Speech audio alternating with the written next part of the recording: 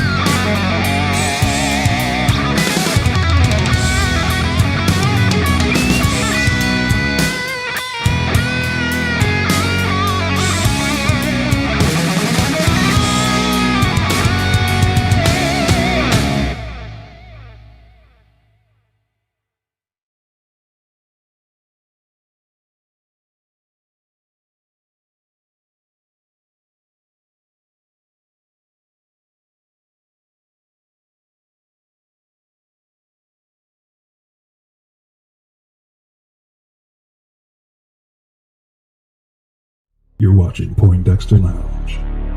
You already know. You're watching Poindexter Lounge for the unity.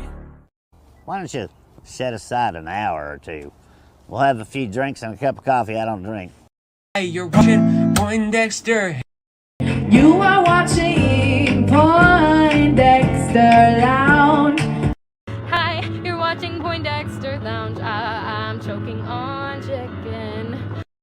And now I'll make the point better. This joint's clever. In the lounge with Poindexter. So Poindexter Lounge, you know that we can get it in. And now I'm headed up like I'm Led Zeppelin. Hi, you're watching Poindexter Lounge. Do you like nerd stuff? Yeah? Then you'll love this. You never know what might happen or who might show up at the lounge.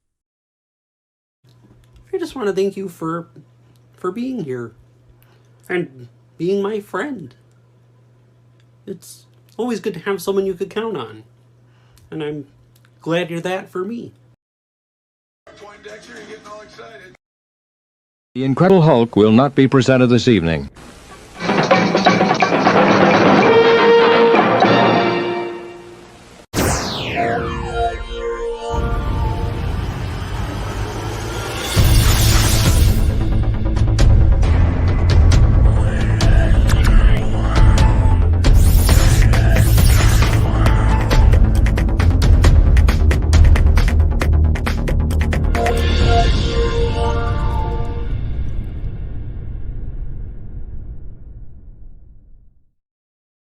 Oh, yeah. Welcome once again, ladies and gentlemen, boys and girls, people of all ages. It's time to gather around your computer screen or that little device there in your hand that you call your telephone.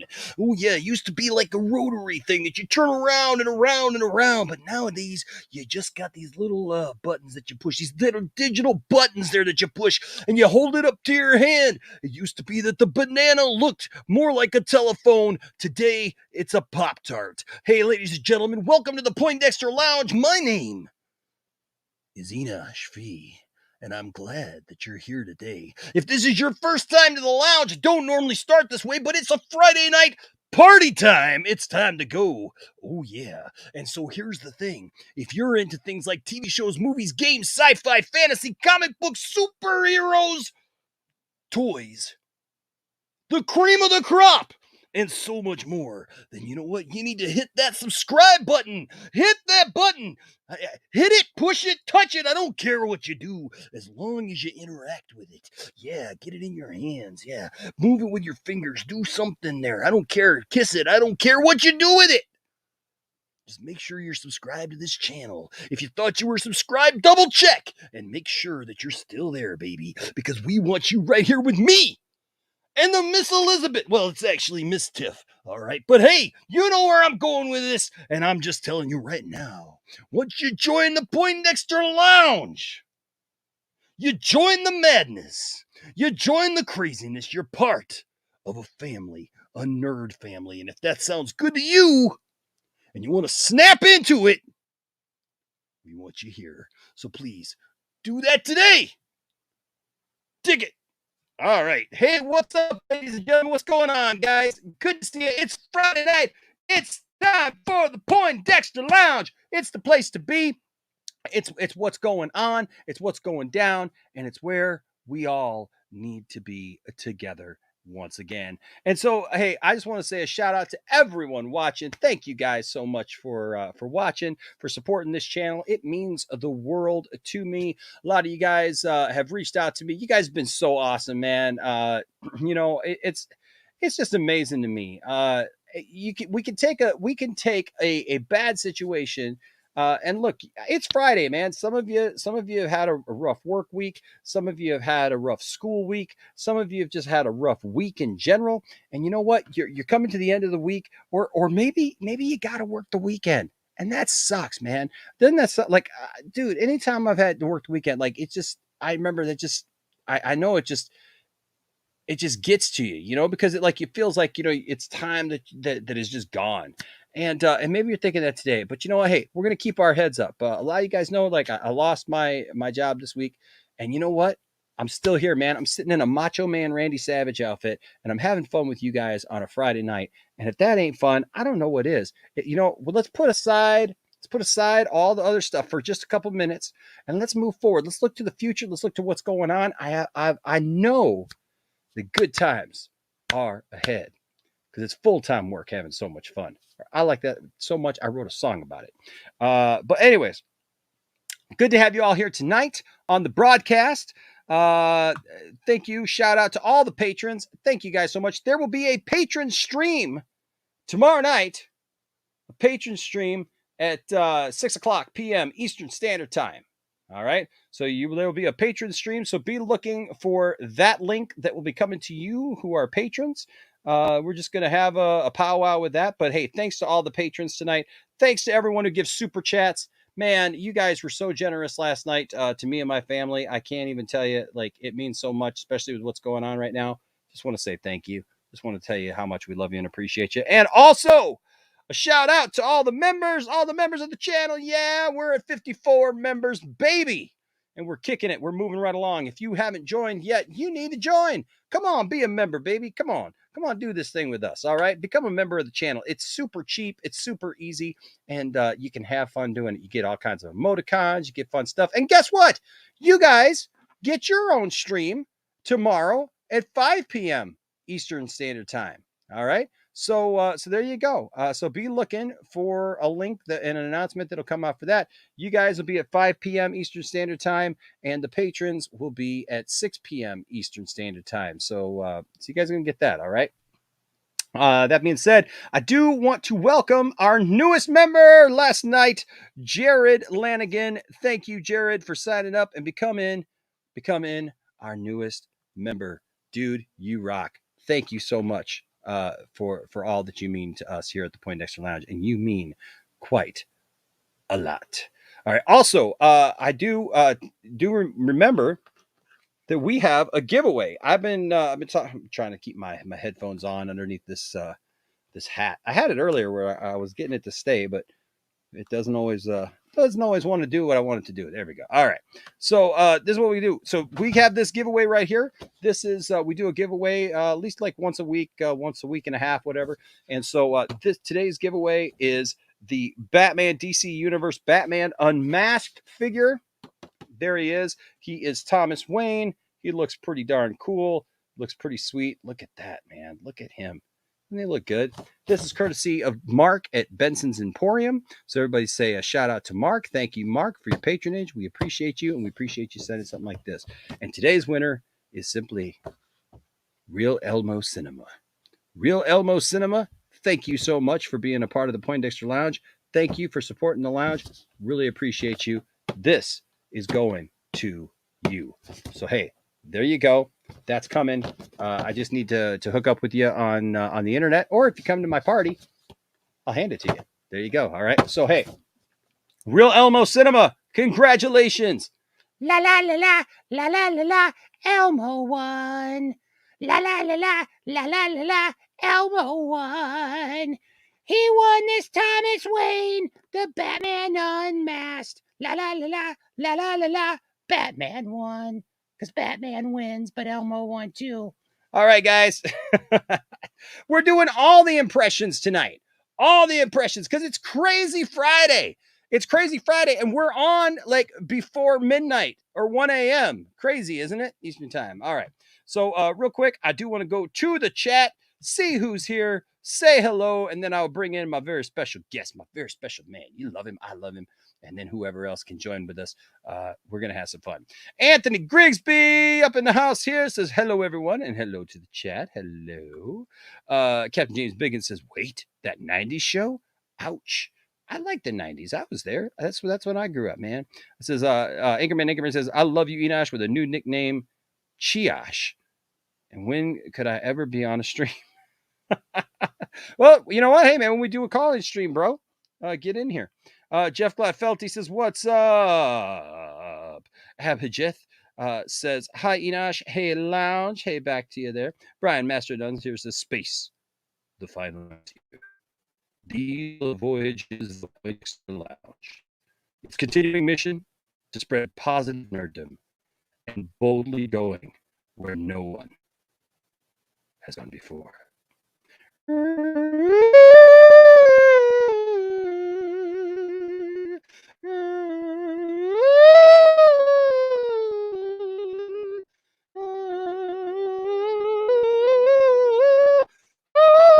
Man, that's hard. That's hard to do. I've been throwing out my voice already. I was over a Junkman's channel like this, and so I've thrown out my voice pretty much already. Let's see if I can see through these glasses and see who else is here tonight. Nerd Cosa Nostra. There's my guy right there. Says, what's up, Enosh? And all those in the chat. Happy Friday. It's Friday. Friday. Yeah, shout it out loud. All right. Whoop, there we go. Hold on. Where are we going with this? Come on, StreamYard. Stop throwing my guys all over the place. Just throwing the names all over the place. It's just crazy. All right. Hey, there's SK.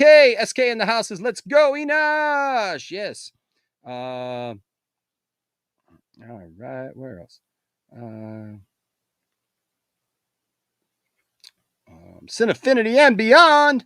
Sup, Nosh? What's up, Cinefinity and Beyond? There's James says, I thought I was the only one that watched that Ryan Reynolds thing over and over until I saw it on here.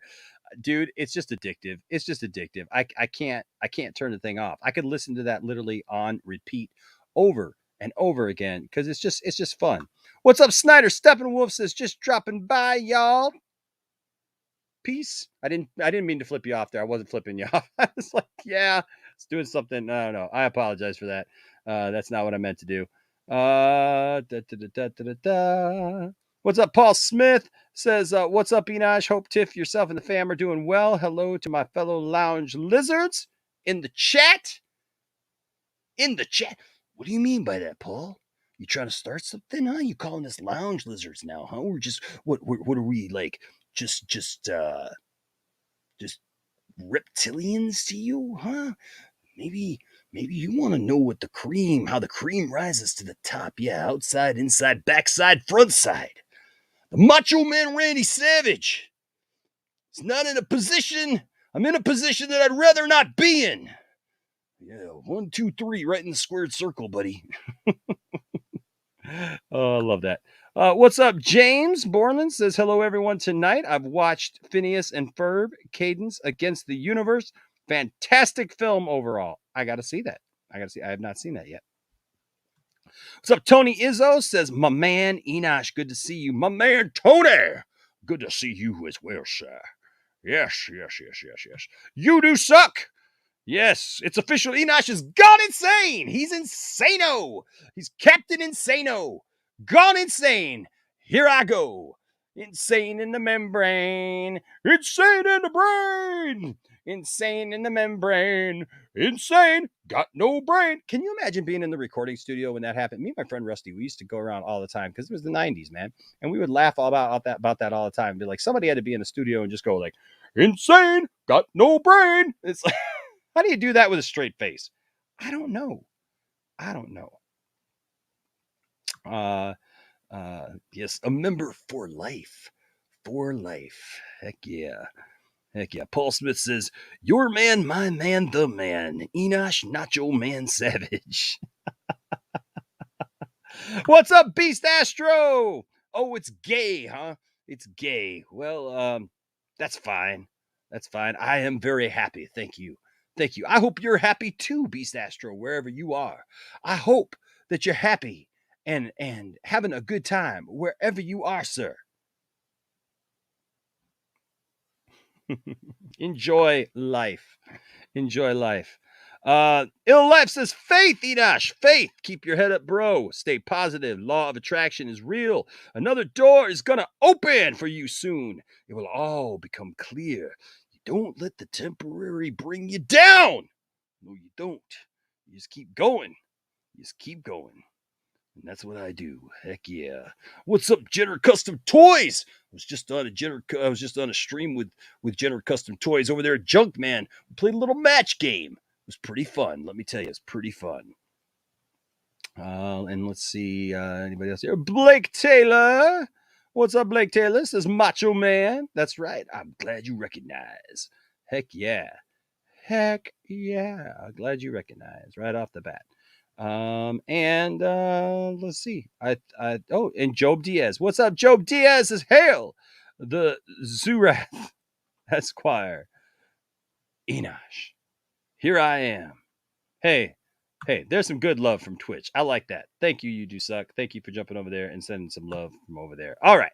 Now, ladies and gentlemen, we got some fun stuff to talk about tonight. We're just going to have a good time. It's going to have a chill stream, as it were. And we're going to get down. We're going to party. We're going to do our thing. But ladies and gentlemen, first, we got to bring in the man. Yes, you love him. I love him. And now I have an intro for him, ladies and gentlemen. Here he is. You've reached the voicemail of Brian, the man with the world's largest brain. It's only one letter off. It's not brain, it's Brian. You've reached Brian. Leave a message. Brian, master of none. Awesome. Heck yeah, man. Let's go. Let's have a dude. It's Friday night, man. I don't have to go to work until 11 tomorrow. Let's go, man. Dude, it's like we're in the room together. Heck yeah. This is amazing. Yeah, we are. Dude, they came in. They asked me, hey, you want to go to dinner? I'm like, no. I'm going to be on the lounge. Ooh, you turned down dinner for the lounge. I wanted to talk some shat. Nerd. Heck yeah, we're gonna talk some shat. We're gonna talk some shat. Shat going into space, sir. Oh yeah. Well, it's about damn time if you think about it. Like, anyone should, yeah. Well, they shot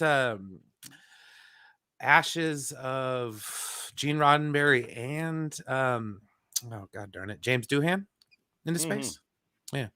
You do suck. Says, let's all go streaking. Let's do it. No, you don't want to see that. No. Let's make it happen. Not drunk enough. Okay. Well, maybe I'll finish the stream early so I can go streaking upstairs. Do some hero work. Hero work. That's right. You can have dinner any day. You could be a hero and have dinner. It's very true. Just saying. Well, it's kind of like breakfast. You can eat breakfast at any meal of the day. That's true. That's true. And I do love to eat. So. Oh yeah, dude! I can't wait. Speaking of which, Tuesday at noon Pacific, I will be talking food stories from my personal experience working in fast food for like 12 years. So nice. I've got a few stories to tell. Going from master of none to master of nom. Dude, right? Dude, that is so correct, Blake. I can't wait.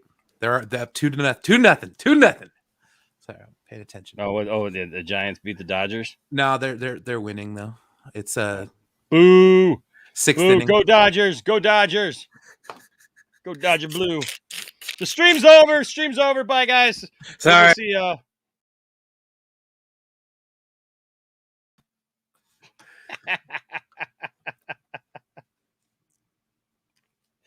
Breaking news. Brian vlogs eating.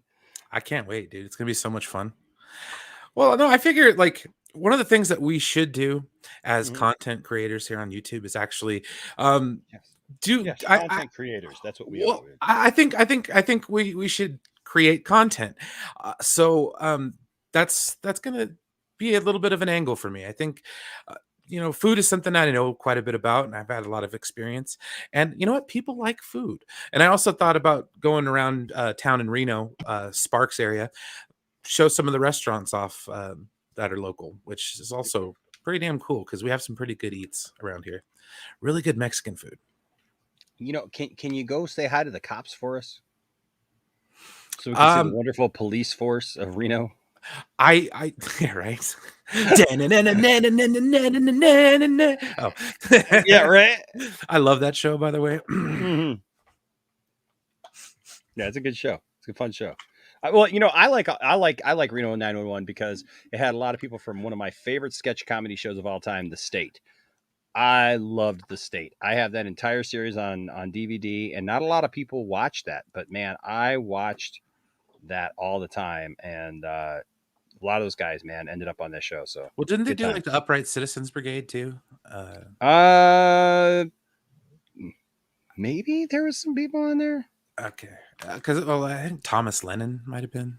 I'm not sure. Like a lot of those guys though were in. It was they all originated in a comedy group called The State, and they were on MTV. Okay. They had a show on MTV. So like the one guy who always wore the short shorts, he was on there. Thomas Lennon. Yeah, the lady, she was on there. Not the blonde. Carrie Silver. Yeah, I can never remember their names. Lieutenant Weigel. Was it Sanchez, the little guy? Oh, what the hell was his name? God dang it. He was in there. Did you watch was it what was the new Andy Samberg show that's been on Brooklyn 99? Did you watch Brooklyn 99? I've seen bits and pieces. I know his real name. Boyle, his partner on there, that little guy, he was on The State as well. Oh, okay. No, his name's Carlos Razaransky, and he did the voice of the Taco Bell dog. Oh. Yeah. Okay. Like I saw his stand-up comedy. He's like, "Yeah, you guys know, I did Yo Quiero Taco Bell." I was like, "What?" What the hell was his name? Like I said, I like love that show. Heck yeah. Caleb Richards says mukbang incoming. No, I'm not doing that. That's gross. That's pretty nasty. That stuff is nasty. Mukbang is gross, man. That's like a live, like, well, it's not live, but it's like a half-formed chicken and an egg with like all the. No, I'm good. You eat it beak and all. Like, oh man. No, thank you. No, I'm good. I mean, I'm gonna party, but I don't want to die. No, I ain't trying to party like that. Just saying. Ain't trying to party like that. Just saying. All right. Job Diaz here says, wait, did your mom come in the room and say, Enosh, time for bed? You know, you got to help your father tomorrow and turn off the stream. But Mom, I wanted to stream with my friends. I wanted to have fun with my friends. Yeah.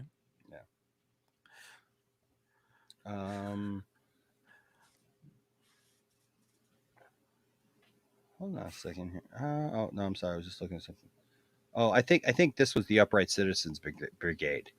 Oh, okay, got it. Was Matt Oh, Besser, okay, got Amy it, got it. I got it, Poehler, I got it Ian confused. Roberts, Matt Walsh, Adam McKay, Rick Roman, Horatio. I love Horatio Sands. Horatio Sands is hilarious. I know he Half just of them went on to SNL.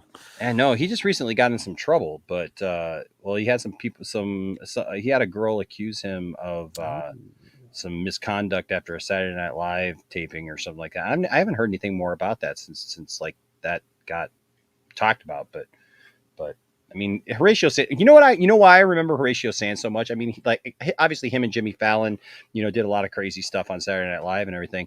But like, I remember Horatio Sands' first episode of Saturday Night Live. And you know why? Because you know how like the guest will come out and we'll talk and then we'll say, we'll be right back. And then they do like a fake commercial. Mm-hmm. Right. So the fake commercial was a commercial for the best of Horatio Sands' Saturday Night Live DVD. Right. But Horatio Sands had only been in like an opening little bit from that show. Right. Oh, wow. So they're like,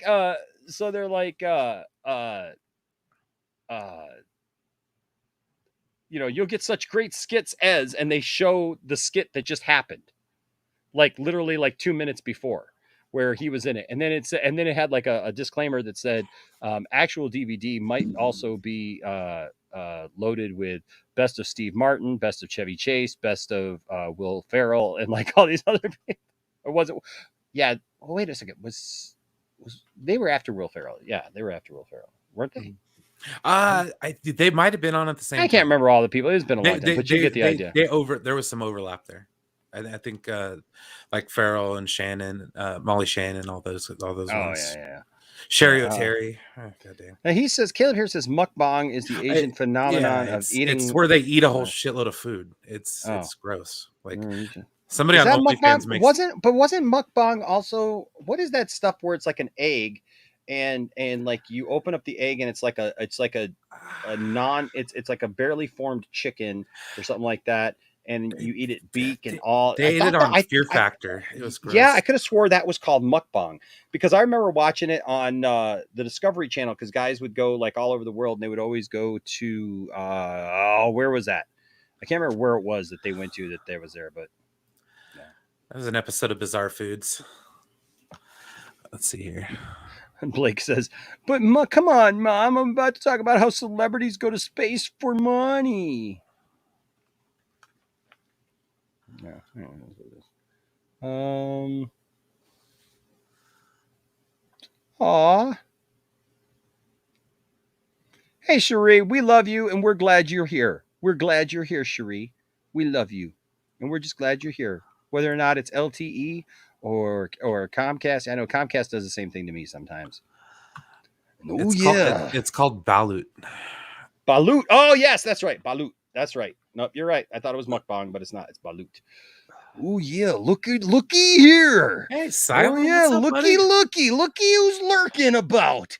Oh yeah, you thought that I wouldn't see you, did you, Scotty? You thought that I wouldn't know that you were out there watching the Macho Man Randy Savage. Well, let me tell you something.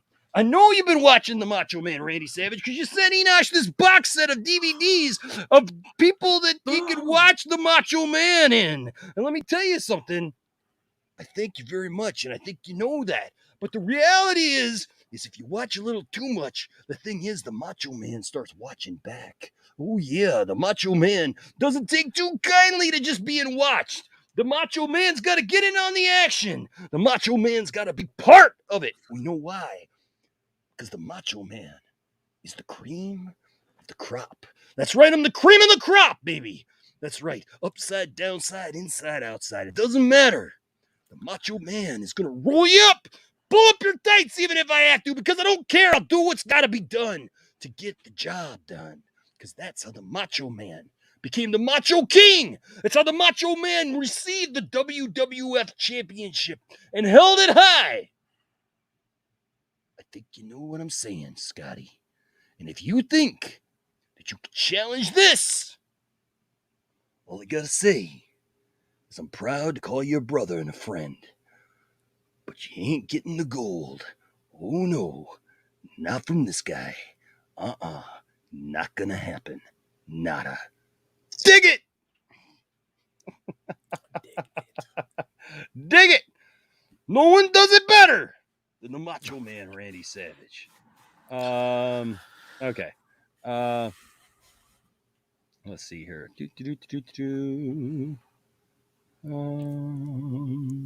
Michelle says, I already told my hubby Devon not to get any ideas in his head. We are never going into space.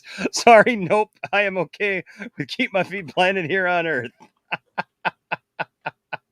That's awesome. Macho Man Inash Fee, yes. Yeah, see, Nerd Costa Nostra knew. Yeah, it's Balut. Yeah, you're absolutely right. And you do suck at it as well. It is Balut. I don't know why I was thinking it was mukbang. I don't know why I was thinking that. Similar. What? I'm just looking at the chat here, saying hi to people. Let's see. What? Oh, yeah, Adrian Miranda. They're on Facebook. That's right, because we're broadcasting everywhere. North, south, east, west, everywhere we can. We're broadcasting, baby.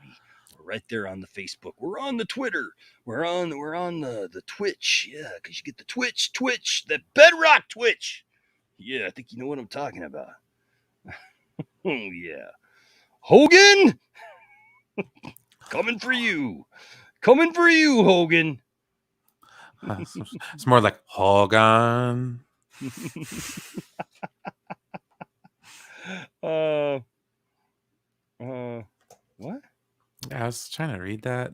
I don't know if that's a troll or not. That's Bad City stuff. That's no, it's spelled with an S though.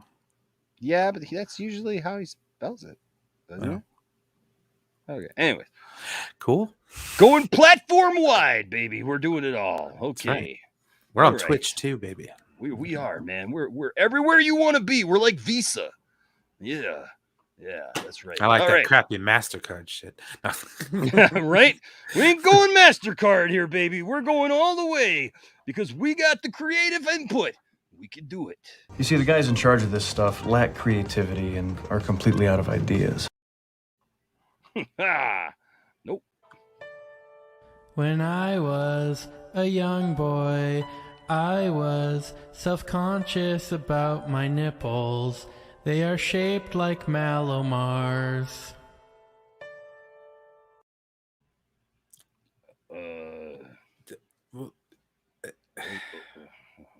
You think? Okay. If you say so, man. I'm confused. It is kind of confusing. Let's give him another chance. Here, maybe he'll tell us how he really. Oh, baby, when you approach like that, it gives me an anxiety attack. So please don't talk to me, especially when I'm buying groceries.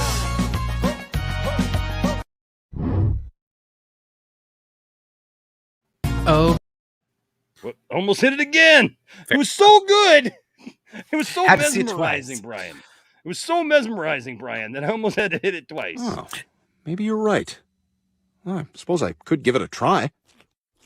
Hey, it was so nice. You had to see it twice, Daddy. Let me tell you. Heck yeah. Heck yeah. I like it. I like it a lot. Yeah.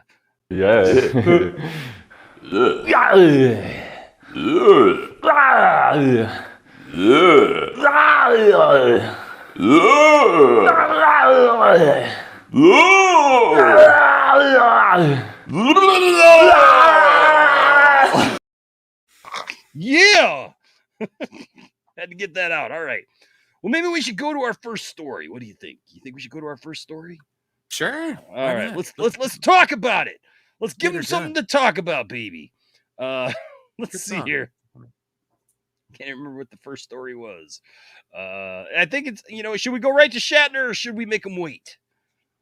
They say the sun goes down in June. They say the sun goes around the moon. I say we save the best for last. Ooh, okay. Well, hey, Woody Harrelson in the news punched a man in self-defense. I like his style. Brian. He's punching a dude in an altercation at the Watergate Hotel. Because sometimes they're trying to bug you. Sometimes they're trying to record you. And you just got to get a fist out, put it right in their face. Yeah, and then get on that top rope and come down with a big elbow right in the middle of the ring. That's Woody Harrelson to me. So there you go. All I have to say is that the person aggravating him watch Zombieland. Come on now, what the hell? I don't know, man. This just cracked me up. Did you know that Woody Harrelson is 60 years old? Damn. Yeah. Woody Harrelson is 60 years old, folks. I don't want to hear another person complain about Michael Keaton coming back as Batman. After I saw today that he is 60 years old, I was like, the dude, I mean, look, say what I did about Venom 2, right?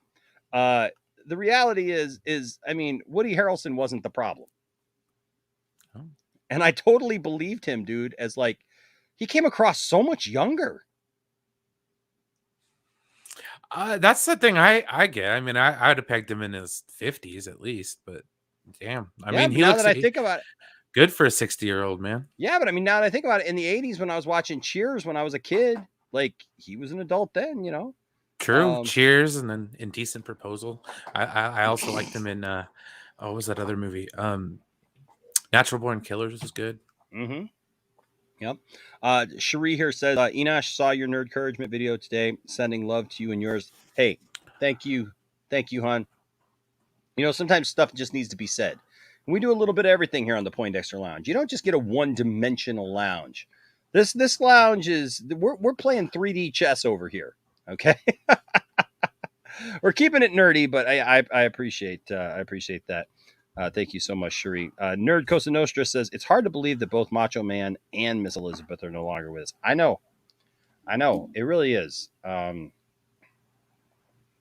don't know. I was just watching a video, and I know we're going to talk about this thing, but what do you think, Brian? I mean, Brian, you're a wrestling fan, right? So what do you think about this idea? Like, after Macho Man passed, Hulk Hogan went on this whole spree trying to tell people that they got back together, that they were friends again, that they were hanging out, they were working out again together, and like palling it up, you know, and doing like My Buddy commercials. I believe Macho Man had an album. It was called Be a Man. Mm-hmm. Be a man, Hogan. Okay. Be a man. That entire album was directed at Hulk Hogan. Hulk Hogan is a notorious liar and a piece of crap. So yeah, no, I am very sure he's lying about that. And the fact that he inducted him into the Hall of Fame really pissed me off. Or at least introduced his brother, Randy Poffo. Or not Randy Poffo, the other Poffo. I can never remember the professor's name. Lanny? Not that stupid Discover card. Right. We don't take Discover, ma'am. Up yours with that American Express. We're just everywhere you want to be. Two dudes sitting in a hot tub 6 feet apart because they're not gay. There you go. It's a shame. Get a little closer. Don't be shy. All right, where do your feet go? Where do your feet go? Just saying. Get a little closer. You know, sometimes those jets are a little close to each other, Brian. You can't be afraid. It's like when you go into the restroom and like guys won't pee in the urinal like next to another guy, and it's like, who cares? Yeah, I don't. Like, it's socially awkward or something like that to walk into a restroom and like. Have you ever peed in one of those troughs where it's just open? Oh my god! Oh my gosh, women, ladies, you have no idea. You have no idea. Like there's not already a social anxiety enough for men and like, you know, whatever regarding, you know, male genitalia, but when they have the trough, it's just it turns when into the trough is full. When the trough is full, like, and there's just people wall to wall, and there's like no barrier between, like, that's a whole other thing. There's just no barrier between. I mean, it feels awkward because you're just standing there peeing into a giant tin container. Bowl. Yeah. and it's making the noise. It's, it's because it's metal, and I don't know. It's just crazy. But yeah. Michelle says, I'm afraid of heights, hon. And Job says, this stream is wild. It's crazy. We haven't even read a story yet. We're not even getting started. I haven't even talked about how he's a real Munson. Oh, sorry. Kingpin's one of my favorite movies of all time. Just saying. All right. Hashtag Fairly Brothers Rock. Or at least in the 90s. I think something, or what was the last one that they did that I kind of liked? Me, Myself, and Irene. Other than that, yeah. This is space news. Space news. What's up, Belle Reeve? Hey, that Belle Reeve. She's been in the gym. I'm telling you right now. That Belle Reeve. I've seen the photos. Belle Reeve. Yeah. Like, oh, look. She works out. If the Macho Man is anything, I'm respectful. But I've seen the photos. And I'm telling you right now, guys, she kick your butt right now. I wouldn't want to take her on in the ring. Would not want to get into a fight with that. No. The Macho Man will pick a fight with just about anybody, but he ain't picking a fight with Belle Reeve. Right, real life. Because so real. Belle Reeve would just take you right down. What was that? Oh, Ill Life was talking about it's like men's rooms at pro sporting events, concerts. It's like, oh right. God. Yeah, you don't want to know. Silence. All lies. Well, if you think that you got what it takes to take on the man, to rob from somebody else who stands in the shadow of the Macho Man, to be the man, you gotta beat the man. Oh yeah. And the Macho Man is definitely the man. Dig it. Let's see. I think Abijit says, hey, Nacho Man, what did you do with Enosh? Well, I slammed him in the center of the ring. That's what I did. He's One, no longer with us. 2, 3. Done. Heck yeah. Let's see. Oh man, Hulk has told so many weird stuff. Like Hulk claimed for the longest time he was the first to ever body slam Andre the Giant. Andre the Giant, when he's been body slammed a million times. Like Hogan had body slammed him before. Like that dude, wasn't Hogan, the first time. He's just I don't know. Okay, he tells tall tales is the best way to put it. Yeah, he's been accused of a lot. I tell you what, man, just do a YouTube search for Hulk Hogan lies. Like I just saw a video just a couple of days ago that like there was another wrestler that just started listing all the stuff it was actually with Jim Cornette, and they were just listing the stuff that Hogan had claimed to have done. Like Hogan claims that like he was almost in Metallica. Yeah, he was going to be the bassist for Metallica. It's like, dude, just shut up, Terry Boulder. Hogan, put the bass away, all right? You ain't going to be in Metallica. There can only be one, and it ain't going to be you. All right, Cliff Burton was the man. You weren't on that. No. Even Jason Newsted chopped right in there. You were nowhere to be found, Hogan. No, you were licking your wounds. No, man, there's all kinds of weird stuff. I'm telling you, when it comes to Hulk Hogan. Like, and I love Hulk Hogan. Hulk Hogan was my hero, man. But oh, that's also true. He did lie about that. He told he lied about the Undertaker. He didn't discover him. Let's see here. Enosh, what are your thoughts on the reboot of The Munsters by Rob Zombie? My hubby and I are on the fence with this. My hubby and I both actually love the reruns on late night. So I'm gonna be honest with you. I was never really a Munsters fan.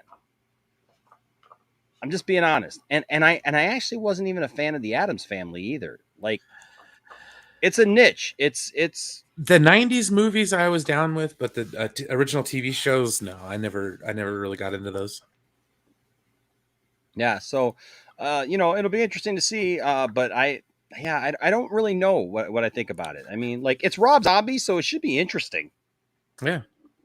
I mean, as long as he has a comedic tone to it, and it's not like his version of Halloween or the House of 1,000 Corpses or what's the other stupid movie, The Devil's Rejects.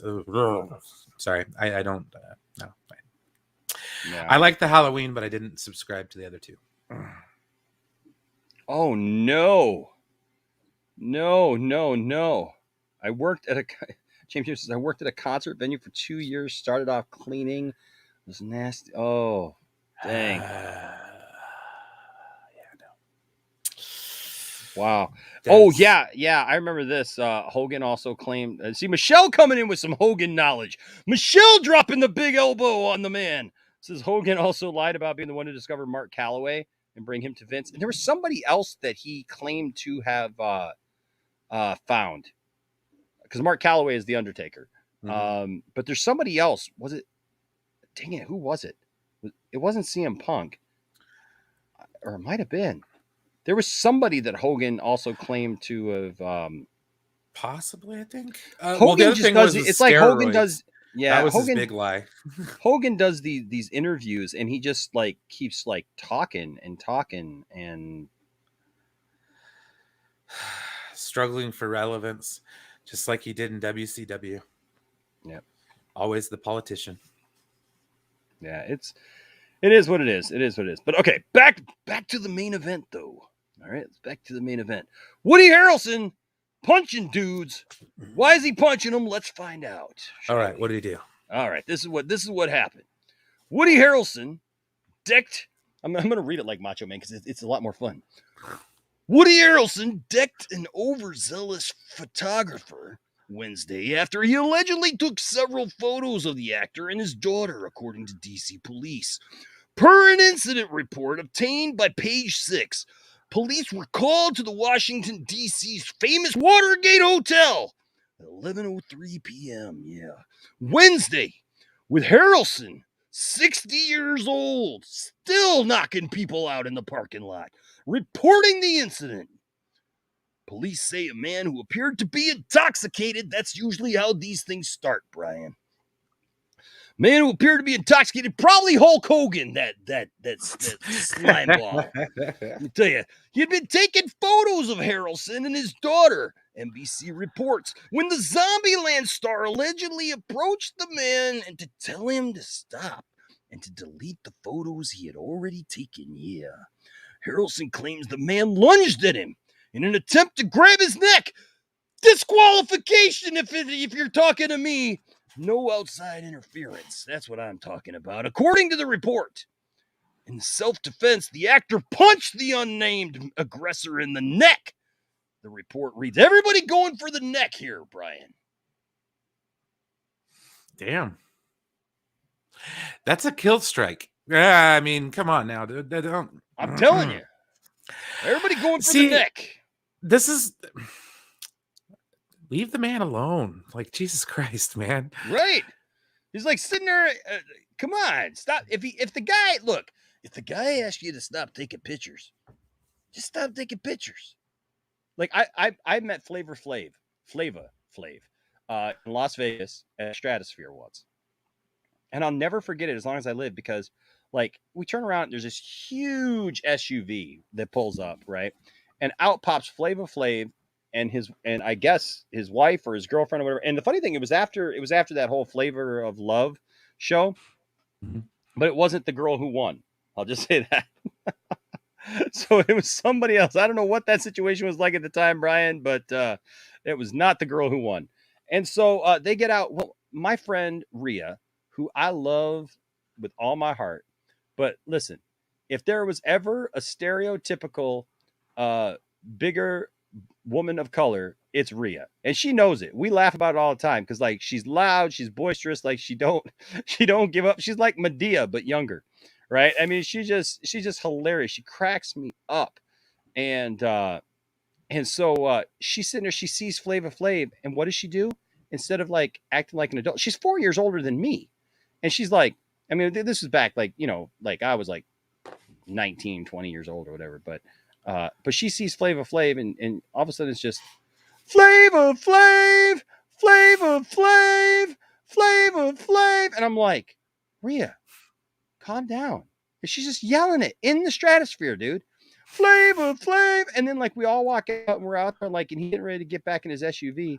And he comes walking back to the automated doors or whatever. She's Flavor Flav, and I'm just like, oh man, I'm like so embarrassed. I'm hanging my head, and like Flavor Flav walks up to us and just goes, "Hey guys, thank you so much." And he looks at her and he goes, "I appreciate it, the love and everything, but come on, I'm here just trying to chill. Like, oh man, can you tone it down a little bit?" I was like, dang it, like meet Flavor Flav, and that's what happens. Damn. But, it is what it is. Well, see, that's the thing. You wouldn't have met him if you would have been with somebody yelling Flavor Flav. So that's right. That's right. Now look, can we just notice this picture right here? Let me see if this makes it bigger. Okay, look at there. Take a look at this picture. Look at this mustache. You got Woody Harrelson over here, and you got this mustache, and I'm just saying, this mustache is a thing of beauty. And of course, that mustache is on Justin Theroux. Because him and Harrelson are filming The White House Plumbers in Washington, D.C. And that that mustache is something else. But back to the story. The man was questioned in his hotel room and charges are pending. The investigation is ongoing. The man's name will not be released, or the man's name will be released once he is charged. Harrelson is father to 3 daughters. McConney, 15, Zoe, 25, and Denny, 28, whom he shares with his wife, Laura Louie. It is unclear which daughter was with her famous father during the incident. Harrison is in the district working on the upcoming HBO miniseries, The White House Plumbers, about the Watergate scandal. Production of the 5-part limited series was briefly put on hold in August after an on-set shouting incident involving series director, executive producer David Mandel, and a member of the prop department sparked an investigation. Every time this show should be good. This show should be good. It's sparking all kinds of stuff, man. Harrelson's knocking people in the neck. You got the producer, director sparking up, shouting at another person on the production. They're all getting mad. Had to stop thinking. I love this picture of Woody though. Look at that picture. Like Woody's like, bring it on, sucker. Come on, you want to go? Let's go. You want to do this? Let's do this. I'm ready. I might be 60 years old. But didn't you just see me? I was freaking carnage, and I will bring carnage down on your head. That's right. He was Roy Munson. Heck yeah. Best bowler ever. Bring in the heat. So, Woody Harrelson, man, kicking butt, taking names, dude. Damn. 60 years old. Yeah, badass character in Zombieland. Badass in real life. Yeah, what can you say? I'm saying 60 years old, man. Kicking butt, taking names, doing the thing, getting the job If I even live to 60, there's no way I'm going to be able to even like remotely come close to kicking anyone's ass. Fighting people. Not even my own. H. Bartz. Hey, buddy. H. Bartz in the house. Says, hey, Enosh, let me tell you something, H. Bartz. Maybe you should tell your little friend there, Elmo, that Elmo won Batman. Tell him what he won. Oh, yeah. Batman. Won Batman. Yeah, he won the coveted WWF Championship Batman action figure. Sure to have a real Defoe day. Courtesy of our good friends at Benson's Emporium. There you go. Good man. Good man.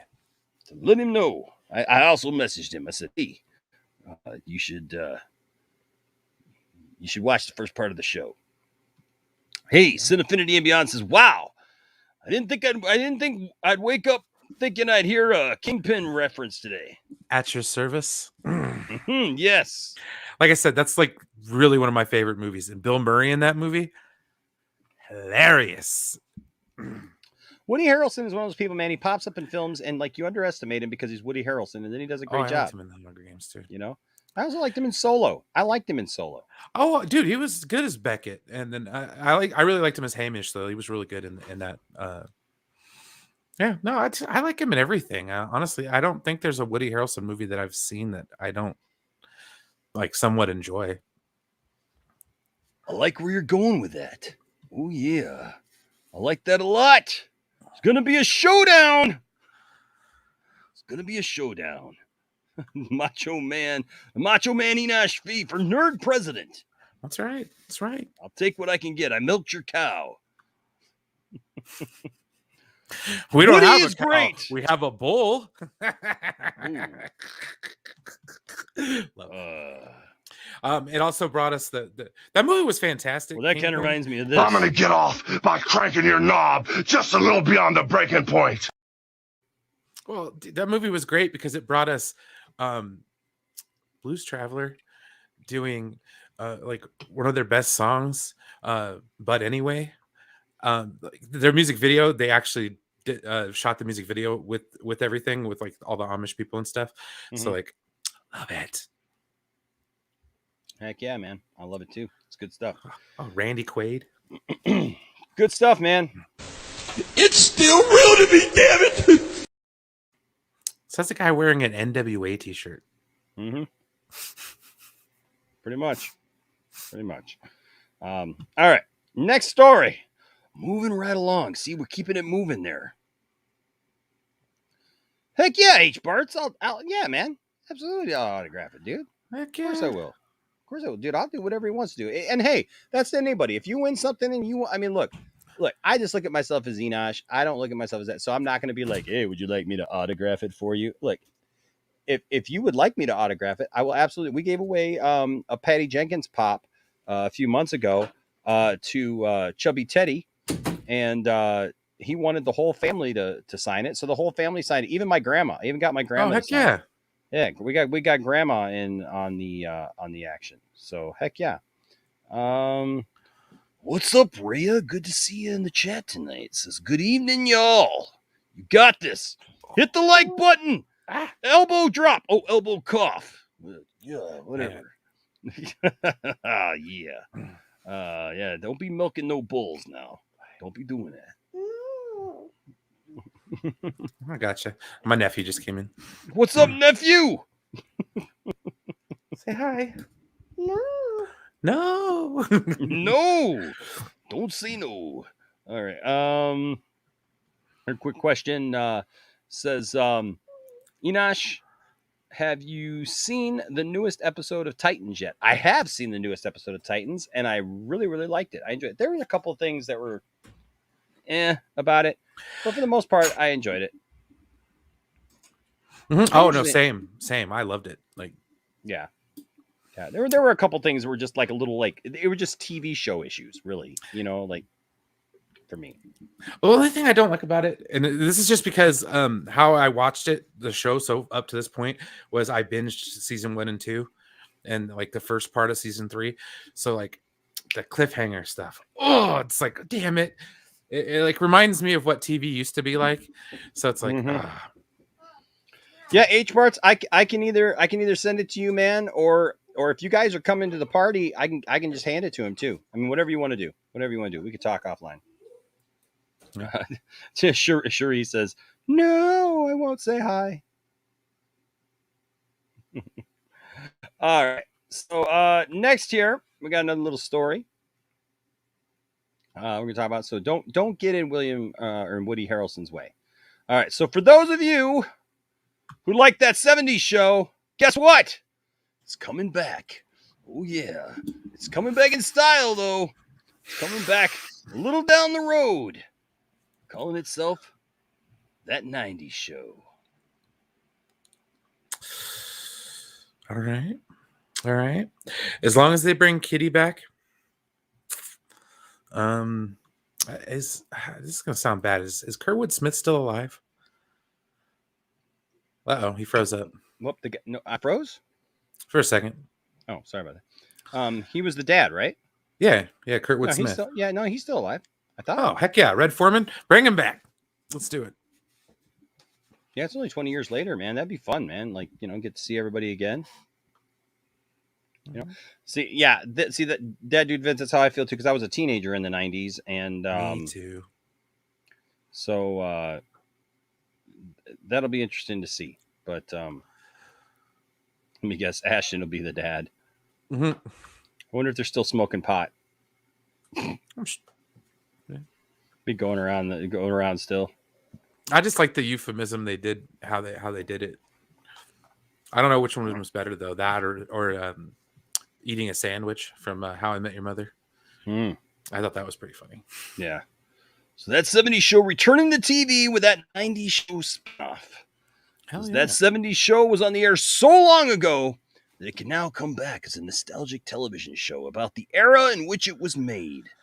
And that is precisely what is going to happen. Two co-creators of that 70s show, Bonnie Turner and Terry Turner, along with Greg Metler and Lindsay Turner. There's a lot of Turners there. Turning left, turning right, turning up, turning down, but you can't turn away from the Macho Man. No. They're now making that 90s show, set in the same world and featuring some of the same characters, primarily the parents of that 70s show protagonist, Eric Foreman. Red, played by Kurtwood Smith, and Kitty, Deborah Jo Rupp. Now, do you think they should have made that 90s show, or should they made that 80s show? Well, they did make that 80s show. It just sucked. Nobody watched that one. Did they? Mm-hmm. It had nothing to do with that 70s show. It was just like, oh, that 80s show. Oh, that's right.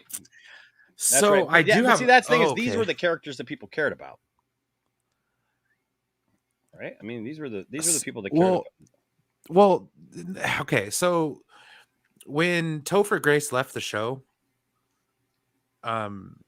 it became like the Foreman parents, right? Like that they were the main bit of it, kind of deal. So like I could see it. So that means that Topher Grace isn't coming back. He's going to be too busy being in Spider-Man. Yeah. Well, he's in another show, isn't he? I've seen trailers for it or something like that. I think it's on Hulu. Yeah. So I don't know. Not that I like Topher Grace or anything like that, but Eric Foreman. You love him. You love him, Brian. You love him. I liked Eric Foreman. I didn't like his Eddie Brock. I thought it was pretty whiny. Yeah. It says, per Deadline, here is the premise of the show. Set in Wisconsin in 1995, the year I graduated. That 90s show follows Leah Foreman, daughter of Eric, Topher Grace, and Donna, Laura Prepon, who is visiting her grandparents for the summer, where she bonds with a new generation of Point Place kids under the watchful eye of Kitty and the stern glare of Red. Sex, drugs, and rock and roll never dies. It just changes clothes. And puts foots in asses.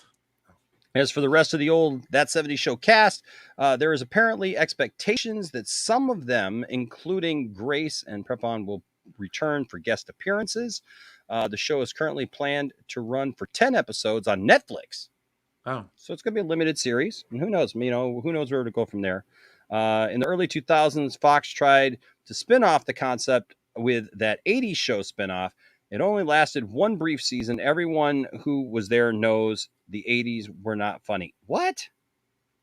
That's not true. That, you know what? Some millennial wrote that.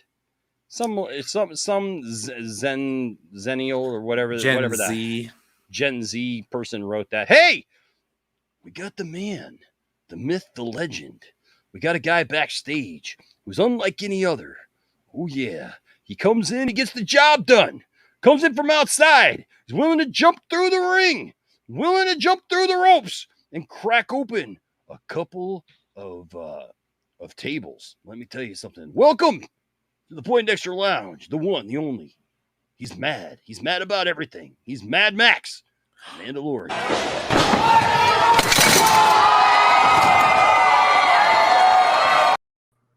Oh, exposed. How'd you find my footage? I came here to find Brian. Hey, Brian. Hey, what's up, man? How you guys doing? I clicked on the channel. I saw the Macho Enosh ready to go. I couldn't help but come on. Oh yeah. Macho Enosh is in full effect tonight. We are doing the thing. We're doing it to it, Max. Awesome. Max, did you hear this stuff, man? The 70s show is coming back as the 90s show. Oh boy. I heard something about that. Did they have any actors cast? Yeah, they're bringing back Red and Kitty. Oh, And then they got I thought they were going to do like a whole new cast and do the 90s. Oh but no. they're not. It's a continuation of that 70s show. Oh, okay. We were just reading it just now that basically it's going to be Topher Grace and the other girls' children. They go and visit their grandparents. They're in Wisconsin, and it's expected that like a bunch of the other stars of that 70s show are going to also come in there. But it's a that's awesome. Yeah, that's good for fans. No, that's a good type of spinoff. Like, yeah, that's if instead of recasting, they bring back all the old actors, and I wouldn't mind seeing like Wilbur Valderrama and even Ashton Kutcher. I don't think Danny Masterson's coming back. I'm pretty sure he got canceled. Yeah, but but no, you're right though, Matt. That was my opinion. Scientology. Let me tell you. Well, no, that was my opinion like of the Scientology show. With a big elbow or a big boot to your face, big Xenu boot to the face right there. That'll take you every time. Yeah. Knock the midichlorians and whatever else. Take your thetan count down. Knock the thetans right out of you. Lay you out right in the middle of the ring. Let me tell you, ain't gonna be snapping into any Slim Jims after that. No. No, that's good news. Yeah. What did you guys talk about? The talk about the Flash movie where they were, the tweet that went out and said that they're potentially going to go back into the old DCU movies already. Did you talk about that? No, we haven't talked about that. That actually wasn't even on my my thing tonight. But it's an interesting discussion. It's an interesting side discussion. Real quick, we can talk about that for a second here. Yeah. But basically, it says in the early 2000s, Fox tried the spin-off thing with the 80s show. It lasted only one brief season because it says everyone who was there knows the 80s were not funny. That's stupid. The 80s were great. Given that the 70s show was mostly built around celebrating, mocking the fashion styles, the music at the time, the 90s should give them plenty of fodder for the same. See, I think the 90s were boring when it comes to clothes and stuff. I mean, you had like it's flannel. My favorite time for games, movies, and music. Well, games and music. I don't know. No, I mean, look, the 90s were the digression of what had happened in the 80s. The 80s were what was over the top and had all the flair and pastel colors, neon colors, and plastic jewelry, and you know what I mean. Like that is what you'd make fun of the wardrobe, man. Like the 90s, the 90s were just everybody wore flannels, man, and were comfortable. I also agree with what Matt said in the chat. It was too soon when they made it. It was only 10 years removed from the 80s. So I mean, it was like that. And then also, Ill Life said something about how they just focused on cliches. So it's like, yeah. Oh yeah. Here's that. Yeah. Okay. Well, it'll be interesting to see who comes back, what happens. There's Frankie in the house. What's up, Frankie? Good William to see you, brother. Shatner went to. Oh, I actually now I'm like, Max, you got to listen to the host topics. So I'm now looking at your topics. William Shatner's going to space for real. Yep, going to space for real. Punches a guy at a Watergate hotel. Yeah, we just read that story, man. He's 60. Did you know that Woody Harrelson is 60 years old? No, now I. He's 60 years old, man. I just saw. He went full I just carnage saw at the hotel. I know, dude. I'm telling you, like I was just saying, like I don't want to hear anybody say anything now about Michael Keaton, being Batman, because Woody Harrelson looked great at 60, and I think Michael Keaton looks just as good. I mean, like I saw him just recently, man. The dude is built. They were, asking him on the Stephen Colbert show about like if the bat suit fit, and he's like, dude, I'm the same size. Like he's ripped. There was like a picture of him with a t-shirt on, and you could just see like the muscle. I mean, he had some good biceps. He had some good biceps. Yeah. Some triceps too. You could tell he was in the gym, putting in the effort, putting in the time, He was probably right next to Belle Reeve. Belle Reeve was probably showing him up, that little pipsqueak. He thinks he's Batman, but Belle Reeve would have taken him down. Let me tell you, just like that. 1, 2, 3. in the center of the ring. But yeah, no, that was the story. Like apparently some guy was taking pictures of him and his daughter and wouldn't stop. And then he asked the dude to stop, and the guy came after him and like tried to hit him in the neck, tried to grab him in the neck. And so Woody just like hauled off and like decked him right in the neck. They both went for the neck shot. Kind of weird. But yeah, there you go. There you go.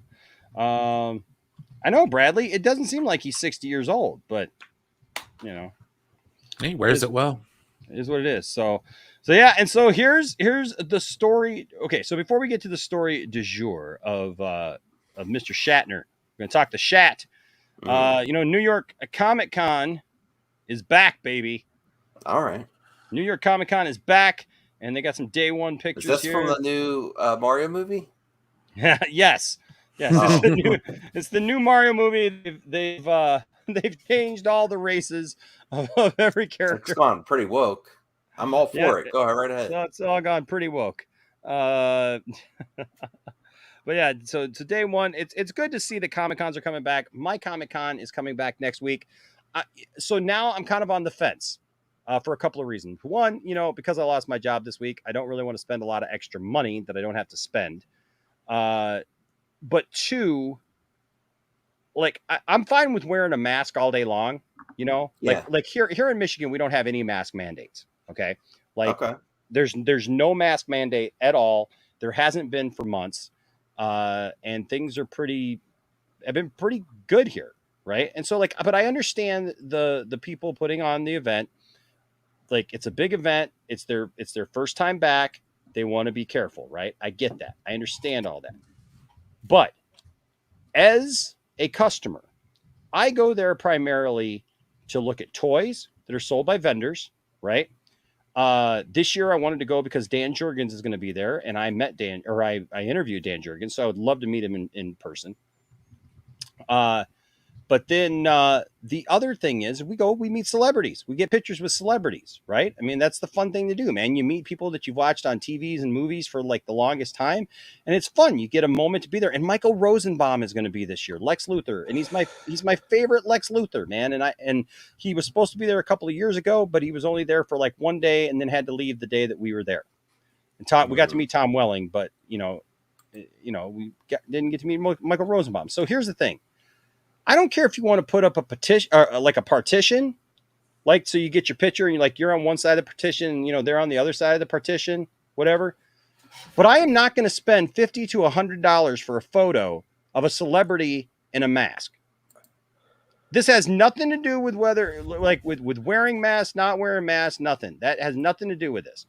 This is, I don't have a problem with wearing my mask all day long in the event itself.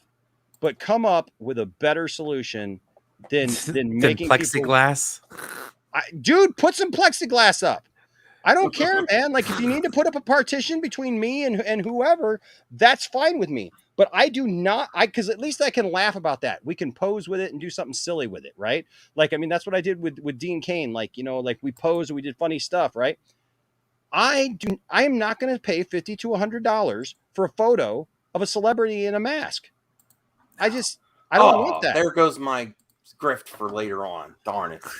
Well, if they had plexiglass and I saw William Shatner, I would reenact the scene from Star Trek II. Do something. You'd have to cosplay as Spock. Spock. I mean, I'm just saying. I mean, does that sound unreasonable, or do you guys get what I'm saying? There you go, H-Parts. Get a hazmat suit. Just go up in there. Like freaking Outbreak. I saw the guy basically in a Costco. Like this is when people were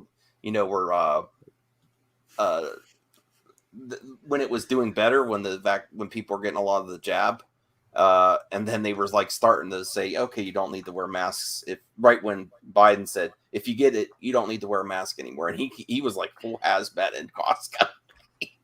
He had like a hardcore gas mask on. I was like, oh my goodness. Oh Lord.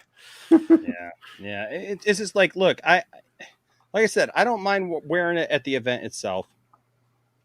I just look, the first time I went down to Metropolis, Illinois, the statue of Superman, the world famous statue of Superman, it's a 15-foot statue of Superman in front of City Hall. they had a mask on it. Hmm. You know how much it sucks to have to take a picture of something that you've been looking forward to see like all your life, like I had, you know, for like almost 20 years, and then like you get there and it's got a mask on it, and it's a statue. Why does the statue have a mask on it? It's Superman. Why does he need? He ain't gonna get sick. Oh, he's gonna get you know. Is it made out of COVID. kryptonite?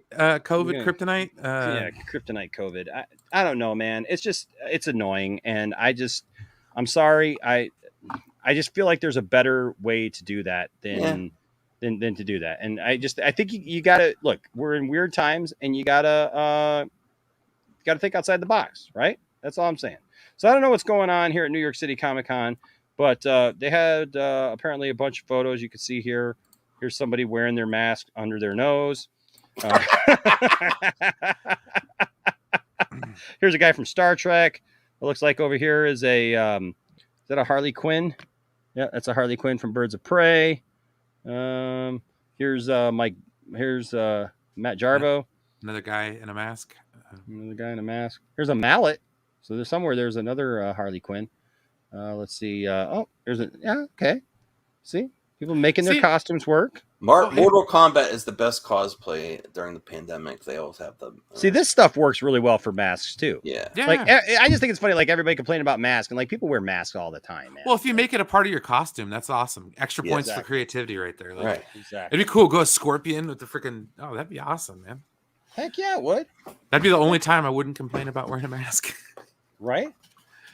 Yeah. See, this is how you do it right here. You incorporate it. Masks is different though. But I get it. You incorporate it. I can't wear my glasses with them. Yeah. It bothers the hell out of me. So it's like going through work all day, like not being able to see. It sucks. Like I said, I don't mind wearing a mask like out on the convention floor, right, with all the people. Even though my entire family is vaccinated, if that's what they want to do, and look, I've been a lot of other places and stuff that don't require masks and stuff, and I you know, I feel pretty good about it, right? But you know, like I said, it's just that picture taking thing that Deadpool. That's funny. That's funny, right? Yeah, thank goodness pets are okay. Yeah. Oh my gosh. Is it because pets are more active?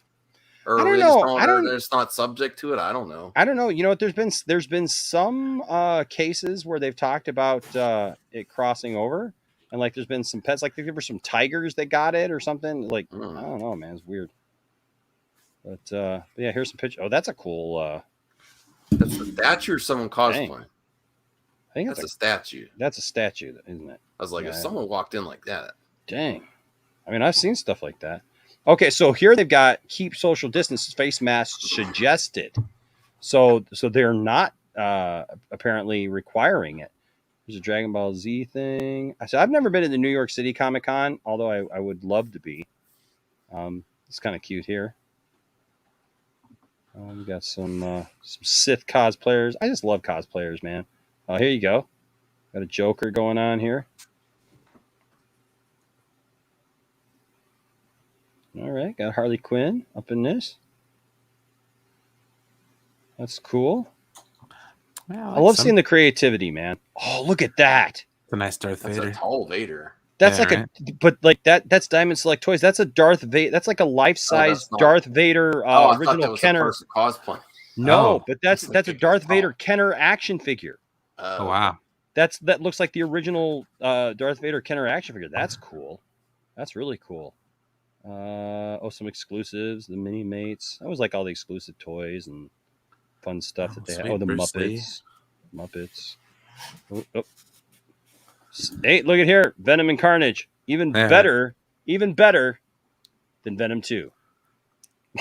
Right here. Oh, come on. Don't be a hater. It is. That took a lot of time to do the paper mache. If you're gonna go down this route and Tom Cruise, I'm out. Tom Cruise. What? I didn't say nothing about Tom Cruise. On the other day, yeah. Oh, okay. Well, over here is Dawson's least favorite Catwoman. What? Oh yeah, Dawson. I got into it with Dawson on the last Sunday Michelle podcast. Pfeiffer? He doesn't like Michelle Pfeiffer at all. He thinks she's overrated. There's Bert and Ernie. Alveda. I'm telling you, Michelle Pfeiffer and that outfit changed boys' lives. There's something wrong with Dawson. I'm sorry. Licking that leather, like, oh my God. Oh, there he is! Oh! Oh, I didn't When even will know you that was get there. Oh wow! Oh, Hey, yeah. Look at I that, like that man. jacket. That's pretty sweet. I love that jacket. So you guys don't know this, but I'm actually putting a cosplay together as like Macho Man. So I'm like working on a jacket, and I'm actually going to paint this hat so that it's more accurate. But yeah, I like that. So I'm That's glad pretty you good. asked about the Amico. 10-10, dude. Are you 10. excited? Are you excited? Well, I'm worried. I'm concerned. Like I Uh-oh. want Sunday to be good. That Tommy's going to have a special announcement video. I hope that it's something and not just like we're working on it. Because if it's just like we're working on it, I'm like, even me, I'm like, come on, we need something concrete here. We need to know, because the last update I got from my pre-order, and I'm so, it's so important, because the reason I bring it up on the I lounge, pity the fool who don't bring the Amico on Sunday. well, the reason is Enosh knows if I get my founders, and because it's going to be scarce at first, I'm planning to make a trip to visit him and play Amico in the lounge, do some great video content, have some fun. Maybe we'll ask H-Barts to come over, H-Barts and Real Elmo. I don't know, maybe potentially. And even though he doesn't like the Amico, I think I'd have to get on a plane and fly across the country for that. Dude, you got to come. We'll do it. I gotta meet my friends to play the Amico. Oh, and then you'll love it. Absolutely, yes, I would. I would, and then and if I liked it, I would purchase one, and I'd let my nephews play it. Trust me. Mm-hmm. Like my nephew comes in here all the time. Like when I'm streaming and stuff, he fires up the Xbox. I literally, when I'm going to sleep, I'm like, what's gonna happen with the Amico next? What's gonna happen? I have problems. Me and Rhea. Sorry, but there's an event on Sunday, so hopefully there's some forward momentum. I'm excited and I'm nervous, dude. I'm excited and nervous. I'm like, oh, please have something. Sorry, I didn't mean to. Oh, that's some Shy Guys. Look at the Shy Guys. I like that. That's cool. Oh, I like that score. Lots of great creativity going on. That's a nice score. 4-0. Bottom 8. Oh, they're saggy. Saggy here? No, Raven. What's up, Saggy? I don't know where she's at tonight. I'm looking at all these pictures here. No, but she got to meet Ray Fisher, so yeah. Yeah. Yeah. Well, apparently they were doing the mask thing. Hey, Saggy, were they making you wear masks if you got a picture taken with Ray though? Like that's my question, because I think that's going to be my deciding factor here with whether or not I go to Motor City Comic Con, because I really want to go to Motor City Comic Con, but I go to get pictures with people, and I don't want to take a picture with a mask on. I'll wear a mask all day long, but just I don't know. Call me strange. I don't know, but yeah. So that's New York Comic Con. Stuff is going on, and it's good to see events going on and happening again, and people getting back to like what we love and what we do, and so that's cool. And now for the main event, the thing that got Brian all tingly in his underwear when I popped it in there. Wouldn't go that far, but William Shatner going to space in a phallus. There was something going on in his underwear. That's. Can it look any more like a penis? Sorry. I know. Yeah. Like really? Did they have to do with that design? It's like the Amazon logo. Yeah, kind of a bent one. I'll try to unsee that when you get a package. Thanks, Brian. You're welcome. So Amazon sending a giant package to space. Prime. I know. Tony's right. Real life Austin Powers humor with that ship. Exactly. Right? It looks like a giant. I should make a thumbnail with Bezos with the Dr. Evil finger. It looks like a giant Willie Nelson. Right? Yeah, that was funny. That was funny. I saw. And I'm not Matt Jarbo. I'm not always about those jokes, but it's unavoidable. This one kind of writes itself, though. Yes. Nothing wrong with that either. I'm not no shade on Jarbro. It's just no, not only that, I just can't unsee it. Respect for private industry trying to go to space, and it's been a dream of mine as a Star Trek fan just to have a space job. Like if there was a one-way trip right now to Mars, I'd take it. One way? Oh, we're already going to come back? Heck yeah, man! On the accolades, you on the lounge. I don't know if StreamYard works on Mars and help colonize. Man. Yeah, StreamYard barely works here.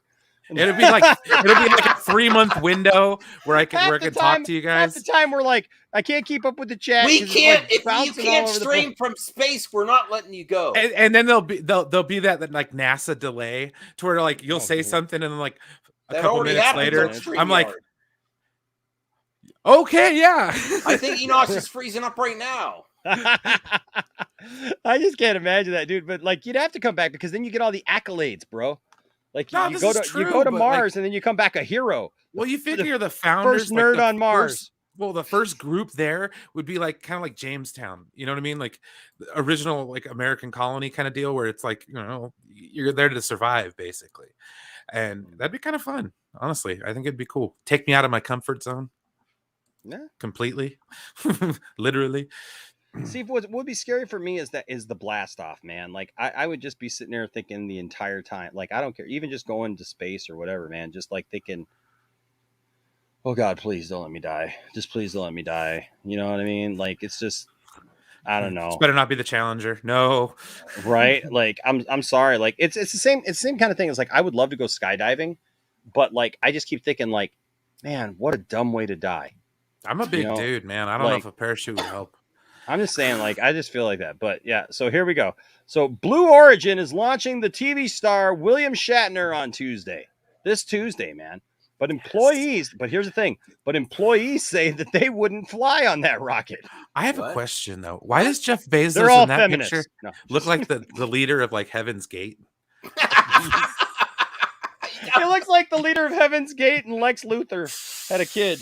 We're going to space, guys. on a phallic. You know what? rocket Looking at him, and you cannot say that Jesse Eisenberg and Batman v Superman Lex did not work. Exactly. Exactly. You know, and the thing is, if we got Jesse Eisenberg with a bald head, like he was at the end, of Justice League, we'd be fine. It just threw people off. People aren't used to seeing the long-haired, red-headed Lex Luthor, but that's comic accurate. He's done that. But it's weird because like you look at this shape, and this shape doesn't seem like it would work. You know what I mean? Creates that space. Yeah, but you know what I mean? Like of all the rockets that you see, they got fins on them to help them fly. They got wings or whatever. And this thing is literally just like it's got balls. I mean, no, it doesn't. It's got flame. It's got flame. I don't know about that, man. It's just, you know what I'm saying? Like it just doesn't look like work, but apparently it does. So let's find out what's going on. It says after launching its own founder, Jeff Bezos, to the edge of space this summer, the rocket company Blue Origin has moved on to its first celebrity customer, William Shatner. That's cool that he wants to go on. Sorry. Cool. Yeah, the actor best known for playing Captain James T. Kirk in Star Trek is set to fly 62 miles above sea level aboard the company's new Shepard launch system on Tuesday. He'll share the spaceship with the former NASA engineer Chris Bajuzin, the healthcare entrepreneur Glenn DeVries, and Blue Origin's Vice President of Mission and Flight Operations, Audrey Powers. The flight is automated, so no pilot will be on board. Okay, now that would kind of scare me a little bit. No, wait, what? No Space way Camp? in hell I'm getting on that. Remember Space Camp? Somebody's got to know how to fly the thing, get the thing back into orbit. So it's gonna. What if they lose Shatner in space with an automated? No. Something goes wrong, and Shatner going where no one's gone before. I just see it now. Something goes wrong, and Shatner just steps up, and he's like, "Look, I'm the captain." There's gonna be no one to captain. I know there's gonna be no way to fly it. Sulu, set a course for Earth. Yeah. Right? Please, please save us. At the peak of their 11-minute flight, the passengers will briefly experience weightlessness. That's cool. They'll be able to see the curvature of the Earth. Oh, Fake news! The Earth is flat. No.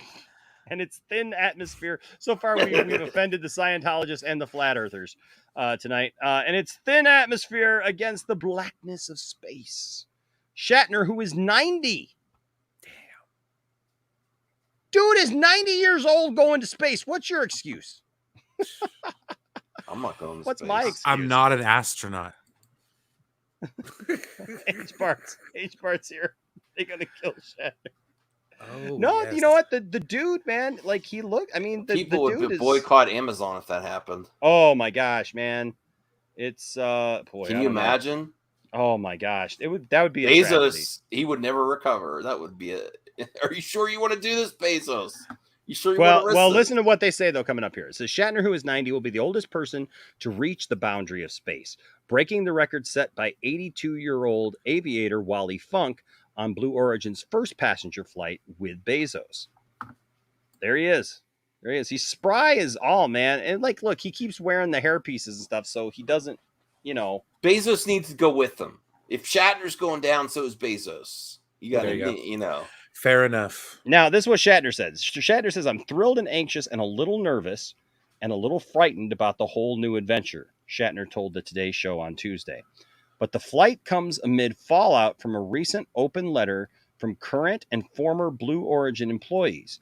It called New Shepard's safety into question, with some of the anonymous employees who signed it saying they would not fly on the rocket themselves. You're always going to have people that are going to do that too, though. So it's hard to say if it's accurate. I know. Like, there's always going to be detractors, even in the company itself, saying, "I don't know." Yeah. But it says That's the way the world is now. space flight has always been risky, but the private companies now rocketing people to space face little government oversight. Passengers like Shatner fly at their own risk. Makes New sense. Shepard, I mean, honestly, if you're like getting mad because they're, oh damn it, I should have known better. It's like, no, dude, you're going into space. You should kind of know a little bit better. Yeah. Yeah. There goes that cameo we were hoping for in Star Trek 4. Oops. And maybe at least he'll die on the bridge, right?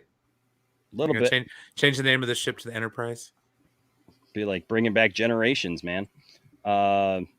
You know, I had a story about that too. Hold on a second. Okay, so a strong record. New Shepard has flown 16 times without any apparent errors, a strong record. But some Blue Origin employees said in the letter that things look more concerning from the inside. Alexandra Abrams, who used to head Blue Origin's employee communications, published the letter on the website Lioness last week. Abrams was the only named author, but she said 20 other current and former Blue Origin employees co-wrote it. NBC News spoke with 5 of them, and 2 confirmed that they would not feel comfortable riding a Blue Origin spacecraft. Competing with other billionaires and making progress for Jeff seemed to take precedence over safety concerns that would have slowed down the schedule, the letter said.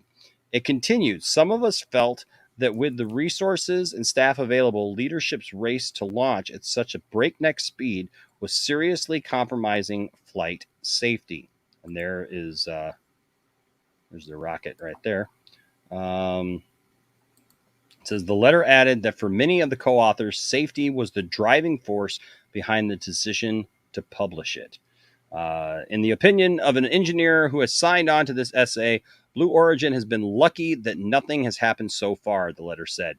Many of this essay's authors say they would not fly on a Blue Origin vehicle. In a statement emailed to Insider, Blue Origin said, "We stand by our safety record and believe that New Shepard is the safest space vehicle ever designed or built." The statement added that Abrams was dismissed for cause 2 years ago after repeated warnings for issues involving federal export control regulations. Abrams has denied receiving such warnings.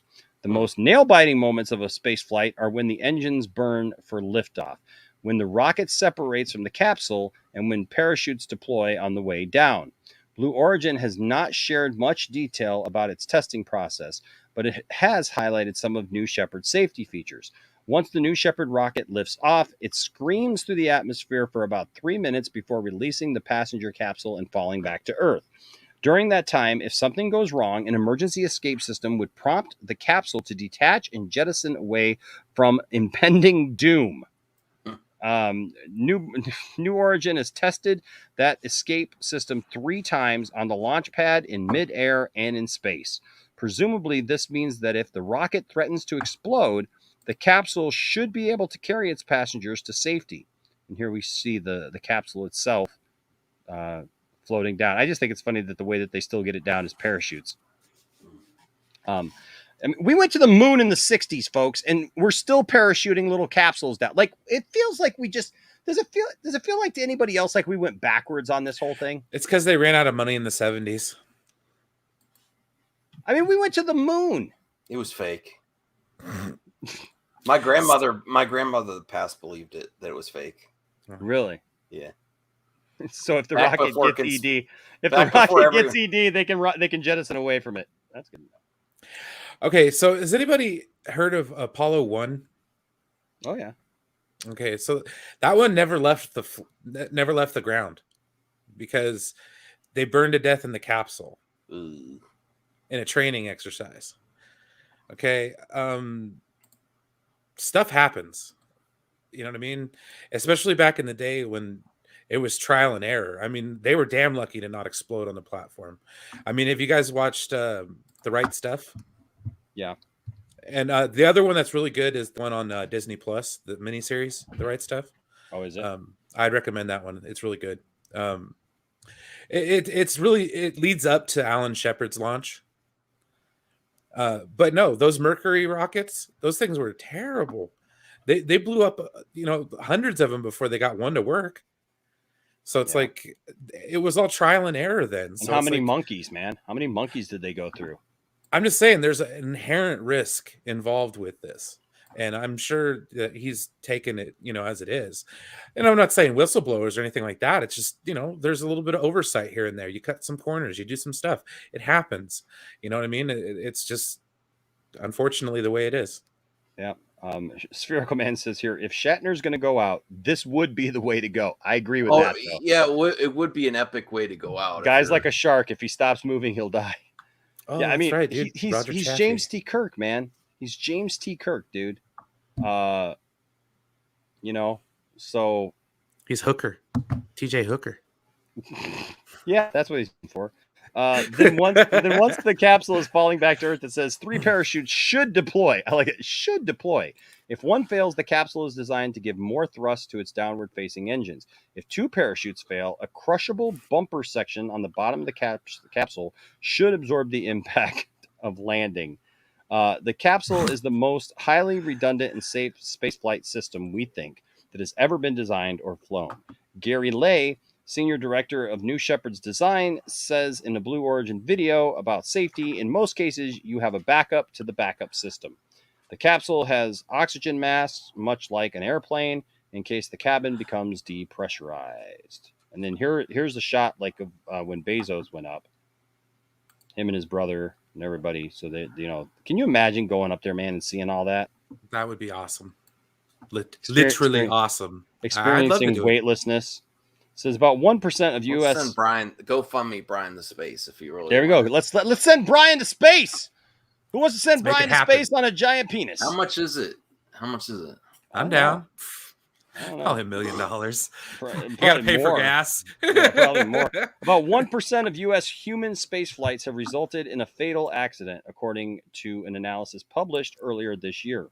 That's pretty high. It's about 10,000 times more dangerous than flying on a commercial airliner. George Neal, co-author of that report, previously told Insider. Neal formerly served at the Federal Aviation Administration's as the Federal Aviation Administrator's Associate Administrator. That's a lot of administration going on, and led its Office of Commercial Space Transportation. No federal agency regulates the safety of passengers on private commercial space flights. For now, the FAA just ensures that these rocket launches don't pose a threat to other Christian aircraft. Slater talking about coffee? I don't know. It's weird. Or to the people on the ground. However, in a statement emailed to Insider last week, the FAA said it was reviewing the open letter from Blue Origin employees. Watch it be like the last second. Like they come in and they're like, no, you can't fly it. You can't go anywhere. Okay, like, because so we're not going to allow it. So the that's the only story. reason That's there's the whole not story. a government oversight is because this is brand freaking new. Sure. Like commercial space flight that just happened one time. Like with oh man, like all right. No, I don't know, man. Like I like how Shannon says it's not really space. It's that's just true. the edge of space. That is true. Yeah, Just Nerd the- Costa Nostra is just right. the tip. Look, life is an inherent risk. You can't live in fear. You never know when it's your time. Live your Flying a best life. plane, you know what I mean? Like you're driving a car. They didn't have seatbelts back in the 50s. I don't like flying. I don't like flying. Oh, oh, oh, oh, oh, oh, oh, oh. The right stuff. I like the Weird Al version better though. It's oh, Rio. What's in the middle? The white stuff. Oh Lord. Whoa. First one was a sweet one. Second one was a blast. Next I polished off the bag, ate 'em up real fast. You can see it in my teeth. Tell her when I talk. Had so many my pancreas just went into shock. I love the white stuff, baby. In the middle of an Oreo. I love the white stuff, baby. Take some with me everywhere I go. I've had a million or two in my life. They're so right. Now ding dongs and Twinkies won't do. All I want, you know what it is. Oh, Rio. Guess who comes from the back room? It's it's a secret still. It's a secret still. We haven't brought him up. Nobody knows who's under that that comment there. Anybody want to guess who's under that comment? Who could possibly be under that comment? The newest person who just joined the stream. I think I know who it is. You think you know who it is? Anybody in the chat want to guess who just joined the panel? Burn in the darkness. What? It's Bane.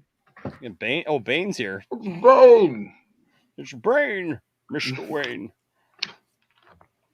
Get in there. There. It's Austin. What up, guys? Hey, buddy. Austin. What's up, man? What's up? Oh, nothing. Just got back home. Saw No Time to Die. That was pretty cool. Cool. Austin Powers. Yeah, We're just talking about blasting Captain Kirk into space. Oh gosh, is he going to space? Yeah, Wait. man, he's going next week, dude. Are you serious? Yeah. Oh my gosh! Wait, how did that happen? Because he's going on Bezos's crotch rocket. I should probably head out because Callie's wanting some time. She's like flipping out now. All right, man. Take it easy, Love bud. you, Max. Thank you for joining us, bro. All right, see ya. Yeah. That's hilarious. So this guy's got. Why won't he won't return to Star Trek and play the character again, but he'll go to space? Okay. Cool. I just wondered, is he going to do like a Priceline commercial up there? Yeah. Oh, my From Space. Yeah, right. Bust a move. Oh, no. Are you looking for a travel destination to the moon? He's Priceline. really a rocket, man. Oh my god. Rocket. Oh my god. So is Bezos I didn't going even back think of with that him? one. I didn't even think of that one. And I Oh my think it's God. going to be a long, long time. A long time. Oh my gosh. Because I'm a rocket man. That is hilarious. So is Rocket Man. Bez- Oh my god. Burning out its fuse up here alone. Oh. Here's another Rocket Man. Hey. Hey, Matt. Matt First Jarman. time I tried it, I got a big sugar buzz. Nothing was as high as High as that sandwich cookie does. I was like, literally, I'm in the car. I'm out doing deliveries right now, and it's kind of dead. And I was listening to that. And I'm like, now I got to go listen to Weird Al. Right. Weird Al. Because Weird Al is the greatest of all time, hands down, no questions asked. True. Absolutely. I love, dude. You know what? Like Weird Al is still like for me, like because I've met a lot of my musical heroes, you know, from growing up and stuff. Got to play with a couple of them even, and it's just kind of weird because Weird Al is still that person like that. I think I would be really super like just nerd, like You'd mark out. yeah, You'd be starstruck a bit. Yeah, I'd totally be starstruck around Weird Al because I've seen Weird Al now like 3 or 4 times in concert, and he's just the best, man. I mean, like hands down. Like people always ask me, "What's the best concert you've ever been to?" And they always expect me as a musician to like say some some band or artist, something really artistic or whatever, and I'm always like Weird Al, and they're like they laugh at first. I'm like, no, you don't understand. Weird Al puts on the best show ever. I mean, that guy was doing video and that kind of stuff, technical stuff long before anybody else in the industry did it. Yeah. I mean, just go back and look at the Beverly Hillbillies music video, you know, and like, or Beat It or Fat, like how that is. Yeah. Like, I mean, like he absolutely pulled off a lot of that stuff back then. Probably the coolest thing about Weird Al, and I know this is like maybe just a minor thing, but he's had the same bandmates his entire career. Yes. And like that never gets brought up as like a plus because like, you never think about them, but it's always it's the same guys. Like that's his crew, and like that's really cool. That it's awesome. And the thing is too is like they are the most amazing band too, and you don't think about it, but they have to be. They're literally playing like all these different genres of music, all these different styles and everything in between, man, from hard rock to rap to synth to polka, and they're just so entertaining. He does a costume change for every song. Really? Yeah, for every song, because That's what they'll do is he'll do a song, and then in the middle while they're setting up for the next song, because most of his songs have themes, right? Like even his original songs that like he'll parody the style of another artist or something like that, but it'll be an original song instead of being a parody or something, or even his original songs, they all kind of have a theme. So if he's getting ready to go into Fat, for example, he's got to go put the fat suit on and come back out in the fat suit. So they got to have time to do that. So they'll do like all these like fake interviews and like just audio visual stuff. And yeah, man, it's because he was on MTV back in like the late 80s. Yep. He had a show, and the show was really good. It was, and he had a TV show in the early 2000s, the Weird Al show. Yeah, it was that was the first place. Actually, no, that was in the 90s. I'm sorry, that was in the 90s because that was the first place I had ever heard of the Bare Naked Ladies. That was before the Bare Naked Ladies really blew up, and he had them. He had a kids show. I kid you not, he had a kids show, and he had the Bare Naked Ladies on the kids show. Because the first time I ever heard it, I was like, a band called Bare Naked Ladies. It's like I remember growing up when they had the Naked Brothers band for a little bit. That was a thing. Yeah. But yeah, so I mean, he did that. Yeah, and UHF, completely underrated show or underrated movie. I mean, it got buried in the summer of '89, but funny movie, cult classic, really great. And so that was really weird. It was the summer of '89. We lost Jarbo, but we gained William at the same exact time. I kid you not. It dropped Jarbo and it was like William came in and just like Thanos was just like, boom. I'm here. So I will ask William, what do you think? Shatner in space. He's 90. Congrats. I guess that's when you kick off the bucket list. Or kick the bucket on the list. Yeah, I don't know if the safest thing to be doing is putting a 90-year-old man in space, but I thought Brian said it. On a giant dick-looking thing. So Yes, I guess it's appropriate given who I tuned in at the right time for William to say that giant dick-looking thing. Yeah. I'm all like, yes, William. Oh, hey, William. By the way, you won my. They're sending Captain Kirk in the most appropriately shaped. What's up? Oh, I'm sorry. I keep getting Uber orders that I don't want to take. Because I don't want to go to Dairy Queen right now. It's going to be insane. But no. Oh my God. Sorry. That's like. But I was gonna say, no, I was giving away the Blu-ray for oh God, what's it called? Drunken Master 2, and you won it, William. So I need you to DM me your address. Okay, you know what, dude? Do me a favor. Give that to somebody. Give that to another one of your people. Okay. The reason why is I'm sitting in a retail store. I mean, I would rather any of these prizes I ever won on these things to go to one of your other guys that may not be able to go get it. So Sure, go ahead man. and, All right. Yeah, I'll give it to somebody else. That's fine. Okay, but thank you though. Thank you though. That's his way of saying. That's his way of saying. I don't want no freaking drunken master. No. If I win if I ever win anything from you, Enosh, you pick the next guy. Just pick the next guy. Okay. Because it's I'm sitting in the middle of a place surrounded by all kinds of stuff, and a lot of your listeners will really, really, really want some of those things, and I would feel kind of like I'm cheating taking it from them. So go ahead. All right, man. But I'll give it to somebody else. Appreciate that. All right. But I probably can't stay too much longer because I do have orders coming in that I have to get. But I did want to say on the Weird Al thing, I met him back in 2007. Oh, nice. And he was at in San Diego to sign. He was showing off a music video for Spike and Mike's Sick and Twisted. So we went down with we knew these radio DJs that wanted to break off from just doing radio. They wanted to do a YouTube show. And so they brought us on as a crew, and we went down to the Spike and Mike Sick and Twisted and got to watch it, which was awesome. And then we met Mike, and then Weird Al was there, and we got to talk with Weird Al and interview him. And then we got a picture with him. And he was there the next day, and my friend printed out several copies of that picture, went back down there and got Weird Al to autograph each one of those. And then he framed it. Oh, heck yeah. And so I don't know where it's at. It got moved when I moved, and so I have it. I got to find it, and I got to hang it up because, that was such a cool freaking experience to get I didn't really get a talk with him, but it was more of a hi, nice to meet you sort of thing. Yeah, sure. But regardless, I was doing audio. So I had the boom mic right over his head, and I got him right in my ears, and it was it was so cool.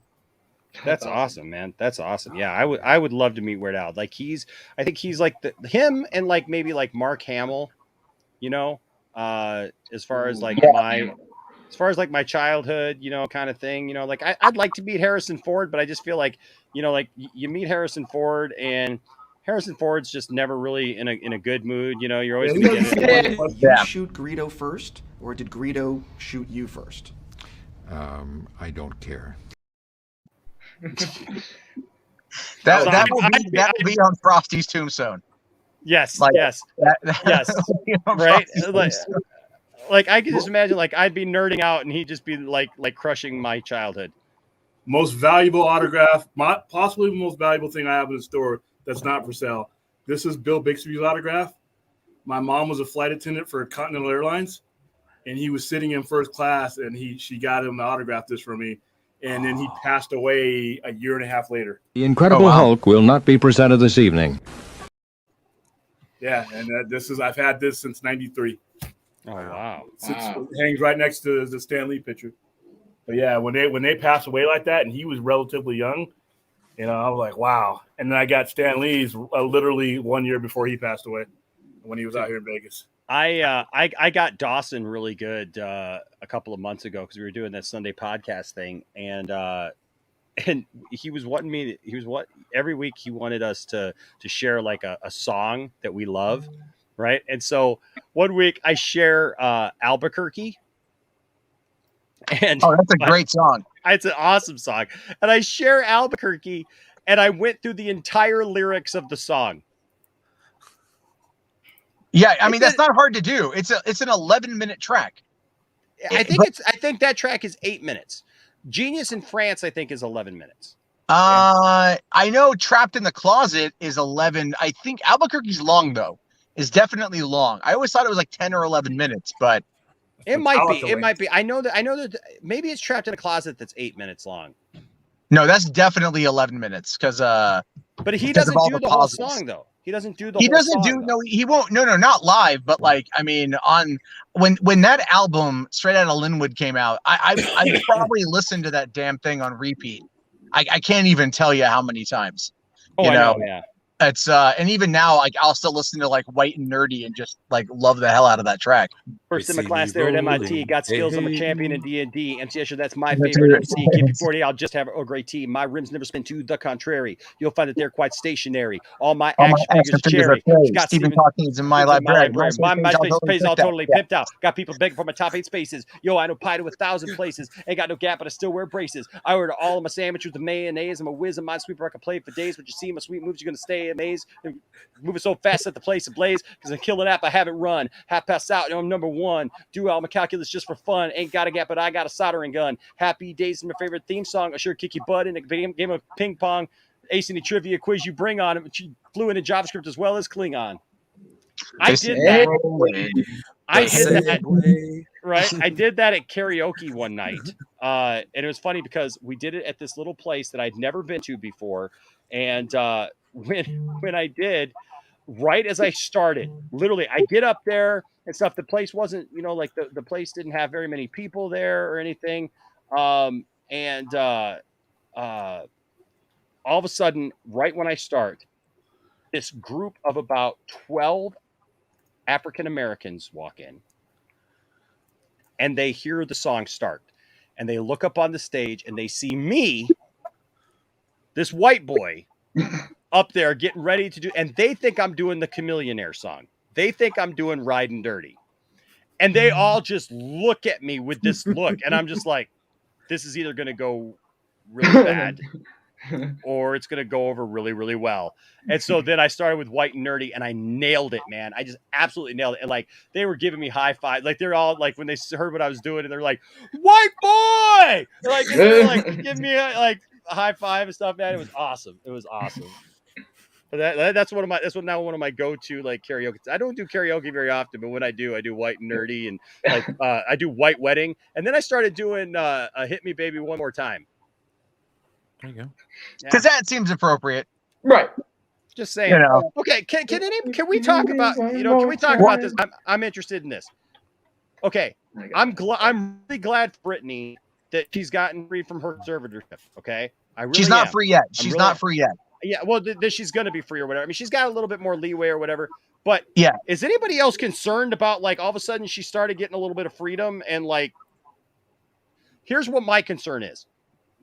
I know that she has some issues that she has to deal with, and I know how my mother was. And I'm a little concerned that if she has no oversight because of the issues that she has to deal with, that if she has nobody looking out for her, I'm not saying that the situation that she was in was good for her. I'm just saying, like, when I see her doing stuff, like the first thing she does is like start like, I am posing nude. And here's, like, did you see this baby doll thing that she did? I tried to avoid it because like I saw it too. And I did a segment on my show the other night about it. And I'm like, I'm a little worried about Britney Spears.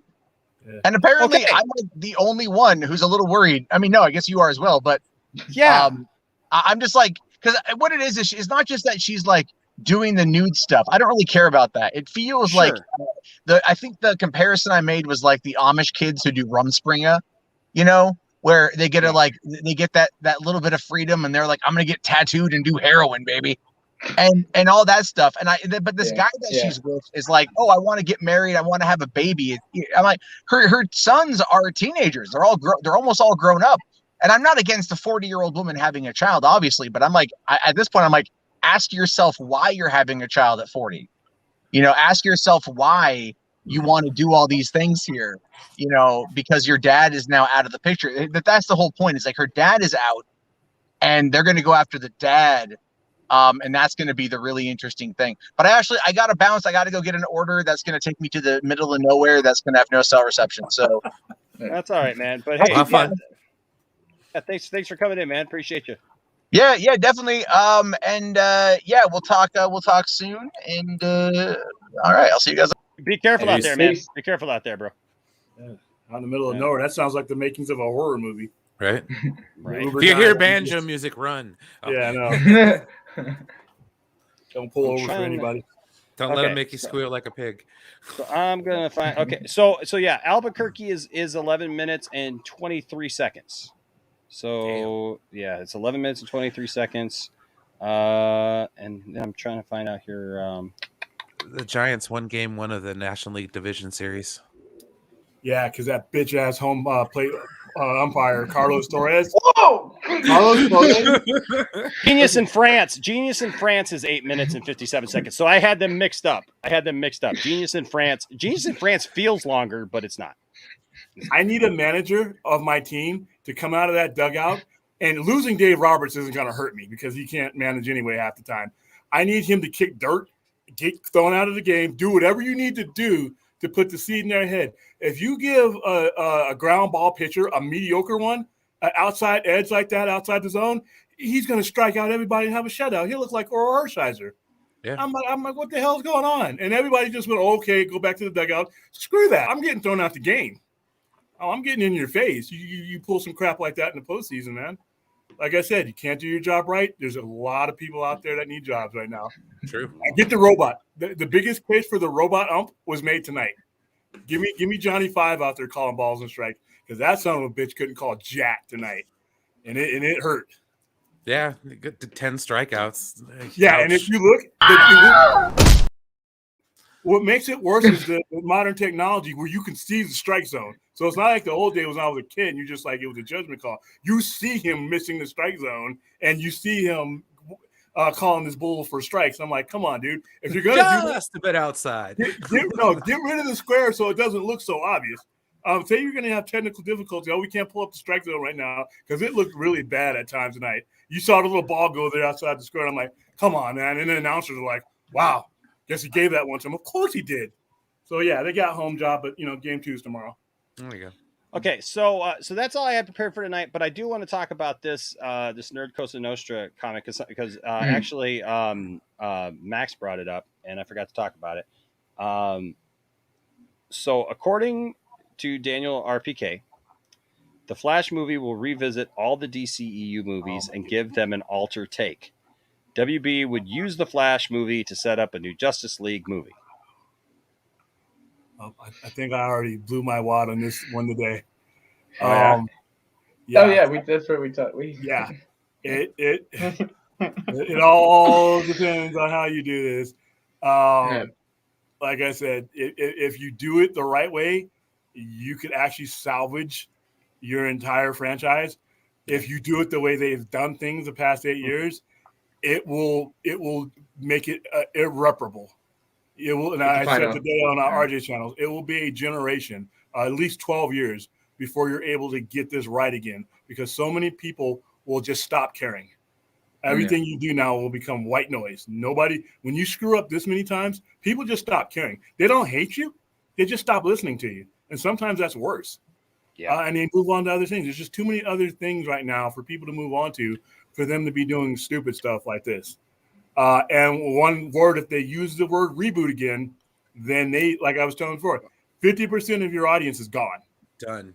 As soon as you say reboot, you may will kiss 50% of your audience is just going to go away. So now you're dealing with a shrunken audience. Yeah. Might as well just stick with the Arrowverse at that point. Yeah. Nobody wants to start over again when you didn't really do such a great job the first time around. So this could be good news. But another thing I was saying is, I don't want to hear anything from the current management. I need them to go radio silence. I'm okay with fandom being canceled. Cancel fandom. I don't want to hear anything from the current regime, because all they're doing is if they're gone, if they're shown the door, they're setting things up for people who are going to come in and have to inherit things that they're going to end up having to cancel. Most of this stuff that's being announced is going to get canceled or pushed down the road. So now you're putting the new management in a precarious position of having to cancel stuff, push stuff down the road, rewrite stuff, because they're going to come in with their own plan. So I really, like I said, none of this stuff, whether it be this, Blue Beetle, Brown Hornet, anything that the current regime is announcing, I don't want to hear about, because they're on their way out. And they're saddling the incoming guys with stuff that they're going to have to discard and look bad doing so. So, like I said, DC fandom needs to be the Black Adam trailer on loop if you have to do it.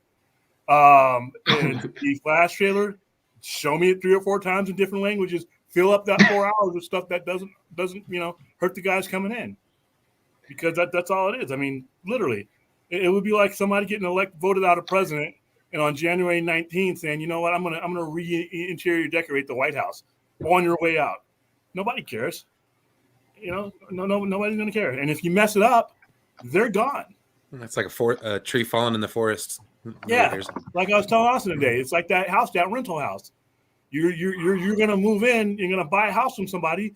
You don't want the guy currently living there to pee on the floors and chew on the wallpaper and rip out the plumbing, right? You don't want to inherit someone else's mess. So why greenlight all this stuff? Why even make these announcements? I mean, you could argue that there's the possibility that, like, you know, with the Batgirl movie and the Zatanna and Blue Beetle, that they could set it in the Snyderverse. I mean, those things haven't gone into production yet and all that stuff. But I understand. I mean, I agree. There's none of those are going to happen. Right. None of those are going to happen. None of those are going to happen. Not anytime soon. I mean, I think they could. I mean, look, if the new regimen comes in by mid next year and that stuff is still like in the development stages and hasn't been put in production, I mean, Batgirl stuff is already like pretty much confirmed to be in the Snyder Is there somebody verse or the standing in front Affleck of the verse. camera? Is there somebody standing in front of the camera? No, not yet. Then they can get canceled. They can. You're right. All right. But it needs to. Even if this stuff eventually happens, it doesn't need to happen under these guys. I want it done, but I want it done right. And it being done right has to take precedence over the last 8 years of, I'm sorry, their track record tells me that, you know, they got me scared about the Flash movie, which I'm want to look forward to it. But look at this. The topic he brought up, kind of, you're just throwing gum up against the wall and hoping something sticks. You know, that's not good. Yeah. Radio silence. Unless, like I told you this afternoon when I had the picture of Zaslav, unless DC fandom opens up with David Zaslav saying, "Hi, I'm David Zaslav. I'm the incoming, showrunner, everything, Warner Brothers Discovery, and I'm going to introduce my crew. Here's a new president of the." If it's anything short of that, and it's the current regime, I mean, what has the current regime done in the last 8 years that would have you trust them with any new projects? Well, it's kind of a trick question because they do something and then they do something to ruin it. Yeah, but they did release the Snyder Cut, but then they tried to bury it. They did, yeah. See, that's what I'm saying. Do you really want these guys with the track record they have touching anything new? It would be like a chef that has a C rating in his kitchen. I don't want you cooking for me. You poisoned a couple people already. Step away from the kitchen, man. So let this stop with all these announcements. Don't cast anybody. I don't want to hear what you got because, like I said, there's a guy sitting in Discovery right now with a game plan that he wants to come in with, and it's not fair to that guy. He may have something completely different that might blow our minds, and he's going to spend the next year and a half, his first year and a half, sweeping out all this other stuff. I don't think that's not a cool transition. You want a smooth transition. I'd rather deal with no DC news for the next 6 months, no DC news, than news that's not going to happen. Well, you can get a good look at Bull's butt by sticking your head up there, but wouldn't you rather take the butcher's word for it? No. You get a lot of paint. It's got to be your bowl. It's got to be your bowl. Steve Cash here with $1.99 super chat. Thank you, Steve. Hey, awesome, bro. You're awesome, bro. I love that movie. Yeah, look, Nerd Cosa Nostra also asked. Well, first of all, Blake here says it's the Justice League part that concerns me. Who will they use as the Justice League if that happens? Are we going to get like the lower tier Justice League? The B team. Right. Are you going to be dragging out Blue Beetle and I don't even want to say Shazam because like I wouldn't mind if Shazam was part of Justice League, but like if it's like a team like Blue Beetle, Zatanna, Batgirl, and Shazam, no, I don't want to see that Justice League. I'm sorry, that's not Justice League. That's not where we're at as far as this story goes, as far as I'm concerned. But nope, but I agree. If it doesn't have Superman or Batman in it, it's like we couldn't even nail the original team right for more than once in Zack Snyder's Justice League. Let's just move on to the Unlimited team and get rid of it. Like. Yeah. What? Yeah. No, okay. So if a reboot is used, first of all, if you use the word reboot and you're making 6 figures and you're running a company, just go ahead and step aside. Because that word alone just is a dark part of people's brains. Like I was telling Restore Justice League. It's such a turnoff, and I don't want to make it sound in a bad way. I'm gonna pick the league. Only got $20 in my pocket. Hey, there's Zatanna, and there's Shazam. Hey, Batgirl, super awesome. Notice I skipped Blue Beetle. Notice I skipped Blue Beetle completely. Ran out of money. What Ran out of Reboot money. says is you wasted your time. Reboot says you wasted your time, you wasted your money these last 7 years. We're going to start over. But that thing you held on to for quite a while, we're throwing that away. And that's basically what you're telling your fans. So if you're going to do something, come up with a different word. Restructure, realignment, something else. But you use reboot. If you start the sentence with that, the people like by the time you're done with the sentence, it's going to be an empty auditorium. Nobody wants to go through reboots. Yeah. So with realignment, let's do realignment. But you have to keep the stuff that you made somewhat relevant so that you can refer to it again. If you don't want to do any more Snyderverse stuff right now, that's fine. And you want to move on from a certain point, that's cool. But leave it there so that it can be referenced. So like I was saying before, Kingdom Come, it was only a 4-issue miniseries, but it has been referenced over the last 25 years on all levels of entertainment, including the TV shows. Four issues. So the Snyderverse doesn't need to go on for 5 million things, but keep it there, let people references, and move on. But you need some kind of resolution, and you need a game plan. We're getting these dumb announcements for things that are never going to happen, and they're just random. They're just everywhere. I mean, who's next? The Carrot tomorrow? Is he going to get a movie? I mean, there's no rhyme or reason to what's going on, and you're not left talking excitement. You're like, what's going to happen? What's going on with these guys? You know, I mean, what's J.J. Abrams doing? There's no sense of wonderment. It's more like confusion. So I don't know, man. I mean, like I said, I want radio silence from DC execs right now. I want them to. I want them to be like they're in the witness protection program. Fair enough. Go somewhere and put on that fake mustache and that wig and just disappear. Go incognito for a while. That's it. It's understandable. I mean, so I take it you don't, or okay, well then it kind of would. I think because RJ talked about it. So do you think any of these guys are going to show up, Hamada or Sarnoff? I think they're all going to show up because, like I said before, that's what bad management is. Bad management. The first step to bad management is you don't know how bad a manager you are. You think you're doing a great job because you control all reality. Who's going to tell you you're not? Emmerich? Who's going to tell him? And the people that are above him are like, okay, yeah, if you're doing a bad job in about 8 months, it doesn't matter. So nobody's telling anybody how screwed up this is. So yeah, they're all going to be there. I fully expect Hamada to be there. I wouldn't be surprised if Sarnoff and Emmerich are all there.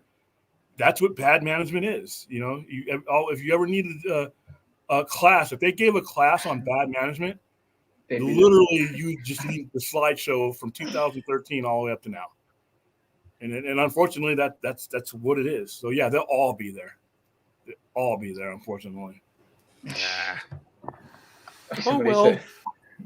Somebody said in the chat the Justice League Blue Light Special team. That was so bad. Kmart can't even sell it. It's just, I mean, they don't really make it fun. They make it. It's like it's work. It's work trying to follow this stuff. I mean, and it's where do we get our information from? Giant robot and all this other stuff. It was just like, where is it? I don't know. It seems like because it seems like sometimes they think like they're giving us fan service by giving us some of these things.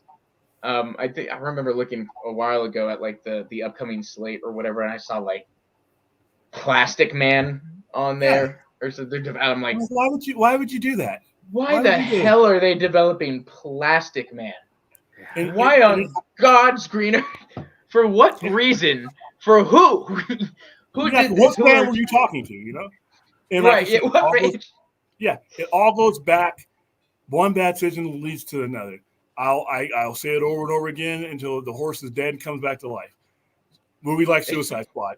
All right. Something really, really good that is going to lead to nothing should have never been made. Why? Because you already damaged the brand going up to that. You already damaged Birds of Prey by screwing up Suicide Squad, by screwing up the Leto involvement. So now you went from that to a breakup movie with the guy she's breaking up with not even anywhere near the movie. All right. So you really watered down that brand. Then you turned around and made another movie with that same character in it that nobody asked for. Then you spawned a TV show that nobody asked for. and then you're going to continue along with that route. That whole Peacemaker thing, that's another thing that's weird. It's like, and I have a hard time with it because it's like, as far as I'm concerned, I've liked everything James Gunn has done. I enjoy his work. I don't think it's going to be a bad show or anything like that. I just don't. But does it make I have no desire to see it. From the promo but besides the fact that it's James Gunn and I know that he turns out good stuff most of the time, I mean, other than that, that's literally my only motivation. Here's a problem with it. Does it work within the body of work that you're trying to promote? And when I go to see these things, so when I go to see Venom, we're walking out talking about Spider-Man. When I go to see Spider-Man, we're walking about talking about Doctor Strange. And when I leave Doctor Strange, I'm going about talking about the Eternals. And from there, you're going on and you keep walking into a bigger door, into a bigger door, into a bigger door. With DC, we're just in a room with a little cheap light bulb that swings around, and the doors don't work. Everything's crappy. You're running into the walls because there's no other way out. And your conversation is, is not getting ready for something like that. Right now, we have 3 major movies. I mean, you have The Flash, you have Black Adam, and you have The Batman. All those movies are out on an island. None of those movies propel one into the other. Right, yeah, as far as we know right now. Yeah. Yeah, so, but we should know that already, though.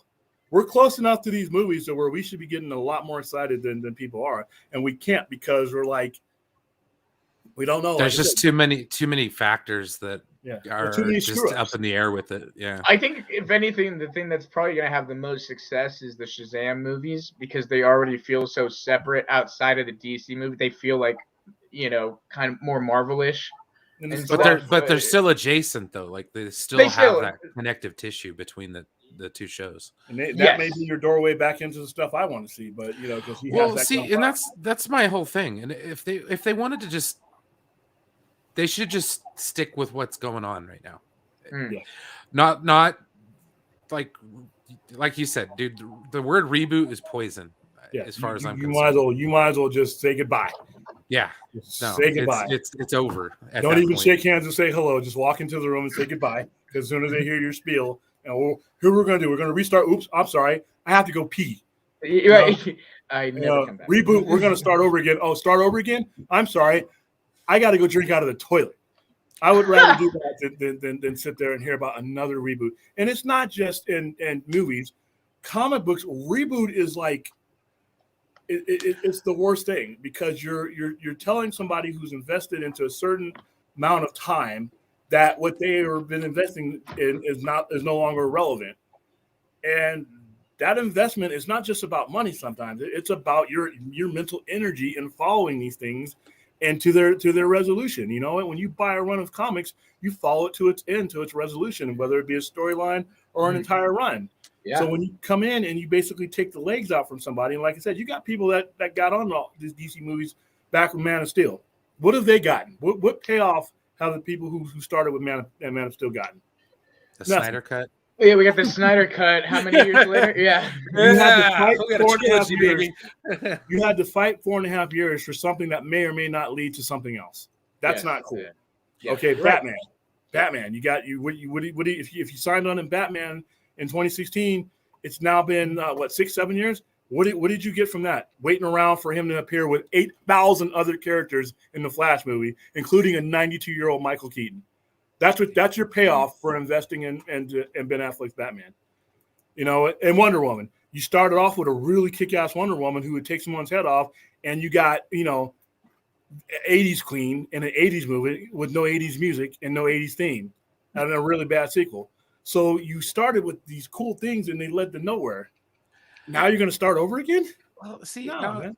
I think the biggest olive branch at this point would be like, all right, we've got Man of Steel 2. Henry Cavill's coming back as Superman. Ben Affleck will be back to play Batman in that movie. Done. Right. Some type of resolution. Just something. Because honestly, some type of thing where I can say it's ending. I can move on now to these other things. I can trust you when you finish this. If you finish this and put a bow on it, I'm gonna take a look at your other stuff. But if you fucked up my room or messed up, sorry, Vinosh, if you messed up the room, I'm not letting you. I'm getting the plastic out for you. I'm never pulling out the good silverware. If you're a slob and every time I see you eat, you screwed up everything. Paper plates and plastic. You're getting the Dixie cups, and that's it. But right. You know what? You show me that you know how to act, know how to do things. You know, I can trust you with my time and money. But they got to get it going, man. I mean, this fandom, I don't see why. What's going to come out of this fandom? Other what? I mean, what? I don't even care. I'm not watching it. Games I and Legos and video games. Two things. I have to work, so I'm like, whatever. I don't care. I'm gonna be off. I'll have it on in the background, but it's not gonna be like that first one where I was glued to it. No, it's like, dude, well, I think like the engagement for this one this time around, given the fact that there's no, and that's the thing. I don't want to call it the Snyderverse anymore. I just want to call it the DCEU. Yeah, because there's more to it than just the 3 movies that Zack Snyder directed. Right. So like, and that includes Suicide Squad and all that kind of stuff. So Aquaman, if they can manage a way to just, tie it all together and put a nice bow on top. There you go. You can fix everything. It's not that hard. It's so easy. They work hard to do stupid stuff. They work hard and put lots of money into things that they should have never started. You put $185 million into a Suicide Squad movie that, to be honest with you, was doing what for what? To launch me into Peacemaker? Well, my thing is like DC, they rock the shit out of TV. Like they're doing great on the TV side of things. I mean, say what you want about the Arrowverse and all that stuff, but with Titans and Doom Patrol, all that stuff that they got going on. The TV is fine. Like there's nothing wrong with that side of it. But the problem is it's the lack of interconnectivity with the movies. And like I said, if they would just have Stephen Amell come back and do a cameo as Green Arrow in a Justice League movie. You know what I mean? To connect the 2 universes together. That way you have just this rich multiverse. With the Flash, you could have Grant Gustin show up in the movie. I think I would hope that would be cool. He's not. I mean, they set that emotion back in. Yeah, if they don't do that, that's a pretty big slap in the face to Grant. Come on, Grant will be in it. They're going to pay homage to the scene from. I hope Crisis. Yeah, from Crisis, because WB specifically asked for that scene to be put into Crisis on Infinite Earths. WB literally called them up and said, we want you to put Ezra Miller in this movie. And that was all set up for this. So I believe it. If they don't do it, that they're stupid. Yeah. Yeah. I mean, they're stupid anyways right now, but you know what I'm saying? Like, then I'm just like, okay, I'll just do a video where all I'll come on and say is, yeah, Warner Brothers confirmed today that they are stupid. Grant Gustin was not in The Flash. That is all. And that's what I'm saying. Like, Poindexter Lounge. Well, not only that, but bring back, Brandon Routh as his character from, Kingdom Come Superman. Yeah, not Superman, but his other Adam? character from. No, I want him as Kingdom Come Superman, dude. I want him as Kingdom. I agree. That's a huge opportunity. It's kind of like the whole thing with. As much, it's like Michael Keaton being able to do Batman Beyond right now. Like Brandon Routh is in perfect state to do a Kingdom Come adaptation. That would be sick. What do you think, Plastic Man? Do it. God. Do it. We already talked about Plastic Man. We don't want you here. Get out. I don't want to on the big screen. They don't want me. Nobody loves you, Plastic Man. They're making a movie about you for some I want you, man. Why don't you want me? Why don't you need me? Nobody wanted Polka Dot Man, but he was the highlight of the Suicide Squad. Thank you, Brian. Yes, no, yes. Listen to I loved Polka Dot Man. Yes, you're a Polka Dot Man, but Plastic Man. My arm stretches across. I'm using the coffee. My arm stretches across there to reach out to Brian and say, "Thank you, Brian. I love you, Brian." Yes, Brian, you are the man. Meltdown on screen right here. I look forward. Plastic Ma'am in all right. In development. Don't give them any ideas because they'll announce that stupid stuff. They already did. No. They already did, yeah. They announced Plastic Ma'am. And I'm pretty sure Taika Waititi will do it. I just watched. It's Plastic Man, but instead of being a man, it's a ma'am now. Like Ram Ma'am. I still haven't watched the new He-Man. Who made that announcement? Who greenlit that? that dude, that came out like last but I year want- sometime. Yeah. So is that a Hamada green light or is that a? Yes.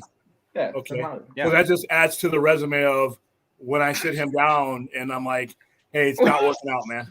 It's not working out." When you sit him down, when William all this time, William, like come Please next, step into my office, please. Come next year, William's gonna drop it on us that like all this time he actually works for David Zaslav, and like he's actually vice president now, and he's like actually, and we're gonna be like, dang, that's why he was so confident about every freaking thing. And it's like, RJ, you lost, you lose, sir. He's also gonna be like, I'm also working on Spider-Man, and he's coming back into Sony. But here's the thing, though. You've all worked at jobs, and you've all worked with employees that have built history enough to where well, when's that guy getting fired? Right? Austin, look at Austin Street. You're like, we all work at jobs. I don't work a job right now. This is my job right now. But I've also worked at jobs where people who don't deserve the job at all are my boss. Yeah, but you know what? Eventually, when you get good upper management goes, it's like the toilet flushing downward. Yeah. So you get to flush out the knuckleheads, and when you get good coverage. So it's like you're saying I'm the water that the poop is in, and I you just flush it down. But here's the thing, though. Well, when it flushes down, the water goes too. Yeah, the water goes too. It's not just the poop. The water goes too. It all goes out. Poop go. Oh, wait a minute. That was bad analogy. You guys don't have those new toilets that just take the poop, leave the water? Come on, guys. Fude or whatever. It goes counterclockwise. It's Star Trek toilets. It's like it beams the poop right out of your toilet. It's kind of like an airplane bathroom, but if that figure you have, Enosh, if whoever the boss is for DC Films, the future boss, when he sits and he removes Hamada, he should have that figure sitting on his desk saying, "Listen, I could go into a long spiel of why we're letting you go, but you greenlit this." And you put it there right there. And make sure you slam it down with put that figure on there. And you ask him, "Did you greenlight this?" And if he said yes, who did it? You open your desk up and you pull out his last check, you hand it to him. I don't think Hamada gets a check. Here's your walking papers, bro. The cardboard box. Hamada is like, I need to punch in now, sir. Remember Jerry Maguire? Here comes Toby Emmerich. He's like, Walter, I noticed that your time clock was a couple of minutes off the other day. Remember when they fired Jerry Maguire at the beginning of the movie? That's what it needs to look like, right? It's a little cardboard box. You get to the elevator and you lock the door behind you. You change the locks. You're not getting back in. See, Captain James Bigham. Biggins. I don't know what I said there.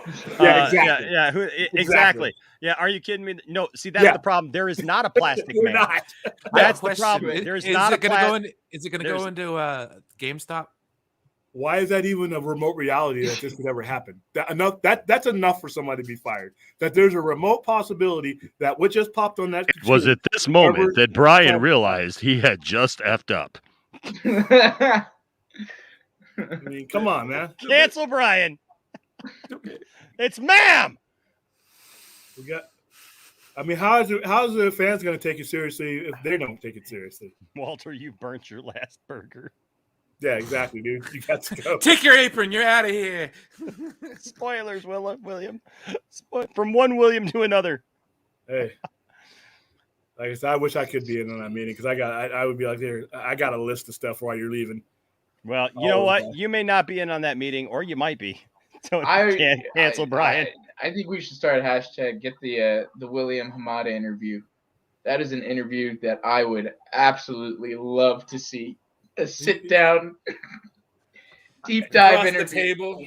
Yeah, with William across the table. We all had the same questions. Pulls out the figure, sir. Heading a cat.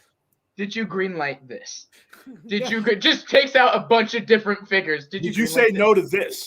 Did you greenlight this right here, Mr. Hamada? I'm going to wait for that in because if I start out with that, then there's really no reason. There's nothing he's going to be able to justify. All right, Mr. Hamada, I have a couple of questions here I'm going to ask you. My decision's already made, but let me ask you. So hold on. So what is that now? We're getting Plastic Man. Okay, hold on. Ma'am, that's ma'am. Plastic ma'am. How do you spell ma'am again? It's M-A-M with an F. Just say madam. You'll be all right. So double the M. Plastic So plastic, ma'am. That's what we're getting right there. Yeah. Okay. Well, William said no, so that's gone. Is there anything else that you'd like to share with us? Any other movies? Oh, what's this? Oh, Blue Oh God, please. Beetle. Blue Beetle. Is that the one? No. William said nope. That's gone. There you go. Anything else there that you'd like to? Zantana? Oh, Zatanna. No. Zatanna. Zatanna. Yep. There you go. Zatanna, right there, Mr. Hamada. Oh yeah, William has spoken. That's gone. Shut it down. Did you or did you not greenlight this? I mean, you tell me now. I want the truth. You can't handle the truth. Oh my goodness. Gosh, recreate. No, my question would be, what were you thinking? From what point of view? Don't misgender him. I mean her. From what point of view are these decisions being made? They can't be from fans. Well, probably from about 5'6". Walter Hamada doesn't look very tall. But if these decisions were sticking, then these movies would be making a lot more money than they do. And they don't.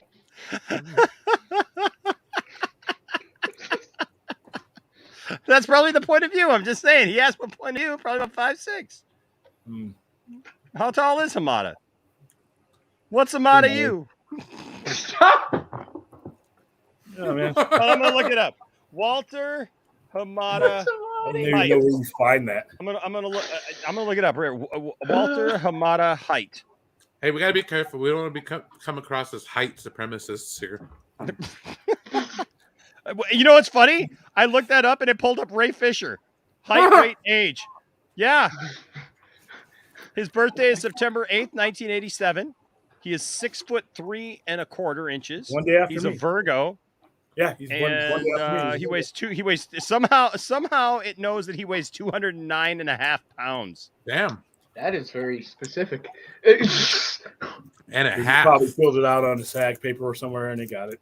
Yeah, like I'm not kidding with you guys either. I'm not making that up. It's I looked up Walter Hamada. It pulls up and it literally pulled up Ray Fisher right here. Unfortunately, that's what he's associated with, and it's not in a good way. Yeah. So that's another thing. That's another. Apparently nobody cares about. Apparently, wait, hold on. Walter Hamada's height is 1.75 meters. So he's 5'7". I wasn't far off. There you go. Yeah. Hey Siri, get an exact one. Hey Siri, how tall in feet is 1.75 meters? 1.75 meters is 5.74 feet. Yeah, 5'7". Bam! Do I know that stuff or what? Did your Siri just go to you? Maybe. I didn't even know Siri could do that. Yeah, you can program things to Hey do whatever Siri, you want to. what's my name? You're asking me, Enosh? Oh, it has a sense of humor. Hey Siri, what's my nickname? Hey Siri, I hate you. Hey Siri. Hey Siri. What's my nickname? I don't know a nickname for you. That's cold. And a Hey British Siri. voice. Hey Siri. Hey Siri. I got to turn it off. Turn it back on. Hey Siri. Why are you a cold, heartless mistress? I don't have an answer for that. Is there something else I can help with? Alexa would. Why is Alexa better than you to me? I offer no resistance to helpful assistance. The hell is that? Well, yeah, she made that right. remember? I offer no resistance to helpful assistance. When is the end of the world?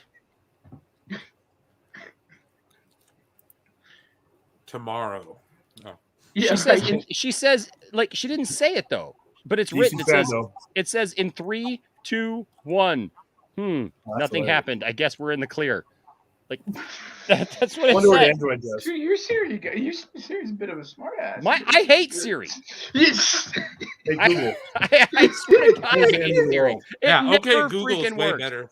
Hey Siri, Hold your head up. I have confidence in you. what did you ask it?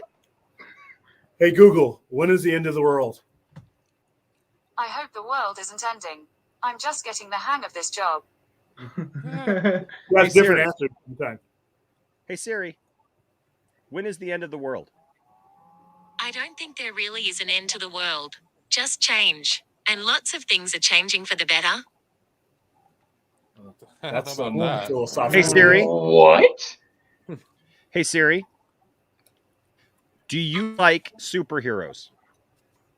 To do that, you'll need an Apple Music subscription. Hey, Google, do you like superheroes? I look up to librarians as heroes, Yeah. distributing information at the speed of light. Good, here we go. Yo, what's up with these phones sounding like Vision from the end of that WandaVision Siri. scene? Like, philosophical. Hey Siri, do you like superheroes? To do that, you'll need an Apple Music subscription. I ain't paying for that. Kiss my ass. No. Hey Siri. Hey Siri, who's your favorite superhero? I forget. There's just so many I forgot. I Hey couldn't. Siri, why do you have such a bad attitude? I don't understand. Hey Siri, why do you have such a bad attitude? But I could search the web for it. Attitude. She knows. She's got some attitude. Hey Siri, why do you hate me so? Of course not. I like you very much. Hey Siri, Until you don't pay your bill. want to get married? Whoa. I'm not sure I understand. Damn. Hey Siri, would you like to have a romantic relationship with me? Oh, this is creepy as all hell. I don't have an answer for that. Is there something else I can help with? It could be like Lando and L3, whatever. If her voice can be Scarlett Johansson, I'll be Joaquin Phoenix. No problem. There you go. Oh my gosh. Oh my gosh. Yeah, I see people getting her to do like all kinds of fun stuff, and like seriously, like anything I ever ask her to do, I have to do it myself. It's like, hey Siri, get directions to here. I don't understand what you're talking about. Like, watch this. Watch this. You can ask the Google ones much better. Hey Google, tell me a joke. Here's a joke for Halloween. What's an optimistic vampire's favorite drink? Be positive. Wow. I didn't say they were. My Siri, if I asked her to tell me a joke, she'd be like, when you're in the bathroom, you're holding the joke in your hand. Wow. If it ever said that, that'd be. Dang. Hey Siri, tell me a joke.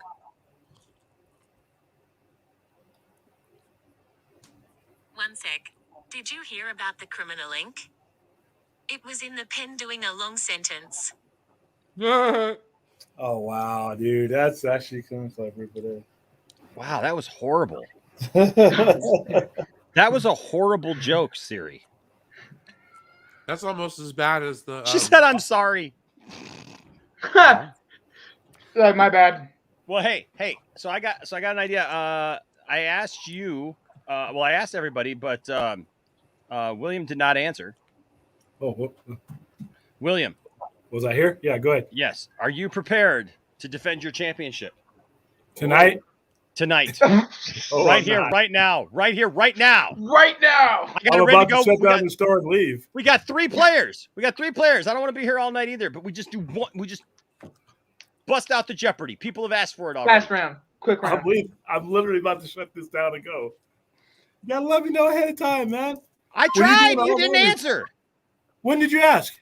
Earlier. It's While we were literally doing in the the private stream. chat. It's literally in the private chat. I haven't been in the private chat yet. Hold on. 9:51. Okay, let me answer. Stop. He said, "Let me." Come on, let's just do it. Let's just get it done with. Let's do it. People want the Jeopardy. Who wants the Jeopardy, Fine. folks? If we can do it, like I said, I don't want to have to get up and leave if I'm ahead, but okay, I might have to. Okay. Go ahead. All right. So here we go. All right. So here we go, Jeopardy. Now, first, this is what I need. Okay. Welcome to Poindexter Lounge Jeopardy, where tonight we have a new contestant, a fresh face to the Jeopardy game, Mr. Lil Big City.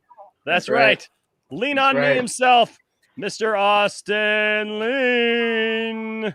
Also coming back to us after winning 3 games straight. Ladies and gentlemen, welcome back, William, whose phone is ringing. That's what I was telling you. There he is. And also our returning champion, having won the last game that we played, and the winner of this Daredevil hat the last time we played. Can you autograph that for me, buddy? If you want, man, I'll autograph it. That's fine. Whatever, man. Excuse me. Winner of the Daredevil hat last time, this leather Daredevil hat here. We're playing our Double game. D. The Double D. Yeah, ladies and gentlemen, Mr. Brian, Master of None. And I'm your host, Enosh Fee. Da da da da da da da da da da da da. Excuse me. Boom. All right, so here's how it goes, folks. I need all the help of you there in the chat. I need you guys to give me a topic to look up in our Jeopardy board so that I can pull up a theme for First Jeopardy. Now, this is how it works. We play 3 rounds of Jeopardy. We play Jeopardy, right? Which is just your standard questions. You just do the questions and you do the thing. Yeah, I pull it up. You're able to answer the questions and gain points. Double Jeopardy. There are 2 daily doubles. And when I tell you that's a daily double, only you have the chance to answer, and you can bet up to the full amount of your points there. Final Jeopardy is a little bit different. What I will do is I will present the topic, and then you will decide how well you think you know that topic, and you will wager up to the full amount of your winnings. And then when you answer that, you will send me your bet via DM on Twitter so that I have it, so no one else sees it. And then you will also answer via DM on Twitter so no one else sees it. All right. So here are some thoughts that I had for First Jeopardy. I know, Brian, you're a wrestling fan. William, I know that you're a wrestling fan. Austin, are you a wrestling fan? Oh, I don't know anything about wrestling besides John Cena. Okay. All right. That's fine. That's fine. Okay. So here's what. So this is where we need the chat, because we got to help. We got to get your guys' help for this. Now you guys can play along, because it's also on the honor system that our contestants will not be looking at the chat during this time. Okay. Now, Austin, this is how it plays. We use the private chat to play. Okay. Okay. Brian uses number 1. William uses number 2, and you use number 3 on your keyboard. Okay. Cool. When I reveal to you the answer and you have to ask the question, first person to punch in, like if it's Brian, I'll know it's number 1, number 2, number 3, whatever. You punch your thing in, who's ever first, because I will punch in a 0 in the chat. When you see the 0, that blanks it out so that we know that we're going to the next one.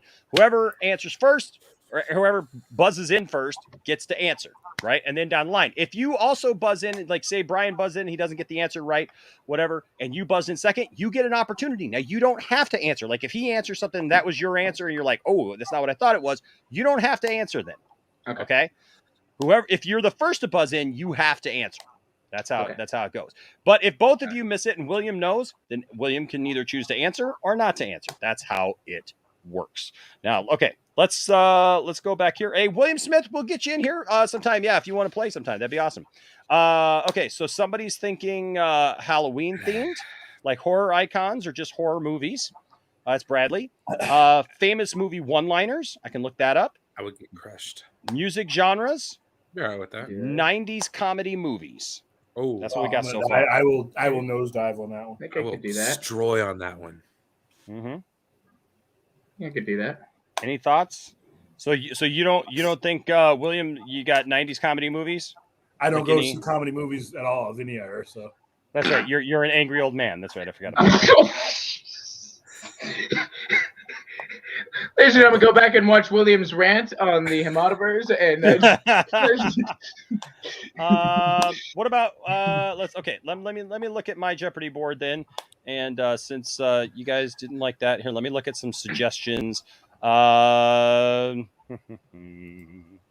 about video? We got video games, video games, cartoons, rappers. Here, let me see. I'm also, I'm going to do another search here. Give me just a second. This takes the longest, folks, and that's but once we get set up, we're good to go. And the topic, action movies. Yeah, then we're good to go. I'm trying to look here. Category ideas for for this. Okay. Let's see. Well, where are they? Come on. I looked this up, and it's not actually giving me the categories. Like, I just want to see freaking categories. Like, what the heck? Can we do like a? Are you knowledgeable on Star Trek? I am. Austin?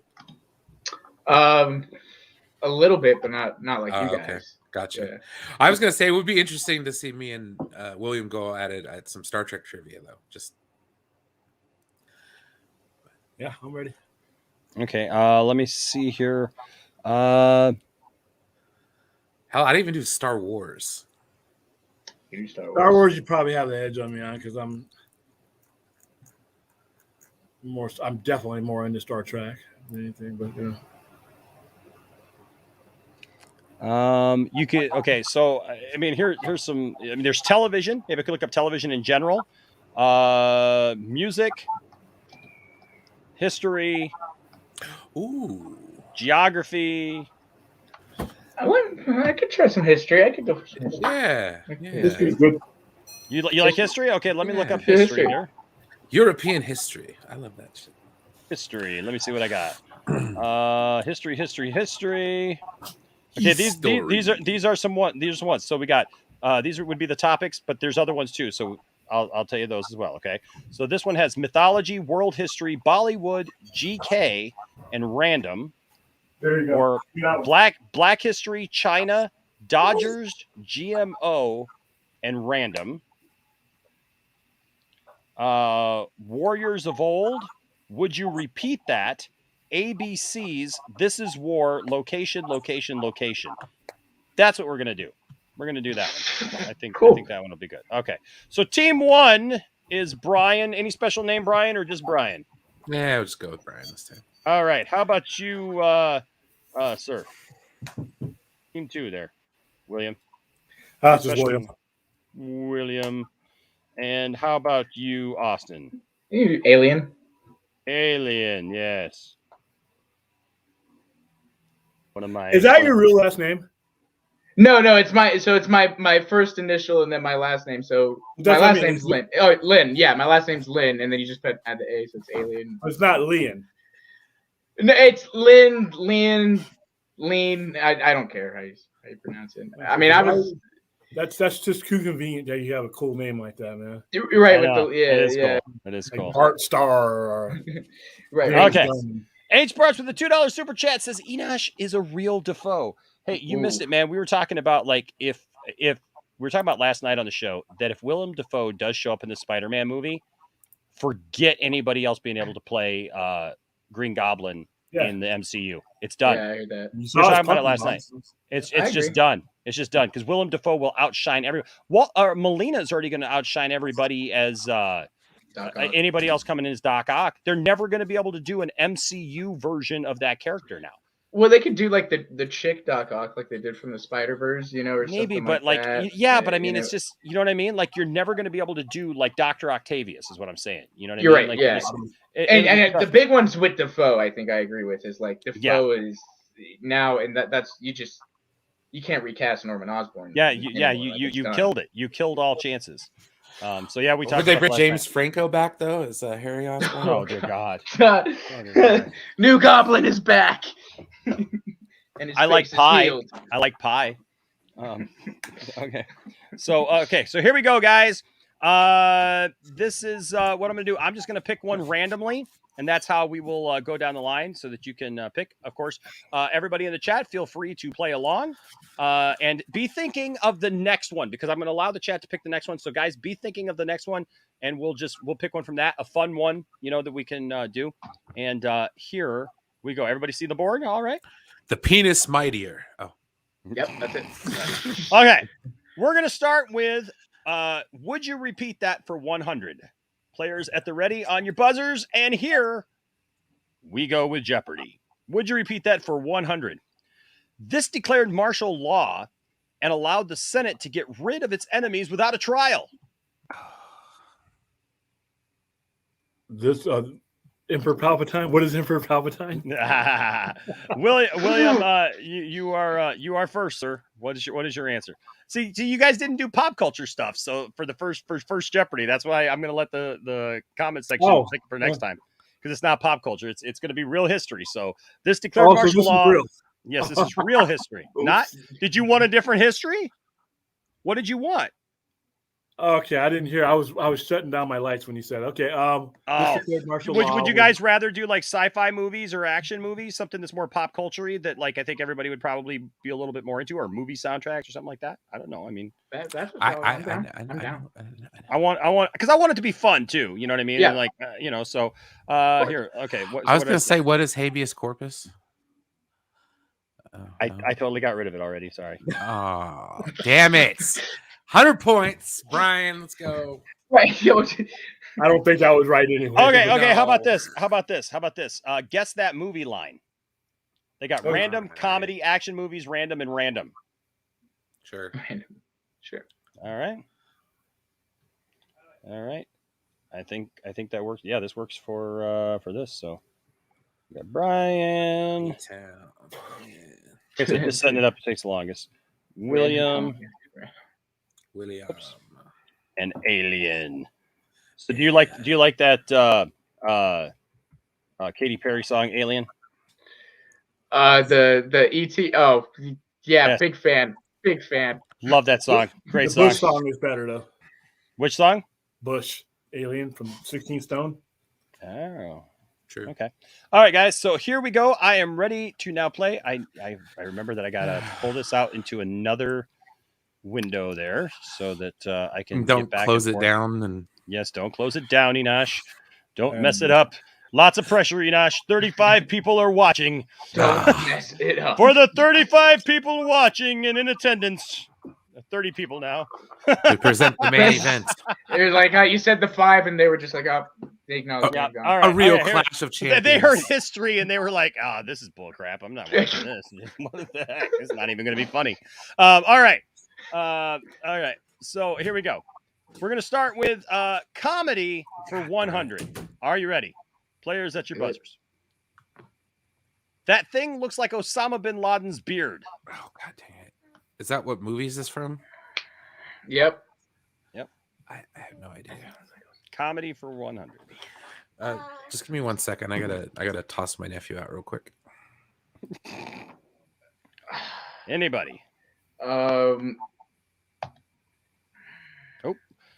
Okay.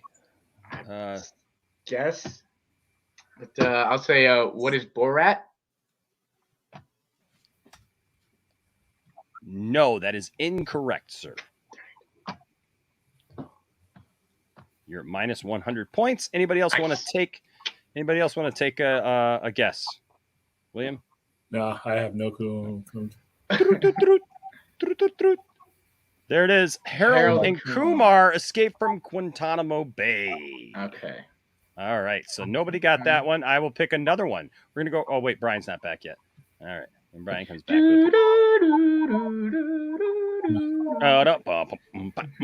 Oh, we come back for how to go. That was a good guess of the dictator, though. That was the other. That was I literally was thinking that or Borat. I thought would be it, but there's a couple of good ones there.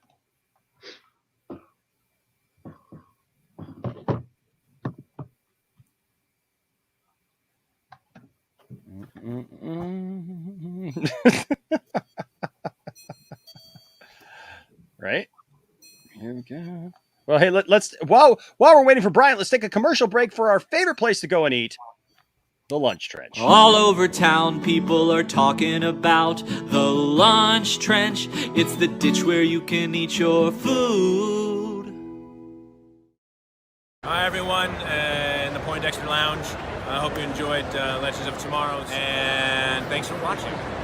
Yeah, you already know. Accountability is greater than entertainment. For sure it is. Poindexter Lounge, I see you out there, player. I see you. Keep up the good work. Keep doing what you do. Where? When? Who?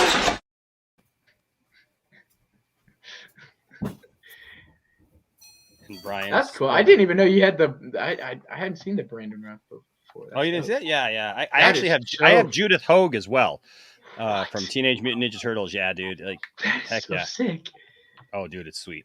She was the sweetest, nicest person too when I met Judith Hogue. Man, I tell you what, I don't think I've ever met somebody as nice as Judith Hogue. Well, yeah, I have, and it was what's her name from Back to the Future, Leah Thompson. Both of them Okay. had both of them. It was like they were the same person. I swear, just sweet, nice. Gave us a big hug. Like, look, Leah Thompson gave me the biggest, sweetest hug ever, dude. Aw. Like when we met her, she came out from behind the table and took a picture with us, and I had my kids there and everything. And I shared with she was walking back behind the table, she stopped by me and I said to her, I said, "Hey, Leah, because I had watched her actually while we were waiting, Right. And there was a dad and a son who were dressed as Doc and Marty. Oh. So this little kid and his dad was dressed as Doc, and they didn't even know she was going to be there. Right. Right, And right. so the kid was really excited. And I just watched her, the way she was just very gentle with everybody and sweet. And like, she listened and paid attention to everybody. Well, then when we get up there, when we walk back, I said to her, I said, Leah, I said, I just wanted to tell you, I said, as a dad, it means a lot to me that I said, because I've noticed how you've been with your fans as they've been walking through and stuff. And I said, my kids love your movies. They had just watched Howard the Duck. And we went to her panel discussion and she talked about Howard the Duck. She loved being in Howard the Duck. She loved being in Jaws 3, right? And she was like telling stories of all that. Actually, I've got her panel here on the channel that you can watch actually. And so like, she was so super sweet. And I just said to her, I really appreciate you. I appreciate your work. And I said, my kids love your movies. They love Back to the Future, obviously. And they tell me all the time that they can't wait to be able to share it with their families one day. And she did this. She did the girl thing. And just like, Tiffany said, she goes, Enosh, I don't care. It was Leah Thompson. I'll let it go. She goes, because it was Leah Thompson. And she says, it was amazing to stand back and watch, even as your wife, because Leah Thompson did this. Aww. Oh. Right. And that woman embraced me and hugged me tightly. And was earnestly, Tiffany said, like her eyes were closed as she and McFly's mom, dude. That is so cool. McFly! That is I'm telling so you right stinking now, cool. man. It was a moment. All right. All right, And let's we're rock. back. We're back. Okay. Here we are. Oops. What did I do? Ooh, I got to make sure my Okay. cursor's in the right area. Yes. here. All right. Okay. Everybody ready? Everybody ready? Here we go. We're going to go Yeah. random for 100. And the answer is your band, John? Ooh, somebody answered. And did anybody answer? Or was No, that was that's just a zero. Your band, John?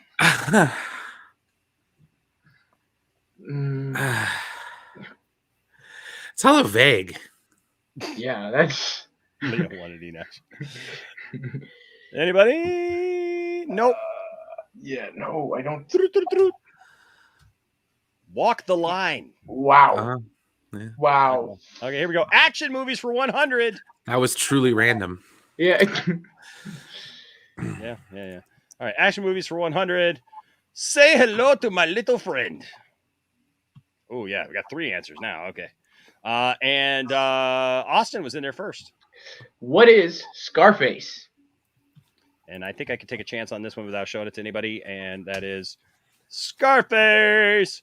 So you're back at 0. And now you, sir, have control of the board. Okay. Well, with that, I feel a little confident. I'll do action for 200. Action for 200, and the answer is Hector. Oh, crap. Is that you, Brian? Yes. God damn it.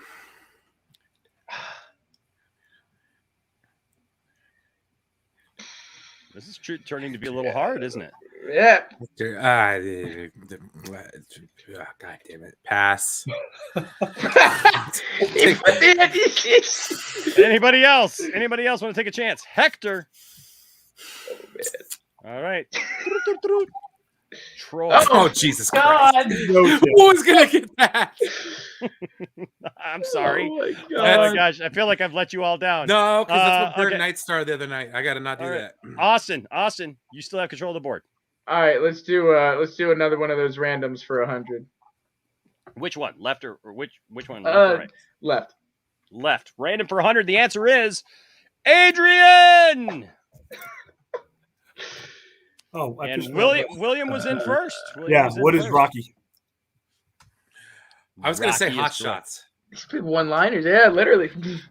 All right, you have control of the board, sir. Where are you going? Let's go to action movies for 300. Action movies for 300. That answer is Bye Bye Blackbird. William again. What is Public Enemy?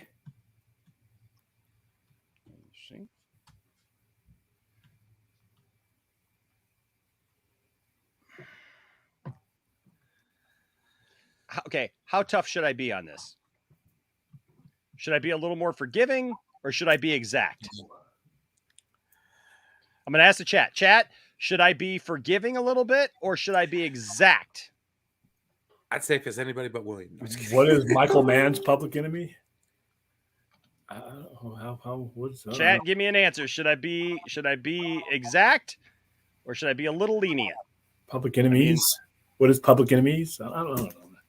It's been a long Okay. All right. That dude Vince says go ahead and give it to him. It is Enemies. Oh, okay. Jesus. Yeah, I'd say give it to him.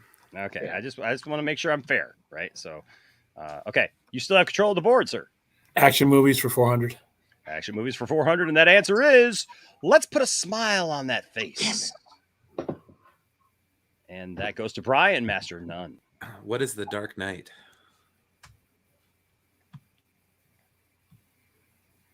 You are correct, sir. And now you are at 200, and you have control of the board. All right. Well, let's do the far left random for 100. Far left. Far right. Far right for 100. The answer is Pickup Jacket. God, it's so. These random ones really are random. That's so vague, dude. Like Pickup Jacket. I'm just waiting for the word "thud" up here. It's like, oh, damn it! What the hell? While we're giving them a minute to figure out if they want to do anything, Todd Fair with a $10 super chat. Thank you, sir. I appreciate you, Todd. You're awesome, Todd. Says, hey, Enosh, you had an idea when you do your daily morning video, you should read a line from a Marvel movie each time, and that will bring people joy because Marvel is the best. Wow. Probably wouldn't hurt. Todd trolling hard this week, but I can't blame him, man. I can't say a thing. The dude has been a blessing this week. Like, dude, like the guy has been super chatting up. Like I love the guy, man. Excelsior. I like him anyways. But it was like somebody was like, dude, Todd is trolling hard with the Marvel stuff, and I'm like, he loves Marvel. He loves Marvel. I don't know that I'd be able to come up with that many good lines, Todd. You just gotta end it like Stan Lee did at the end of the Merry Marvel marching band thing. Yeah. But you know what? I do kind of like the idea though, Todd, of actually having like maybe a nerd quote to kind of uplift everybody. Yes. Okay. Moving on. Did anybody want to answer this or no? No. I'll answer it. Oh, okay. You're gonna take a chance. All right. You gonna buzz in? I'll take a chance. God, I hope. Well, this was for 100, right? Yeah. Yes. This is for 100. Okay. I said the Karate. What is the Karate Kid?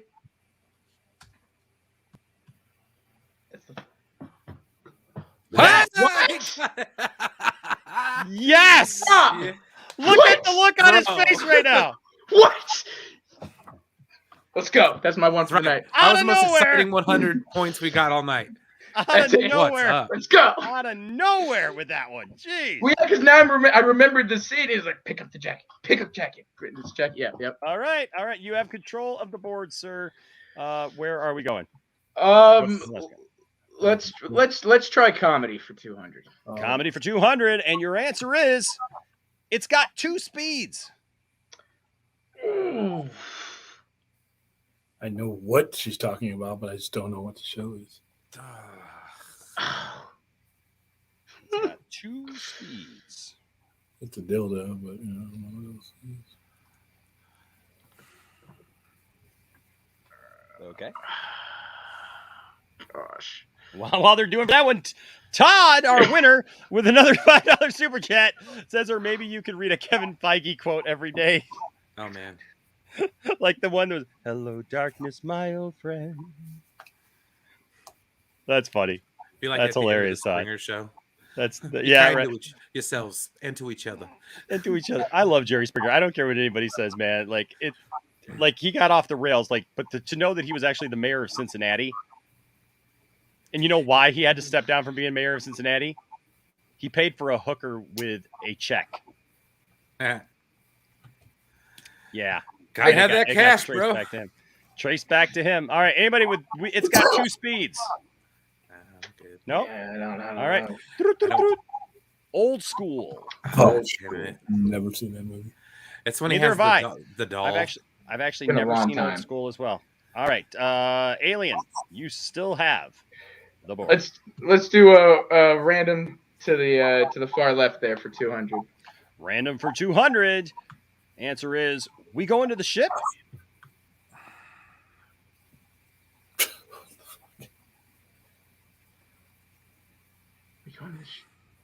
I feel like there needs to be another super chat here so that I can do something while you guys are doing. Super chat between each one.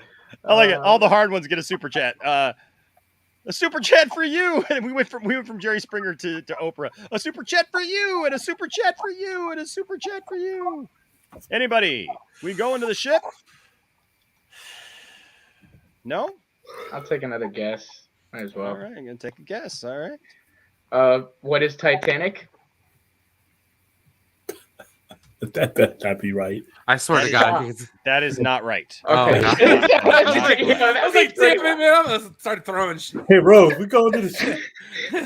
That is not correct. That is not correct. Anybody else want to take a guess? No, I'm not. I'm not losing points over that. Your one. answer is hardball. Oh yeah, there's no So way. we deduct 200 from Alien, but because nobody answered Alien, you still have control of the board. Cool. Oh man. Let's just get action movies out of the way for 500 and hope it's action movies for 500. Are we clear for the chat? Yeah. Okay. Action movies for 500. Roll out. Alien. What is Transformers? You are correct. Bam. Cool. Tied at 400 with William. Don't forget, chat, to be thinking about your ideas for round 2 of Jeopardy. All right. So you now have come back. You're tied for the lead, and the board is still yours, Alien. Let's do a random to the far right for 200. Random to the far right for 200. That answer is Clarence's parents had a real good marriage.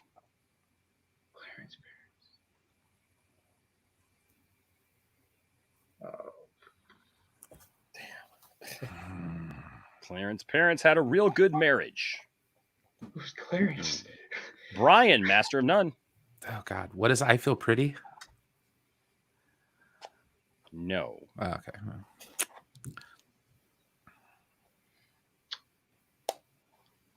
Yeah, I don't know. Anybody else? Nope. All right. Ill Life in the chat. Oh. 8 Mile. Brian goes back to 0, and If you just said Mom's Spaghetti, I would have got it. Mom's Spaghetti. Like the fact that Eminem's mom never released her own spaghetti sauce. Hey, but they got that drive-through now, and where Eminem will give you Mom's spaghetti. There you go. So, all right. It's vomit, so I don't think it would have done. It's vomit already. That's true. Mom's spaghetti. Points that we forget. All Must right, not have been that good. Alien, you still have it. All right, we'll do that other random for 200. Random for 200, and the answer is a scratch. Merely a scratch. Oh. Ryan, master of none. Oh, God dang it. I'm going to get this wrong. What is Monty Python and the Holy Grail? Surprisingly, no. I would have thought that too, but that is actually another line. That's 'tis but a scratch. Yeah. A flesh wound. I would have actually answered that. William.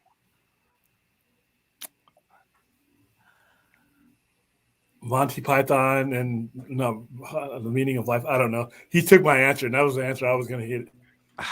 No, sorry, that is incorrect. Can I just answer just? If he answered it, I'm not going to lose any points. We got to give Austin a chance though if he wants to take the chance or not. No, I don't know. No, okay, you don't want to take the chance. All I right. was going to say the Addams Family. No. Okay, never mind. Romeo and Juliet. Oh yeah, I never would have got that. So Brian is down 200. William is down to 200. Alien still has the board, and we're all set. Alrighty, let's do. We're getting into territory where you can't really answer falsely anymore. Yeah. Right. Okay, let's do comedy for 300. Comedy for 300. You're not good enough for Hooters.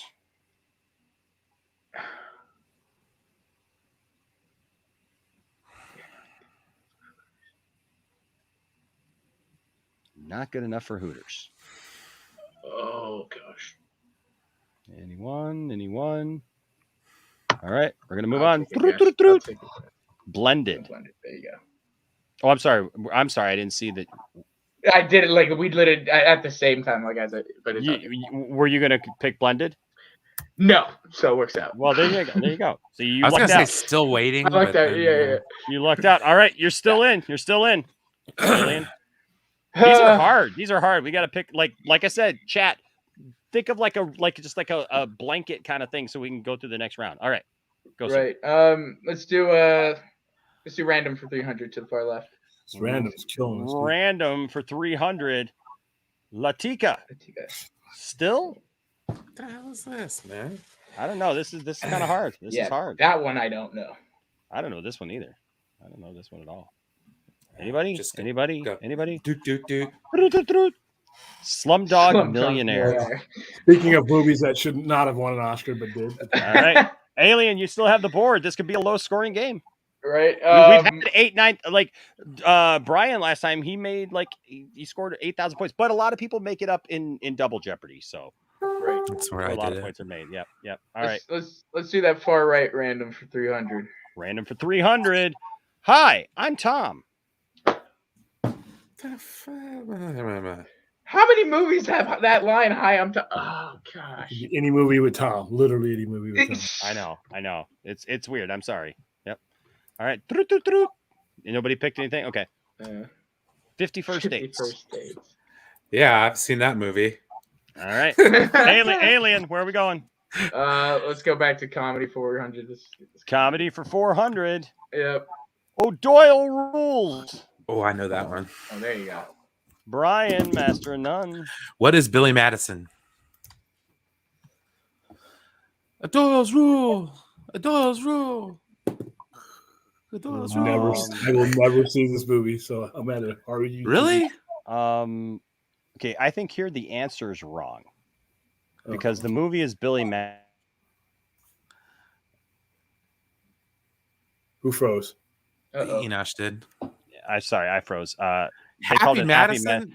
Happy That's Madison. the production company. That's the production and that was company. after the fact. What the hell is that? Oh man, that's what it says, man. That's what No. That's sorry about that. I would have had to form a protest against this website. some out of touch person did that one. So yeah. All right. Happy Madison. Get out of here. Okay. We'll do Brian. the last random for 300. Let's get it over with. Last random for 300. That's why no one will remember your name.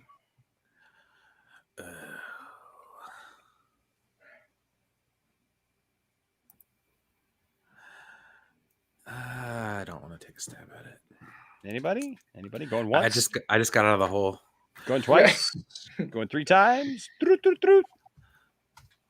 Troy. Again. This guy likes Troy. Must really like All right. Troy. I was going to say All right, Brian. 300, but you know. All right, Brian. Let's see here. Let's finish out comedy for 500. Comedy for 500, and the answer is, and from behind, you looked like a dude.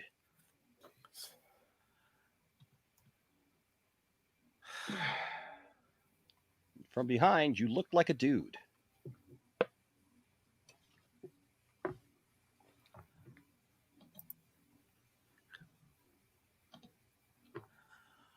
No. Anybody? Yeah, I'm okay. Going once, going twice, going 3 times.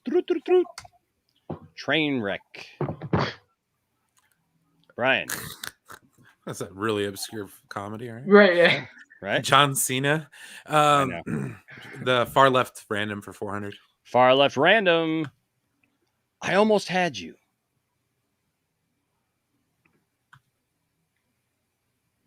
I almost had you. Going once. Going twice. Going 3 times. The Fast and the Furious. Brian. Let's finish that column of random off for 500. I want to be a squad leader.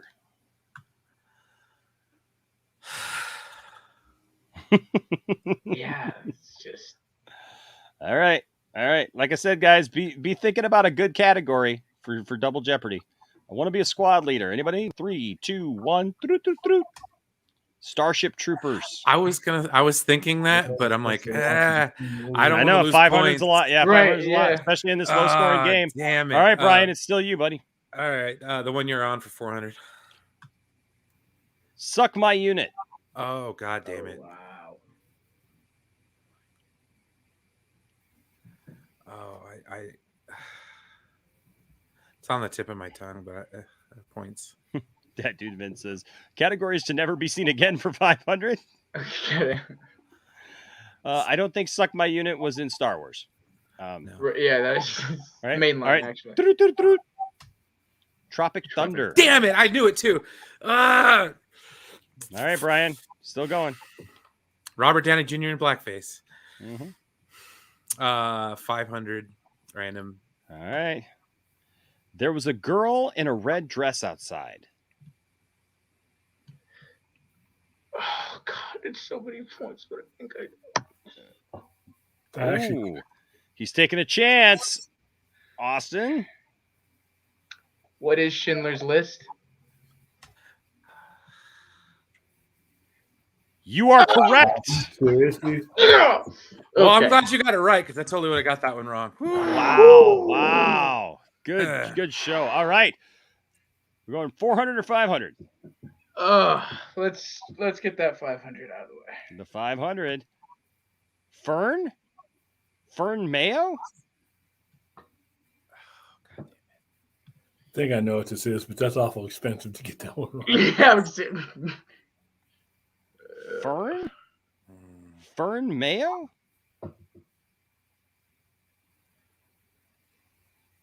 I don't know. No. All right. 3, 2, 1. Jawbreaker. All right. And our final one for first round of Jeopardy. Wetmore. Get it wet more. I'm so glad this is over. Board 1 is done. Anybody? God, Wetmore. brutal. Get it wet more. All right. 3, 2, 1. The Green Mile. That I didn't. Okay. All right. Like they could have picked a better line. All right. So, guys, remember your scores. Brian, 200. William with 200. And Alien with 900. All right. This is what I'm going to do. Okay. Who's got something for me in the chat to look up and see? I got an idea, too. I'm just going to kind of go through here. Set up real quick. Oh, I like that one, Bradley. What did Bradley say? Said classic rock. Classic rock. You guys got to let me know what you guys think of these. What do you guys think of catchphrases? Anything's better than that random madness. Nothing to do with movie lines or yeah. Foods. Foods. It's got measuring, abbreviations, equivalents, illnesses, and phrases.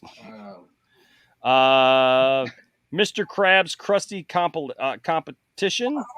It's got catchphrases, idols, people, music, and hangouts. That sounds interesting. Looking at this. I don't know if that's a good one. Oasis trivia? Okay, if every answer is not Wonderwall, I don't care. Right. Okay, well here's what's called Fun Jeopardy. You got math, jokes, trivia, reading, and phrases. Nah, I can't math. I suck at math without machines. So. Well, no, it's not actually like that though. Well, I've heard math, and he's like, no. Classic rock, man. Classic rock. I can do that. Yeah, we do classic rock. What do you do? You know classic rock, William? Yes. You want to do classic rock? Yeah, let's go. Let's do it. Okay. Just want to make sure. Okay, I didn't hear anything. So let me. Who is Led Zeppelin? Oh, right. Yeah. Rock. Let me see what I got here. Who is AC/DC? Okay, so this one is John Lennon, the Rolling Stones, Pink Floyd, Instruments, and the Beatles. And then here's one that's Queen, David Bowie, the Beatles, Led Zeppelin, and Woodstock. Ooh. Here's one 70s hard rock. What's the word? Which basically is like a song lyric with missing a word. Misheard lyrics. Which song is it? And Southern Fried. That's all going to be Leonard Skinner. I kind of like that last one. Also, they got album covers. Name the album cover. Who sang it? Where did they play? Who am I? General band trivia. How about we do 70s hard rock? What's the word? Misheard lyrics. Which song is it? And Southern Fried. Cool. That or Queen, David Bowie, the Beatles, Led Zeppelin, and Woodstock. Yeah, is there a way you guys can come up with like some filler until I can get home? Because I'm about to drive home right now, and then we can resume. Or are you going to be on for a while? Well, I don't know. I'm going to be on for a while. It's 2 a.m. already. We were just going to finish this one out, and I was pretty much done. Now you get to some easy questions I could probably actually get. If you can hold out, yeah. So tell me which one you guys want. Do you want Queen, David Bowie, the Beatles, Led Zeppelin, and Woodstock? Or do you want 70s hard rock? What's the word? Misheard lyrics. Which song is it? Southern Pride. Do Queen. The first one. It's fine. First one. Man, the second one looks funny, though. I'm going with the second one. Sorry, guys. Okay. Oops. Why? What's going on here? Oh, you guys did? What? What happened? Oh, hold on. I think you guys did this one, maybe. I'm going to say it sounds familiar. I got a pull-up guy because I got my ride waiting for me downstairs. But if you're still on and I get home, I'll jump on. How long does it take you to get home? About 25 minutes. 25 minutes. Oh, to do this one thing. I actually got somebody waiting for me. So if you can wait 25 minutes, I can jump on as soon as I get in the house. We'll see. We'll see. All right. Well, let's do the Queen one then. Okay. Or we can have a Star Wars showdown. Oh, I can with do that. Me and Austin. I can do that. You guys want that? Yeah, I can do that. Okay, or I can do this classic rock with Queen, David Bowie, the Beatles, Led Zeppelin, and Woodstock. I'm cool for either one, but yeah. Star Wars would be more interesting. Yeah, probably. So I figured since William wasn't going to be a part of this round, sure. We'll just sure. All right, so we got Star Wars. We got two teams. So real quick, I'm going to ask: is there anybody in the chat who would like to cover for William? There you go. Okay. Maybe. I mean, or we could play around. Maybe William will be home by the time we're done with this round. I don't know. But if you do that, I'll send you Ill Life. Would you like to play? Oh, wait, hold on. I know William was asking earlier. Do you have a way that you can come on though? You got to have a way that you can come on camera. Well, he said that he was having some.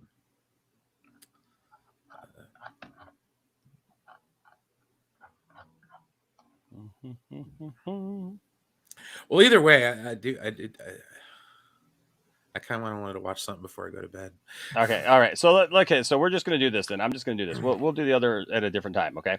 Cool. But so we got here's what we'll do. We got Brian still at what would you have, Brian? 200 or 400? 200. 200. Whoops. See, I totally could have cheated right there. You're welcome. He had 600. 9. I had 9. It was 9. We were tied. Alien at 900. All right. Okay, you ready? Here we go. I'm going to pick the daily doubles because they don't have the daily double in this one. Yeah, Ill Life is in pain, man. He can't come on. Yeah, I was gonna say he's got. Bro, I've been there. Both sides, man. Whew. What? Oh, he had an abscess tooth. Oh God, they are the worst. Excuse my language, but yeah. My left side of my face swelled up hella bad.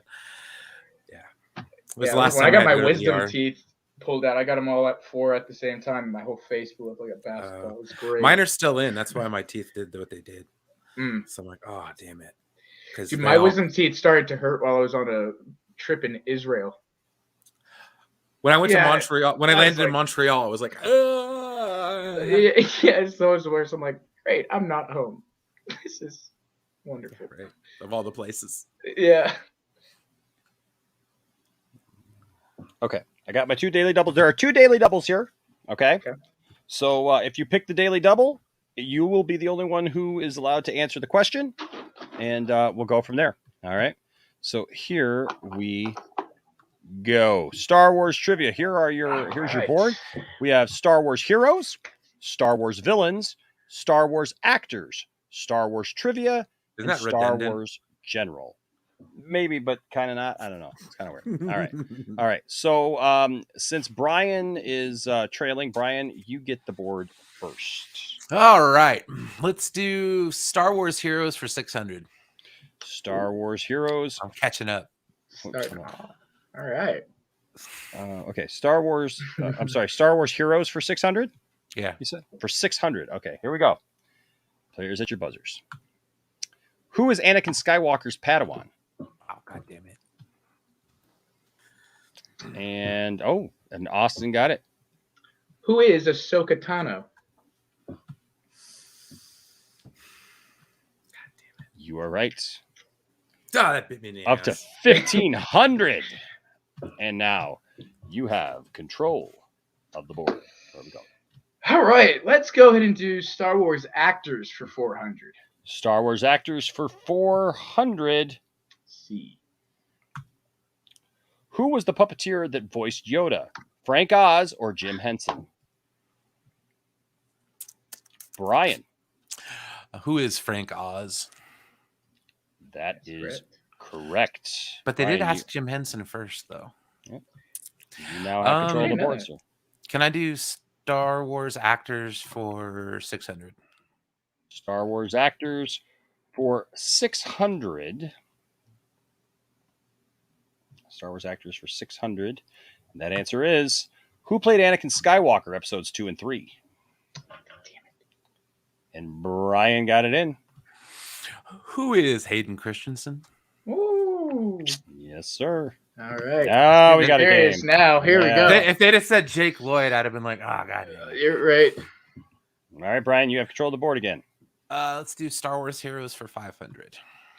Star Wars heroes for 500. And that answer is, who plays young Anakin? Episode 1, Jake Lloyd or Mark Hamill?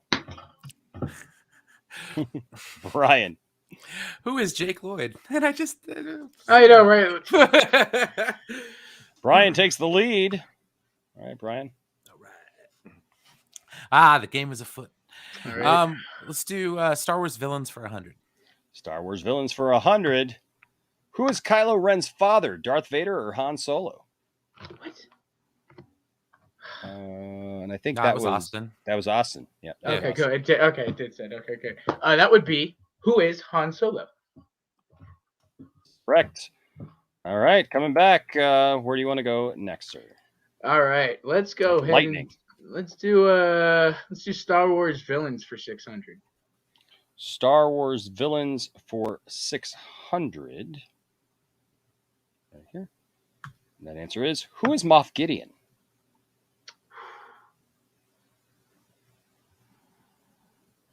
I don't understand the Can we get question. some How do you clarification answer to that? that? Yeah. I mean, hold he was on, a good okay, Moff- hold on a second. Yeah, hold on a second.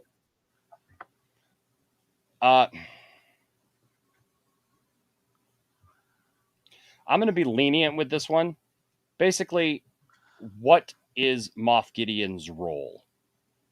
Well, I mean, his role is to get Grogu back for the Yeah, but like, experimentation. what is his position? He's the prefect of Mandalore, or whatever the name for the leader of. He was like the Imperial overseer of Mandalore. Okay. So Brian, I'm gonna give this to you because this is so vague. It just says Imperial leader. Yeah, and I'm just like, what? Okay. Well, so, all Moffs are Imperial leaders. I know. Right. That's I don't know. That's kind of weird, but okay. Yep. Brian, you still have control of the board, sir. Got into specifics. Star Wars heroes for 100. Heroes for 100, and that answer is, who was Luke Skywalker's father? Austin got in there first. Who is Darth Vader? Absolutely. All right. Now you have control of the board, sir. Okay, let's go ahead and do Star Wars villains for 500. Star Wars villains for 500. Who said, "From here you will witness the final destruction of the Alliance and the end of your insignificant rebellion"? Yoda or the Emperor? I wish that they wouldn't give the this or either that. or. Right. Yeah. And that is Brian. Who is the Emperor? Yeah, Darth why Sidious. the heck would Yoda say that? That's stupid. Yeah. Right, yeah. Under the Star Wars villains category. Right, yeah, it's dumb. That's dumb. Okay, next, Brian. Star Wars trivia for 400. Star Wars trivia for 400. That answer is, what was the original name of Return of the Jedi? Revenge of the Jedi or The Emperor Revenged? This is, Brian. I know it. What is Revenge of the Jedi? Absolutely. Or a deep cut Blue Harvest? Oh, that's the first movie. That was the first movie. That wasn't Jedi. Okay. Let's do Star Wars trivia for 300. Star Wars trivia for 300. That is a daily double. Ooh. So Brian, only you get to play. You can risk as much or as little as you want. Let's risk the biscuit here and go 3,200. You're going 3,200 on this for the big money. Yes. All right. Remember, Brian, only you can I'm answer setting this. records tonight, son. Only you can answer this. So here we go. What was the original name of A New Hope? Star Wars or Star Wars 1? Star Wars? Or what is Star Wars? Austin, God, I'd be like, God damn it. That's why Brian risked it, though, because they're all like this. Yeah, they're easy as all get out. All right, Brian. Well, let's get the high value targets out of the way. Star Wars trivia for 600. Star Wars trivia for 600. Which episodes were part of the original trilogy? Is that answered right now? Austin. Yep. So what is A New Hope, Empire Strikes Back, and Return of the Jedi? Episodes 4, 5, and 6. What episodes were? Yeah, episodes 4, 5, and 6. Yeah, you got that one. So yeah. All right, Austin, you still have control of the board. All right.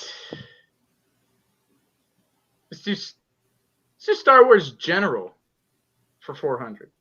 Star Wars General for 400.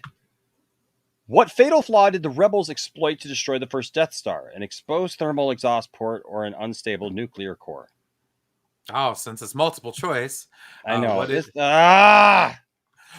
an exposed thermal exhaust port? No bigger than a womp rat. Yeah, I don't like these multiple. Why? Oh, okay, Brian. Let's go with Star Wars. Comeback. The comeback is definitely though like possible. So just say. Oh no, Star Wars General for 600. Star Wars General for 600. Who was Kylo Ren connected to the Force with? And they finally didn't give us a thing. Austin. Who is Rey? I refuse to say what she calls her last name. Skywalker. Yeah. She's a Skywalker. And her name is Rey. I'm a Skywalker. You're a Skywalker. We're all Skywalkers. We're definitely all more Skywalkers than she is. You're right. Did you know? Did you know a Skywalker is a Chiss Force user? Is a. No, they talk about it in the book. In the last. Yeah. Oh. Yeah. There's Skywalkers on Chiss ships that guide them through the unknown regions. Oh wow! Yeah, they're considered people who you are able to use the Force, but they don't understand. They don't know what the Force is. So okay, and it's usually young Chiss. They lose that ability as they get older. Okay, that's interesting. I didn't know that. All right, Austin, you have control of the board, sir. All right, let's do Star Wars villains for 400. That is our daily double. Yes, thank you, Jesus. Okay. All right, how much do you want to risk, sir? Let's go ahead. Let's do. Let's see. Too much, but I want. Let's do 2,300. For 2,300, here is your daily double. Who played Count Dooku, Christopher Lee or Harrison Ford? Oh, who is Christopher Lee? Christopher Who Lee. is Harrison Ford? So 2,300.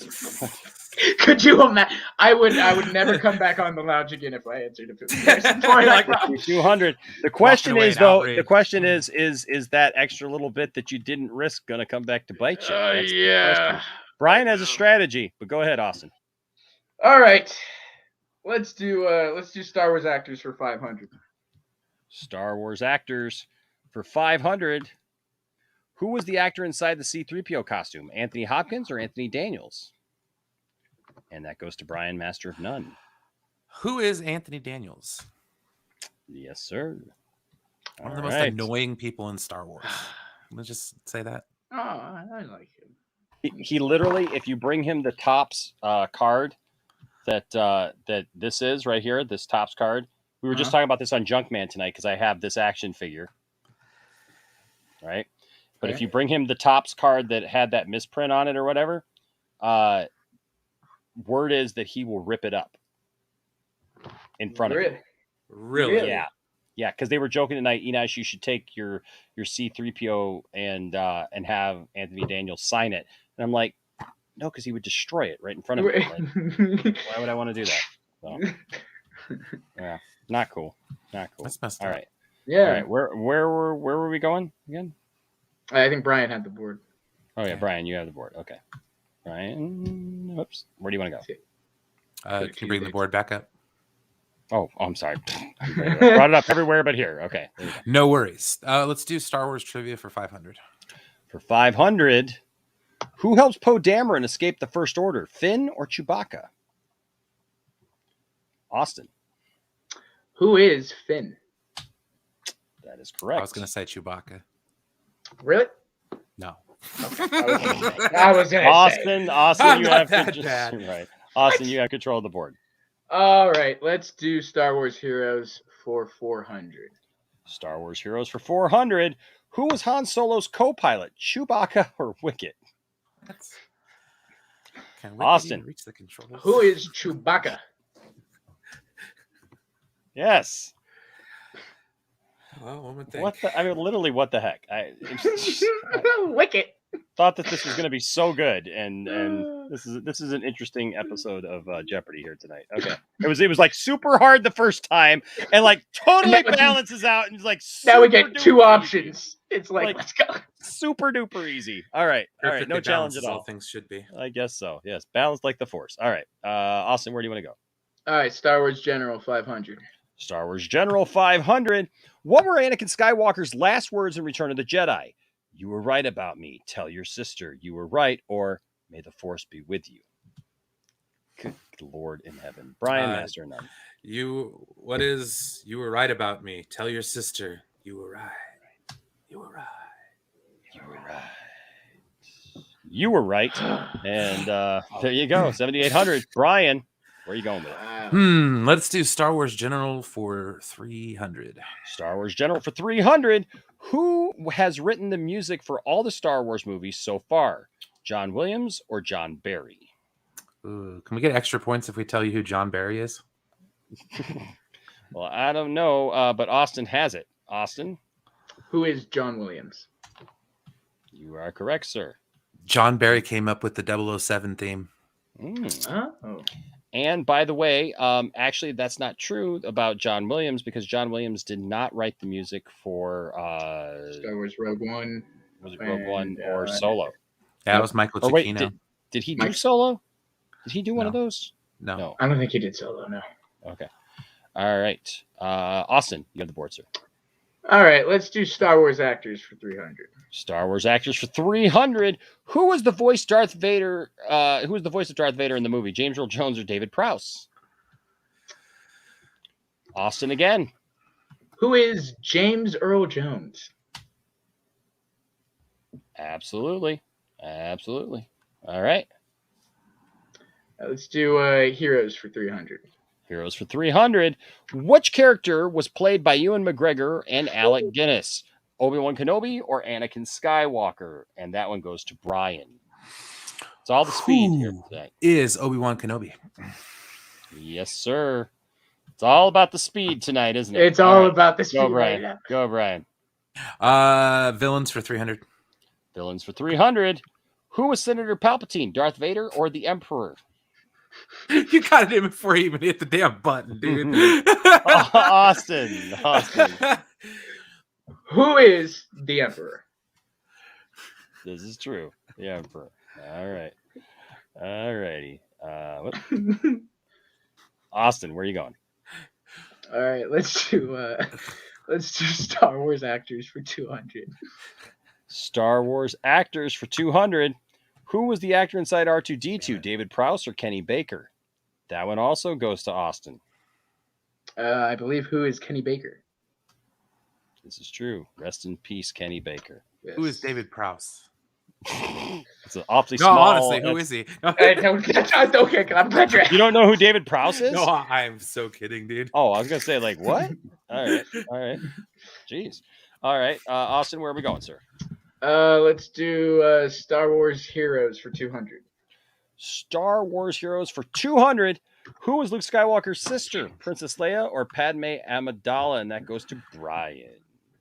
Who is Princess Leia? This is true. This is absolutely true. All right. Let's go with villains for 200. Villains for 200. Villains, man. We got some villains for 200, man. Some dude, just well, yes, it's happening over the thing. I was ready, man. You can't take me out like that. As soon as he goes up, we know these types of questions, all right? I don't need to know. It's all on who can hit the button first. For those of you who can't see what happened in the chat, in the private chat, all of a sudden, like Austin jumps the gun. I didn't even ask the question. You didn't even click on the damn question, man. Oh, this is great. Boba would find this quiz insulting. Who played Chewbacca, Kenny Baker or Peter Mayhew? That was definitely Kenny. Definitely Kenny. No, this isn't true because we have Final Jeopardy. So he could absolutely lose. Who was the Skywalker, Rey or R5D4? R5. He had R5. Who directed Star Wars, George or Marshall Lucas? Well, that's tough. Who was the bounty hunter, Boba Fett or Princess Leia? Well, and Return of the Jedi. I mean, yeah, that's a trick one. Who had a green saber, Luke Skywalker or R2-D2? Well, if you count the time he had That R2 threw that lightsaber. Luke Skywalker's lightsaber was inside of R2D2. I know. What? Yeah, it was in him. What up, Kaden? Then he threw it out though. Okay. Okay. Are we set? Nobody's answered enough. Okay. Nobody's answered for the next one. Okay. Who has control of the board now? Brian wanted villains. Just go with villains for 200. Villains for 200. We'll reset it. Who said, I think it is time we demonstrated the full power of this station? Obi-Wan Kenobi, or Grand Moff Tarkin? And that is Austin. It's a real puzzler, but I think I'm going to have to go with who is Grand Moff Tarkin. You are absolutely right. All right. I was going to say Director Krennic. Then he whined about it. All right. It was my station. All right. Austin, where are we going? Let's do Star Wars trivia for 200. Star Wars trivia for 200. In Return of the Jedi, Luke Skywalker's lightsaber was green. What color was it in the first two movies? Red or blue? Brian. What is blue? Blue is correct. 8,500. 8,500. Brian, where are we going? Let's go with Star Wars trivia for 100. And what is Kylo Ren's mother? Princess Leia or Queen Amidala? And that is that's Austin. Who is Princess Leia? Well, Austin sticking in there. He's only he's only down 1,000. All right, Austin, where are we going, sir? All right, let's do Star Wars actors for 100. Get that out of the way. Star Wars actors for 100. Who played the Ewok Wicket? Warwick Davis or Val Kilmer? God, I give Are we up. talking about Willow here? I give up. Yeah, what is Willow? Come on, I Pat. freaking give up. I freaking give up. Like, what in the world? Really? Dear God. That was great. Okay, well. Was Val Kilmer in the Star Wars and I didn't know about it? He had a small cameo. He was actually the Ewok. I think Austin got that one. Yeah, he did. Who is Warwick? Yeah, what Davis? the last question was what is Kylo Ren's mother? Not who is Kylo Ren's mother. Yep. Human. But yeah, who is Warwick Davis? Get it? It was in him. Grandma Tarkin. Grandma Tarkin. Okay. I'm sorry. What did you say, Austin? Who is Warwick Davis? That is true. Who is All the right. Iceman? All right. 200 or 100? Let's do 200. 200. And your answer is, which Jedi had a purple lightsaber, Mace Windu or Obi-Wan Kenobi? And that one goes to Austin. Who is Mace Windu? Yes, he's one bad mother. Shut your mouth. He's talking about Mace Windu. All right. So you are up to 7,800. And here is your last Jeopardy category. Are you ready? Let's do it. For 100. Who killed 4 Jedi Masters? Saesee Tiin, Mace Windu, Kit Fisto, and Agen Kohler. All I know is Kit Fisto went down like a punk. It's just like Austin got that one. Okay. Who is it, sir? Who is Emperor Palpatine? Chancellor Palpatine. Chancellor, Emperor, same thing. Yeah, we'll give it to him. So nice comeback there. You came within 600 for the main score. So now keep in mind, Austin, you have 7,900. Brian has 8,500. Okay. And this is what we're going to do. Oh, I got to pull pull up my Twitter DMs. Yep. Okay, I got to Twitter go DM. Yep. Pull up your Twitter DM. Go All to right. Poindexter Lounge. So here is what I will do. I will pick the category. All right. Oh, hold on a second here. Looks like you remember how many points you had? Mm-hmm. I wrote it down. 7,900 and 8,500, right? Mm-hmm. Yep. All right. I'm going to break the record. Okay, here we go. Whoops. So with this, I just typed the answer in the DM.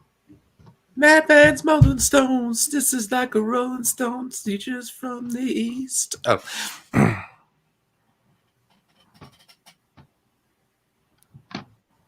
Ask me if I needed a ride. Diddly, diddly, diddly, diddly, diddly. Okay. All right. So we're going to go to. Whoops. I'm looking at Austin's, and Austin's answer is, what is I can't stop until I see your face? I know it's wrong. Blinded by the light, I can't stop until I see your face. That is incorrect. Yeah. That is incorrect. I think you're thinking of another song, but that is not a classic rock. Classic song. rock, yeah. Yeah, because originally you had put The Weeknd. So what is The Weeknd? Yeah, but this is classic rock. So I'm sorry. And your wager was 4,000. So that brings you down from, what did you have? 7,900. 7,900 to 3,900. Mm-hmm. 3,900. Brian, your answer was revved up like a deuce, another runner in the night. The answer is revved up like a deuce, another runner in the night. So you were correct. You started off with 8,500 and you risked all of it, baby. Yep. 8,500. Get some. Which means you end up with 17,000 points. Still shy, I believe, of RJ's record, aren't you? What? No, I thought I passed. Oh, no, Brian's actually. He's like, no, I beat it. I thought that RJ hit like 18,000. No, it wasn't. Yeah, because he had 9,000 and he risked it all. So I believe that like he hit like 18,000 something. Yeah, I do believe so, man. Sorry. All right. But you came awfully close with 17,000 points. Yes, Brian, Master of None, is not only today's winner, but he has won 2 in a row. Ooh. And of course, our good friend William chumped out and left because he couldn't take the stress. And that's what we're going with. That's the story, people. It's not an L for William. He didn't make it past second. Brian for the win. New record score. Brian. You guys can correct me if I'm wrong, but I really do think that RJ had like. I thought he had like 12 or something like that. No, because he blew it away, dude. He had like, I believe it was like 18,000 is what he had. Junkman's here says go to bed. I actually I'm gonna have to like actually make one of these like my own, so that it's like stuff that like people who are around the Poindexter Lounge or like stream with us and stuff like that. I think that the Lounge Jeopardy. Yeah, Lounge Jeopardy. But yeah, Tizai Cherie. Hey, what's up, Cherie? Welcome back. Says woohoo! Everyone is a winner. No, they're not. No, I lost. Just me. Austin is a failed loser. Just me. Brian is on fire with 2 in a row. He's had this is many times now that he's had consecutive wins in a row. Let's see. Now, of course, yep. So people have been mishearing this lyric for a long time. What a lot of people hear is actually wrapped up like a douche. Oh. Another runner in the night. That's why it's misheard lyrics. The only reason I know this is because my dad and I had a debate about this a while back, and this is what I said: revved up like a deuce. My dad was like, wrapped up like an edition of the Runner in the Night. I'm like, what the fuck? Wrapped up like a what? It's like a newspaper wrapped up like an edition of the Runner in the Night. I'm like, what? Is that a newspaper somewhere? I don't get it. So yeah, I actually looked it up on Google, but I like this song, Manfred Mann Earth Band. This was originally a Bruce Springsteen song, so it's actually a pretty good song. If you ever played Amped, it's like the first song you play. So there you go. Brian is our winner. Brian is the champion, my friend. Down. He'll keep on fighting till the end. Ba, ba, ba, ba. Brian is the champion. Brian is the champion. No time for losers. No time for losers. Well, that's cold. 'Cause Brian is the champion. Dun, dun, dun, dun. Of the world. Yeah, Brian. Brian, are you, this is what I should play right before I ask you guys to risk all your points. No way. I will give you all my Star Wars guys if it is. Wait. Except Boba Fett. No matter how sure I am, I never risk the Fett man. Well, my thing about it is like, why are you going to be like dancing around non-existent? We're not playing for money. You're right. So like on Final Jeopardy, if you're not risking all of it, what are you doing? So hold on. What I mean, unless you don't know that you were wrong. What you're telling me is zero. Are you telling me that this is fictional, Brian? This isn't real? Well, no, Like, I'm just talking about. No. I'm saying. Are you saying that like the money is fictional?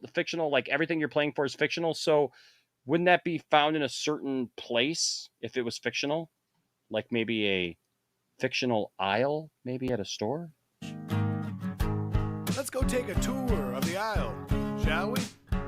They got loud baloney, dog eggs, and a jar of celery farts, bicycle meat, swamp butter, and a hummingbird that's bigger than you, chocolate photographs, reverse watermelon, roast beef that zaps you when you touch it, secret peanuts, divorced carrots, then the stuff inside of balloons. The stuff inside of balloons. They've got a fictional aisle. Filled with fictional food. A can of green cans and a panic jam. A box of rice, but the box is a goose. The goose is alive. A fictional aisle. Don't eat the goose. Filled with fictional food. Recycle the goose. A kilometer of fruit by the foot. And some noodles made out of the moon. You reach the end of the aisle and you take a look back. To your surprise, the aisle now says factual items. Reason being, you saw the aisle, and seeing is believing. But how could it have been fictional beforehand when we, the narrators, claim to have seen it in the first place? Simple. We aren't real. Well, we weren't until you saw us. And now we are real. All because of you. So from the bottom of our hearts, thank you for making us real. So thank you for making us real out there, guys. And look who comes in to celebrate with Brian here at the last minute. Oh, is that who won? Woo! Brian won. Yes. Brian won. It was an epic comeback. It I was. had a little bit of strategy going into the second. He ended round. up scoring 17,000 points. You didn't blow it in Final Jeopardy? Like, hell no. No, well, as hard as that first round was, the second round was Star Wars trivia, and it was literally the easiest thing ever because it literally Whoever could hit the button faster. Look, it gave you not only did it ask you the question, but it gave you a multiple choice of two answers. It was like true false. And it was like who said this this battle station is fully operational? The Emperor or Yoda? Or Obi-Wan. Yeah. Or like, she is like, wow. Like, and there's nothing I can do to cover that. So, It's the normie trivia of Star Wars trivia for normies. Yeah, that Star Wars made up for trivia. some of those randoms. That random question, those are just sitting there. Did anybody get any of those right? Oh yeah. Besides my one Karate Kid guess. Oh, okay, yeah. That was a Hail Mary. That was a Hail Mary. That was a Hail Mary. I was lucky to get out with points in the first round. I just sat there and I'm like, okay, somebody push a button to go into the negative, so I have a shot, and I had to go. So. Nah, it was the Daily Double that did it for me. Hey, I missed. I almost missed this super chat. Thank you, that junk man, with a $5 super chat. That's very nice of you. It says it's 3 a.m. going to bed, but big thanks for playing Match Game. Was a lot of fun for sure. Yeah, we had a lot of fun over on Junkman's channel. You can go over there and find that. We played Match Game, which is another fun game to play. Actually, I had a really good time. I had never even thought about playing Match Game.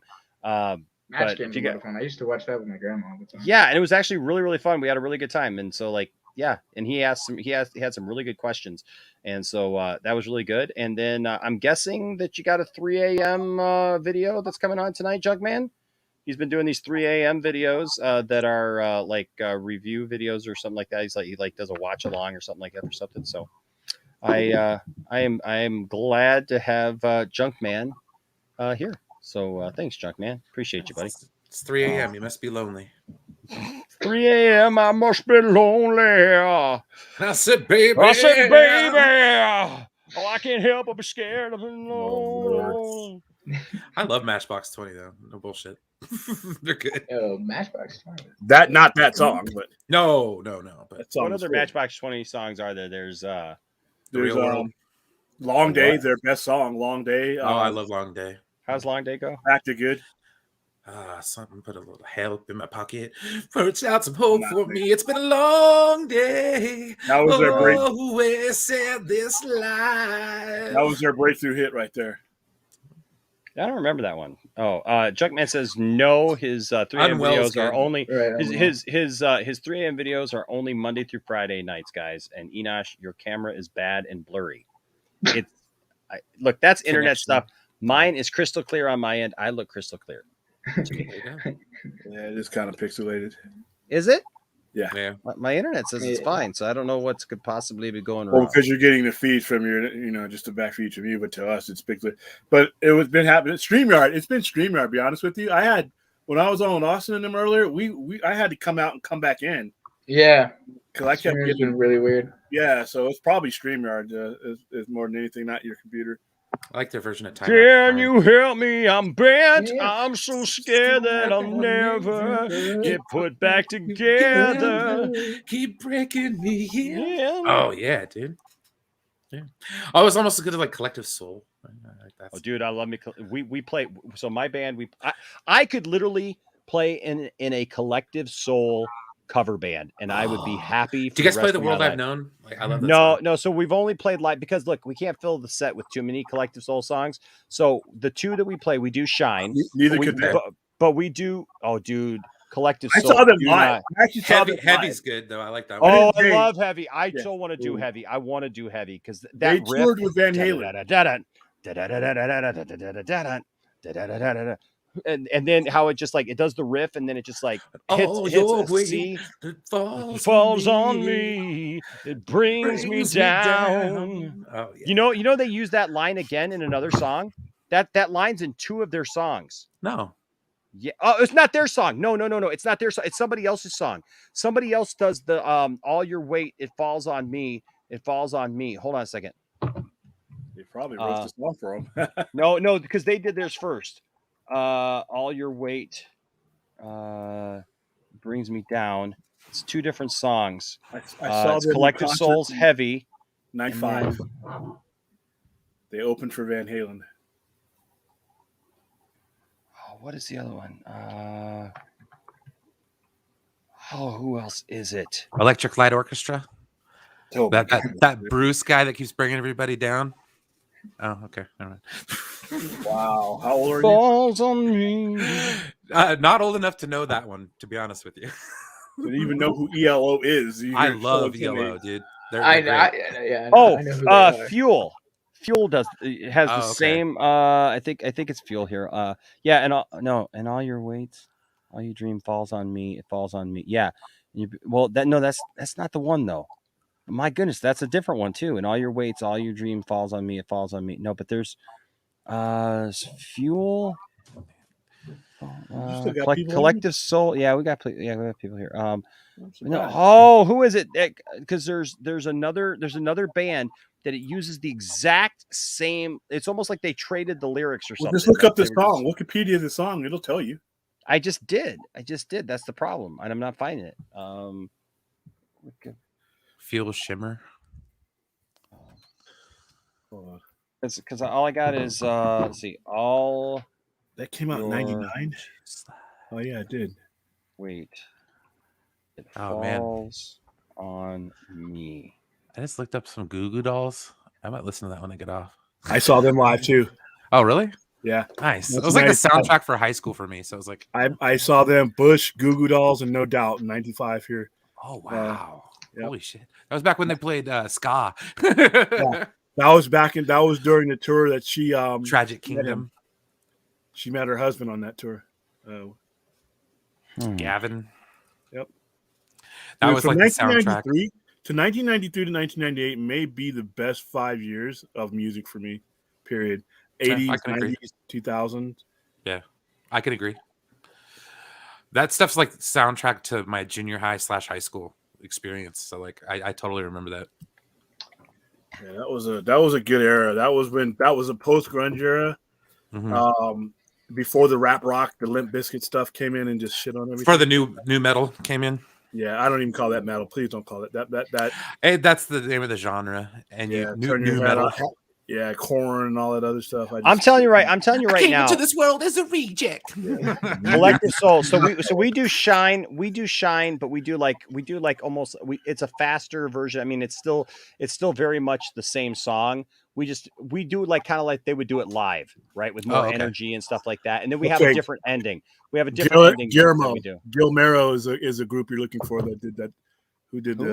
They covered that song. No, it's not a cover. No, that's not what I'm talking. It's not a cover. No, it's just that lyric. It's in another popular song. All your weight, it falls on me. It brings me down. But I'm trying to remember who does it. I want to say it was like, my gosh, was it who did she effing hates me?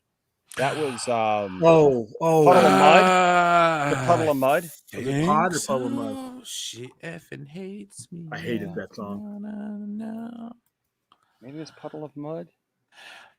Puddle of Mud. Puddle of Mud. Yeah. Wow. Because I remember the first time I heard it. The first time I heard it, I was like, what? Like, how did they get away with that? Like, is it in that song? I don't know if it's in that song. That's why I'm trying to look it up right now, but I'm not finding it. I don't know why I'm not finding it, because it's in somebody's song and it's the exact same lyric, like literally word for word. Because the first time I heard it, I'm like, that's a Collective Soul song. But check this out, man. Collective Soul, their first album, Hints, Allegations, and Things Left Unsaid, which had Shine and stuff on it. So you know that album like actually like died, right? Like that album didn't do anything. Do you know the story of how they came about? Oh wait, hold on. Is it Shimmer? Hold on, let's see. Oh, December. That was another good song from Collective Soul. Yeah. So we do that, and we also do Where the River Flows. Oh, yeah, I like that. I love that. I like the riff. That's a good one. Is it that? She calls me from the clouds. She says I'm ashamed. What the heck? Took me someplace else. I didn't want to go. Oh wait. Fuel falls on me. Sure. Nope, that's not the song. Nope, that's not the song. George Harrison, I Got My Mind Set on You. Oh, I love that song. That's a great song. Oh, with the animals. You see a video with the animals playing the instruments? Mm-hmm. What was the music video for Paul Simon's You Can Call Me Al? Oh, Chevy Chase. Oh, that's great. That's a great one. Yeah, that's a great one. Fuel falls on me. Hold on a second. Let me see if that's it. Because you gave me Shimmer. So no, I gave you Fuel. That's it. Wait, hold on. Do I have the song in front of me? Falls on me. That might be it. See, Fuel. See, I've been hanging around, starting to silently, and all your weights. No, all your dreams falls on me. No, because that's similar. That one's similar, but somebody in the chat's got to know. Chat, get to work. All right, like we got to figure this one out because yeah, I like that song. Candlebox Far Behind. Oh yeah. You know, they couldn't get a record contract in the mid '90s, but Collective Soul could. Really? Well, but here's the thing. Collective Soul did not get a record deal. Here's the thing about that. So Collective Soul, they put out Hints, Allegations, and Things Left Unsaid, and the album didn't do anything. It didn't go anywhere, right? And so what ended up happening was they disbanded. They stopped. The band broke up, and they all went their separate ways. And college radio picked up the song Shine. So college radio stations started playing Shine, and people started loving the song Shine. And so people started requesting it, and it became this big thing, whatever. And they had their hit Shine without having a record deal. Oh, but didn't they get one afterwards? afterwards. Yeah, they got that's one what I mean. afterwards. Because But when they were good, but they only got their record deal because that album had a grassroots effort and it blew up and became huge. And Shine was really the anthem of that like that time period. I mean, everybody was singing. I agree, Life. Oh man, I have to say there's a lot of other bands. They were a softer version of what was going on at that time. There's stuff. Look, I'm not saying that. I'm saying there were a lot of heavy other stuff, but I'm talking about as far as like pop rock, as far as what was it? Shine was all over the place, dude. You could not go a half hour without hearing that song. You couldn't, but it was on the back end of things like Soundgarden. Not here, like it couldn't. No, because I'm not. Oh, I guess I'm not even regional. talking. I guess it's regional too, because I think it's a lot of regional thing too. Because here's the thing though. That's different though, because Soundgarden and all those guys, they weren't getting pop radio play. Oh, here they were.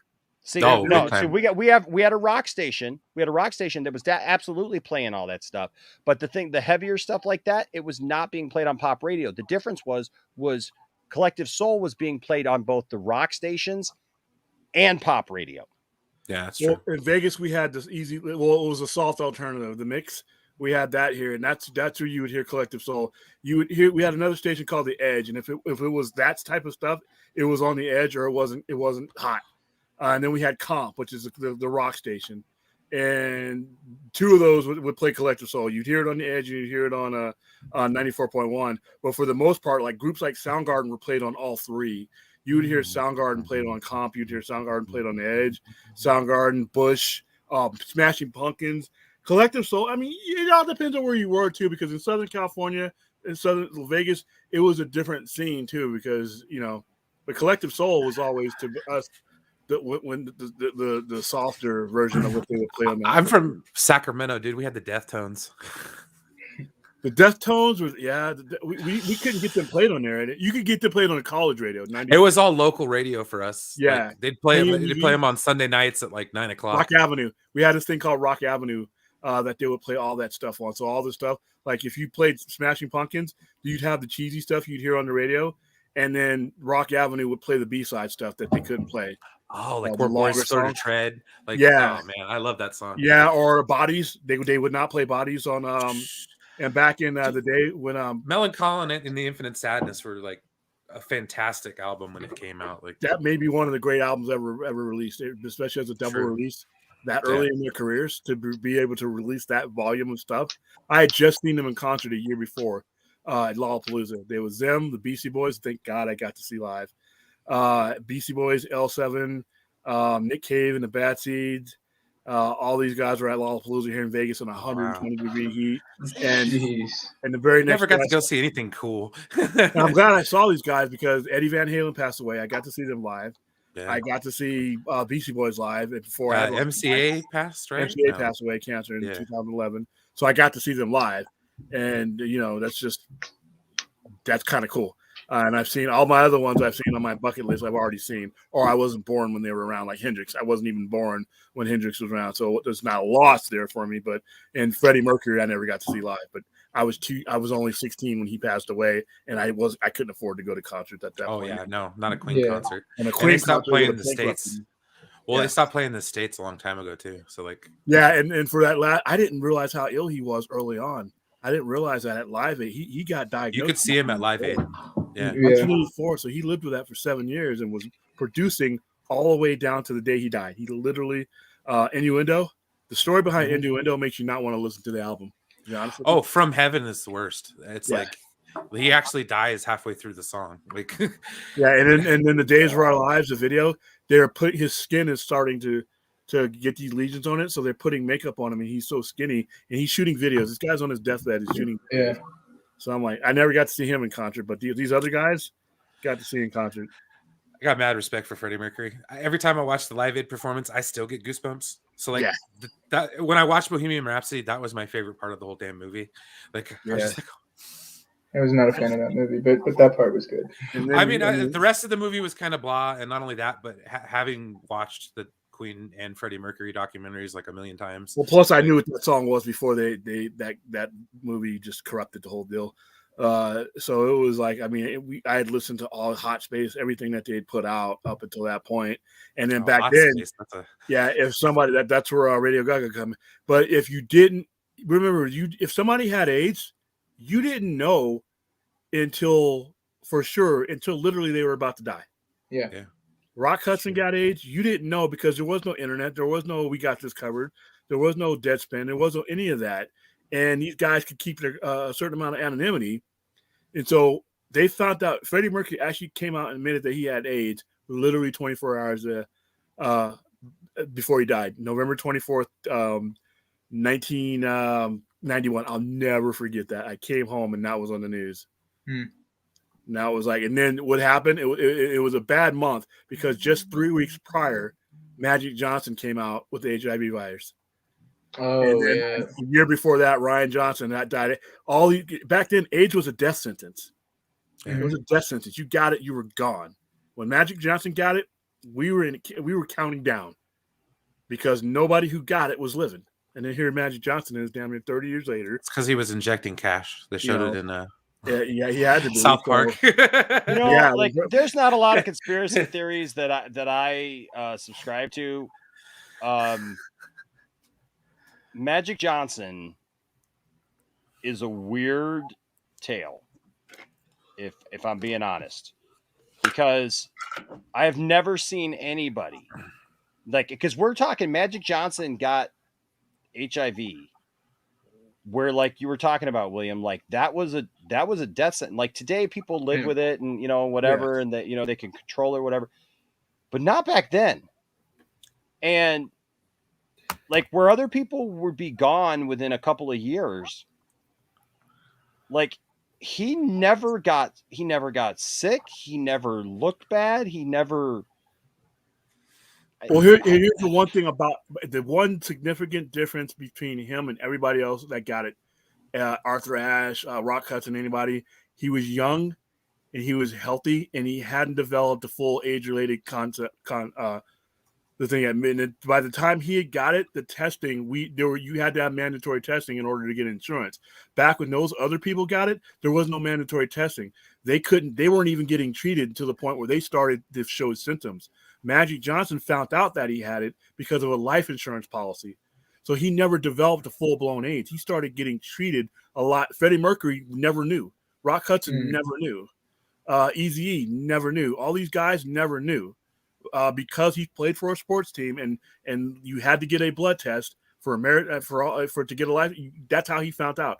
He found out by accident. He could have very well gone down the hill had he never known and just waited to develop symptoms like all those other guys did. It was a death sentence for them because there was no way to know back then. You just started feeling sick. And remember, back when all those other guys died, we were still trying to figure out what AIDS was. Yeah. By the time Magic Johnson got it, we knew exactly what it was. And it actually started treating AIDS in 1988. The same people who came up with the treatment that are working on the viruses today, Dr. Kenneth Ho and Fauci, those are the guys that made AIDS livable today. Those are the guys who developed the treatment for AIDS. And they started that back in 1988. So yeah, he was the right guy at the right time. He was lucky. Magic Johnson, there's no conspiracy in my opinion. He was just lucky. Yeah. If he'd have been Magic, the grocery store clerk, he'd be dead because he wouldn't have had any reason to get that kind of policy. He wouldn't have been Irving, the clerk. Yeah. He wouldn't have had the money because. Kind of goes on that. You probably recognize the song. Sorry, go ahead. No, but a lot of the people that died in the 80s and 90s during the AIDS were poor. Almost 80 to 90% of the deaths during a certain time were people who were underserved and poor and couldn't get treated. No, that's true. So I couldn't find us doing Shine, but here's us doing Kryptonite. Of course, this was like, my gosh, this is like 8 or 9 years ago. What's that? Oh, is this you? This is me. Yeah. Oh.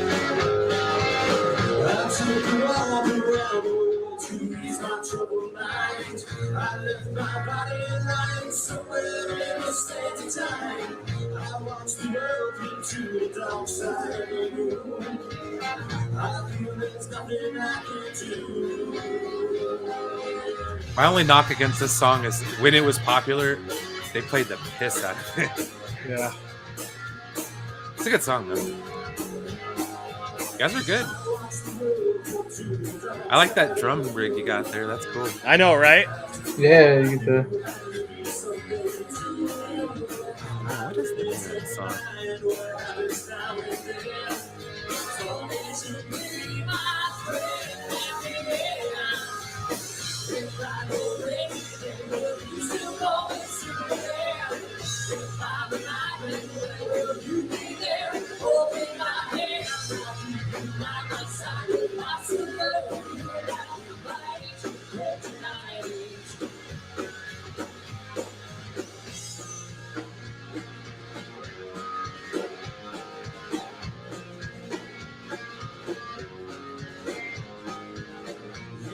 Strong, you call me weak, but still secrets I will keep. You took granted all the times I never let you down.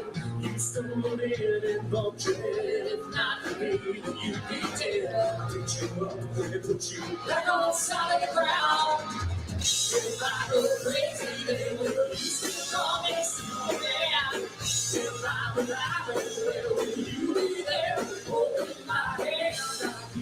By my side, when I'm too low, you right tonight.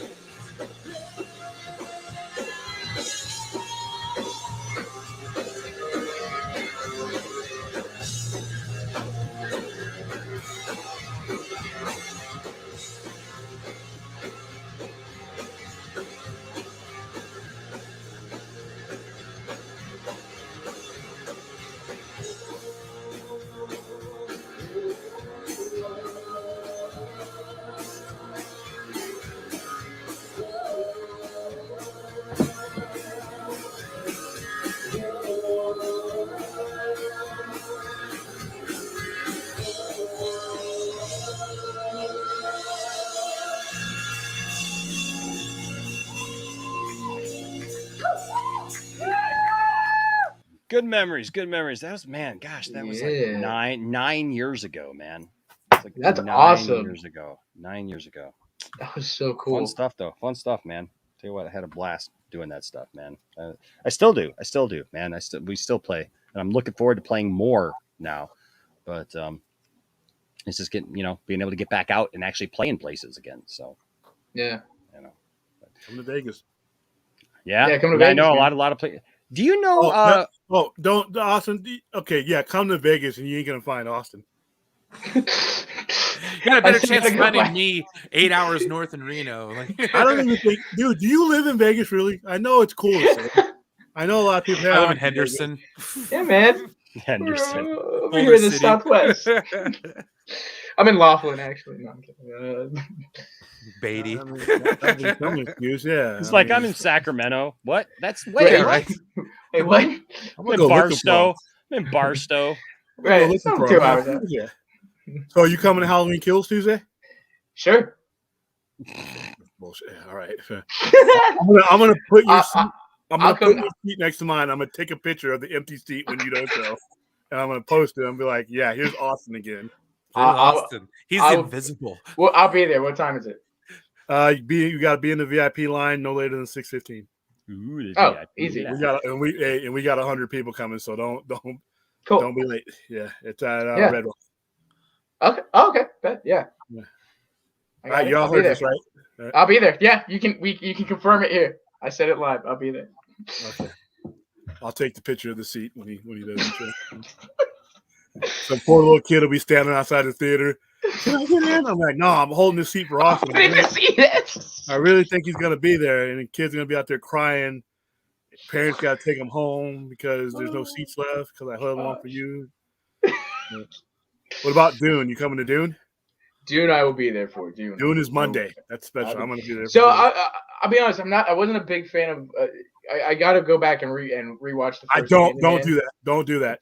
From what I've heard from people, don't do that because the way he interprets it. This is just from what I heard from somebody I trust as far as Denis Villeneuve movies. He has interpreted it in a way that is not relevant. Oh right, the original. It is a visually driven movie, and he said he knows I love Blade Runner 2049, and he knows I hate Dune as a franchise. So, but he said he's gonna wait for my reaction from it. I don't think it's gonna surpass 2049. That's really, really hard. He made some interesting comments about 2049 today, in that he's surprised he still has a film career after. It was a risk. It was a risk. It was because that movie. The fact that the movie got made because 35 years of guys like me, who were when I heard that they were making it, I'm like, oh, they're gonna could they screw it up? And I'm a guy who says if there's a story to be told, tell the sequel. I don't care how many movies you have to take. Yeah. But it's been 35 years, and I had just seen Independence Day, one of the worst resurgence. Yeah, so I was worried. But when they did it, and it lost money, but that was Warner Brothers and Sony, Columbia's fault because they didn't market it correctly because they didn't know how. Dune is probably going to benefit from the fact that they from Blade Runner's poor marketing campaign. They didn't do enough to let people know what is this movie about. Why should I go back and see Blade Runner? Do I need to see Blade Runner? What is it? So that was, but once again, once the movie was made, it won 2 Academy Awards. It sold a crap load of Blu-rays and DVDs. It's one of the most viewed movies on HBO Max. And like I said, it's looked upon fondly now after its bomb. But nobody's going to remember that. Nobody's going to remember that Blade Runner 2049 bomb. Nobody remembers the original bombed. Yeah, I saw that in the movie theater. Yeah, that's right. The original bombed and wasn't exactly. Yeah. And it wasn't bombed, but guess what? There's 1,000 science fiction movies based on that aesthetic. It's become a cult classic. Yeah, it's regarded as is the definitive sci-fi film. You know. So Dune. Like I said, I'm rooting for Dune to do well here, box office wise. Because I really, if Dune does well, that's going to open the door for a lot of people to go watch Blade Runner. Go watch Blade Runner 2049. Go watch Arrival. Yeah. Yeah. This guy's a really good director. And even Sicario, even mastered just this simple dramatic thriller. And he's got range. He's got range. I really want to see him. If there's anybody who I would like to see do a DC superhero movie right now outside of Zack Snyder, or it would be him. I think he could make an epic. He said the only character that he'd be interested in is Batman. He would probably do one of the best Batman movies. Could you imagine if he did the Ben Affleck movie? That would be epic. That would be Talk about psychological thriller, especially with the goat. Like they keep the story of Deathstroke taking out. Yeah. But look how visually stunning that would be. Because he makes it a point to make you understand. He can tell a story with just his visual. So I think Dune is going to be. I think Dune's probably going to be up there Academy Award wise. I think it's going to fight for best movie. So. I mean, you got a couple more out there. What else is out there that's in the running? I thought that maybe Ridley Scott has 2 films coming out that might. He's got The Last Duel, which I have to. It's getting really good reviews. The Last Duel. Jeez, why is he gonna? He's using his good name to drag me to a movie that I would never give 2 minutes of the day to. So I love those types. I just rewatched Gladiator today, and he got screwed. He got Gladiator. Everybody won an Academy Award, but him, and Joaquin Phoenix got screwed too. He didn't win an Oscar for that one. No, Russell Crowe won. And then they won for best movie, but he didn't win for best director, and he was nominated. Traffic won that year. Okay, Traffic is not a better movie than They're not gladiators, but no. I think Ridley Scott was one of the early directors because he did science fiction. The old people that do Oscars did not look on a science fiction, horror, and fantasy favorably until they barely did it in 1991 with Silence of the Lambs. And then they started to break through a little bit more when it came to like Lord of the Rings and things like that. But as far as like the type of movies that he does, the Academy just doesn't look upon them like they should. You have to sell out like James Cameron and make a movie about a boat sinking and two people banging on a boat that may have story that may or may not have happened. That may not have happened, you know. And all I really wanted to do is see the ship sink to the ground, you know, and see people reason. But he went to James Cameron is probably one of the icons of science fiction. He wins an Academy Award for a chick flick. So there you go. So I guess, but and Ridley Scott, I'm surprised he didn't win one for Thelma and Louise. That's a chick flick. That's what they usually do. They dismiss the science fiction and horror work. While you did a chick flick, I'll give you a couple of Academy Awards. Coming of age? Oh, here's your statue. You know? Well, was it? He's got House of Gucci. That's it. That might be his Oscar bait film. I think Dune is going to muffle that out, though. I think Dune is going to smother that. I think there's a possibility that Dune could be an epic. Yeah. And like I said, you know, and it's going to put Melanie back on the map. I mean, in a winning way, even if it doesn't make a lot of money. So that's why I thought Many Saints of Newark were going to be up there. You know, it wasn't that good. I love The Sopranos, but it just wasn't that good. It wasn't good enough to be a movie. It was good. It was a great Sopranos episode, but not a full-on movie. I wouldn't have paid to see it. You tell them. That movie does not age very well. Let me tell you. What? Titanic. It didn't age while I was watching it very well. We were laughing at people because listen, once they were bawling, they were crying. I mean, I was sitting in the movie theater, and I'm looking to my left, my right. There's mothers and their daughters. Don't ever let go. Bawling. The dude, I'm like, first of all, you couldn't have got your ass on that ramp and survived in that freezing cold water, let you die. And they're bawling, and I'm like, all I wanted to see is the ship break apart and sink to the bottom. I came here for the special effects, and you guys are, and then that song, that Celine Dion song, just driven There's nothing. One radio station. Did your school's marching band use that as the halftime song? Every school, because mine did. One station, literally, they were trying to be coy and funny. They played that damn song for an hour solid. The full version with Jack and them freezing to death, dying. Oh, he's lovely. They played it for an hour solid. That was my freshman year in high school. I was so pissed. Yeah, I mean, it was horrible. And that movie made a crap ton of money. He ended up winning an Academy Award for that. Forget about Aliens and forget about Abyss. Forget about the stuff that actually, you know, the groundbreaking stuff. Let's give him the Oscar for a chick flick. Awful. But like I said, I think Dune is going to be great. So I got two good movies that Halloween Kills is going to be great. Yeah, I love John Carpenter's work. What else is coming out? I mean, then we got the comic book movies coming out. Just watching No Time to Die. That's the only one I'm going to watch. I got to go see that. I got to rewatch. It's really good. It's really good. I wasn't in a good frame of mind when I watched Spectre. I didn't like Spectre. Neither was I. I need to rewatch that. Spectre. I think I need to rewatch Spectre before, and I guess this is the longest Bond movie ever. Yeah, I didn't like Spectre. I mean, I wasn't okay. I just didn't like it. I just thought it was. It didn't clean, dude. I love Daniel Craig as Bond. The first two movies, Casino Royale, and what was the other called? Quantum of Solace. Quantum of Solace. Yeah. Two best Bond movies out there. The two best Bond movies, in my opinion.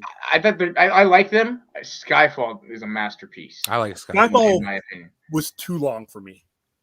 Skyfall drug for me. It great. Does drag. It does. You're right. It does drag in areas. Quantum of Solace and Casino Royale, the way they go to one. I mean, it's the only Bond film that led right from one Bond film to another. And that car chase, they opened the movie up with the car chase that ended the other one. Right. And it was. I love Daniel Craig. I mean, like I said, Pierce Brosnan was my favorite before that. But Daniel Craig to me, and I laughed when they casted him. I'm like, dude, Roger Moore all day. If they would have gotten to Roger Moore 20 years before they did, I would say so. But he was in the slower, the geriatric movies. He was in the campy Bonds, like the Bonds movie. The movies that came out in the 70s and the 80s were like goofy Yeah, cheesy, right. campy. View to a But Kill was his best one. the Man with the Golden Gun, in my opinion, is one of the best Bond movies. I love that damn movie. I liked Octopussy. Oh, Octopussy was pretty it was good. okay. That was It was action, okay. but the View to a For Your Kill. Eyes Only was pretty good. Yeah, that's a classic. That was my first James Bond movie. For Your Eyes Only. Yep. She didn't And move for I like was a 6 kid. hours as she was filming that. Like, because I remember the scene like when they're scuba diving and all that stuff. Yeah, For Your Eyes Only was my first, because I remember the song by Sheena Easton. That's what The Living Daylights. Dude, that was Your eyes only. that used to be, if you got that Bond song, that was like a career maker. Yeah, Sheryl Crow. Cheryl Cook, Duran Duran. Now Duran Duran was already hot, but a lot of people I liked that song though. Yeah, beautiful. That video for that song is so cheesy, but it's great. Well, I would think that these Bond movies have the least memorable of any of the songs besides the Adele one. Yeah, Sky. Well, no, I don't even remember who did Chris one of the Cornell's songs. you don't know my name. You Know My Name from Casino Royale was good, and then Yeah, that was Jack great. Jack White. Jack but White it- of the that White one was Stripes cool. with Alicia Keys for And you know why? Quantum of It's- Solace was good. I like that one as well. Quantum of Solace, because the pace of it leads right into what the pace of the movie is. That's I heard the Billie Eilish one does the same thing. Another Way to Die. That was the name of the song. Yeah, Billie Eilish one. I mean, Another way this to one's really die. long too, William. This one is This is the longer longest than one. it's longer than Skyfall. Yeah, and it's very similar in tone and style to Skyfall. It's better I than heard Madonna. I heard hated there's that so one. much of it. There's the endings in it are satisfying. So I'm gonna go see that. So No Time to Die. Oh man, it's gonna be a long. Bring back Sherry Bassey. That's all I gotta say. Like some Goldfinger, some freaking Diamonds Are Forever. Eternals. I think the Moonraker. Eternals is out of all the Marvel movies I'm looking forward to. I think the Eternals is the one because I think it's going to be the most important one. Yeah, Gonna I be think the one that's that- going to be some. I think that actually might be Oscar bait as well. That movie. Yeah, because of Chloe Zhao. Mhm. Even though I don't think that movie was No Man Land. Ooh, was a I good did like movie. the garbage I song. liked That it. was good too. The garbage song. The World Is Not Enough. Oh yeah, The world is not enough. I almost forgot about that. That had Terry Hatcher in that movie at like her most What was the Terry one where they fed him Hatcherist. to, Living Daylights, where they fed him to the shark. They fed his buddy to the shark, and he ate his The legs. Living Daylights, yeah. Timothy Dalton. Freaking Robert Davi. Yeah, that was so cheesy. Your license to kill has been revoked. Oh, so what does he do for the rest of the movie? Kills everyone. So, Michael Kamen did the soundtrack on that one. Yeah, that movie, that was 1990s. That was Timothy Dalton. It's unfortunate because all these guys that were supposed to be James Bond were all involved in other things and they couldn't get out of their contract. Remington still kept but he was supposed to replace He would have Roger Moore. Yeah, he would have been on it before, but Yeah, Remington Steele. Yeah, Octopussy and View to a Kill were supposed to be Pierce Brosnan, but NBC Universal would not let him out of that contract at the time because And Roger Moore would have got it sooner too. He would have got it when Lazenby did it. Exactly, and then same thing with Timothy Dalton. But these are guys that are all in. Timothy Dalton was a big star by that time, and it was not a step down to do James Bond, but it was. I mean, it was a career turning thing. It's like a lateral move, kind of. Yeah, they didn't need it. Whereas the guy, Sean Connery, what was Sean Connery doing before Bond? Nothing. Yeah, so it was. Well, it's like if somebody's trying to tell me, I was like, the reason why I said that my least favorite Bond is Sean Connery is because of Sean Connery. Like, he thought he was bigger than the character, and it might be true, but I like him in other roles. I like him in yeah. I like him as Ramirez, and the only Highlander I recognize, which is one because Juan Sanchez, Vera Lobos Ramirez. Yeah, that has to the be Egyptian Spaniard. See, back in the 80s, they made movies that weren't necessarily going to be successful, but they took bigger risks. That movie, Highlander, would not be made today. No, Highlander would not be made today, especially with that lack of representation. Yeah, lack of representation. The songs, the song people weren't. Back in the 80s, Queen wasn't the it thing. Queen was an acquired taste back in the 80s. True. Remember, because they had disappeared for a while, and then they came back with Giorgio Moroder. Got Freddie Mercury to do Love Kills for the soundtrack for Metropolis, and that's where he came out, and then that's when you started hearing about the AIDS. And the next time you saw him again was Live Aid, because he had been dormant for a while. A lot of these guys were dormant, because he had done the and then Flash. they did Kind of Magic. Yeah, Kind of Magic was basically the soundtrack for Highlander. Yeah, because every song that's on there it was Highlander. Give They're Me the gonna remake. Prize. Yeah, they're gonna remake that movie. Henry Cavill's gonna play Mikal. I hope they can get some kind of continuity with it. Like, figure out, are they aliens? Are they? No, the aliens is gone. They're this ice thing. The guy that's even done. That's even Highlander the Source did that. I was like, what the hell? and that's And why that Highlander the Source sucked. I watched that the other day too. I was remember so the pissed. baby. Oh, that was a gift or whatever. It's like, come on. I can't watch anything past. I can watch the series. I love Adrian Paul. Like, don't get me wrong. That series. Duncan MacLeod is the shit. That series is a miracle that series stayed on the air in California. 6 seasons. It came on at 11:30 on a Sunday night After Star Trek: The Next Generation. after Star Trek on Facts. syndication. Its first run was on Sunday night when old people and everybody's going to bed. That show lasted from 1992 to 1997. It was great, and I'm always watching it because I'm like, oh, they're going to cancel this. They're going to cancel this. They never canceled it, and it actually got its own ending. You know, I've been really watching the old series. Actually, I'm in the second season right now. They had Roger Daltrey. Roger Daltrey played one of the dude, the Immortals. Remember Joan Jett did. Joan Jett was in there. I was like, dude, that's Joan Jett. I'm like, no way. It became a cool thing to be a guest on that show. It went from a show that was like I love going to be Joan Jett, canceled in man. mid credits to a show that like rock stars are on it now. I mean, the Who. This was like Roger Daltrey, right? He's still in his prime. He's still making albums with the Who, and he's on Highlander.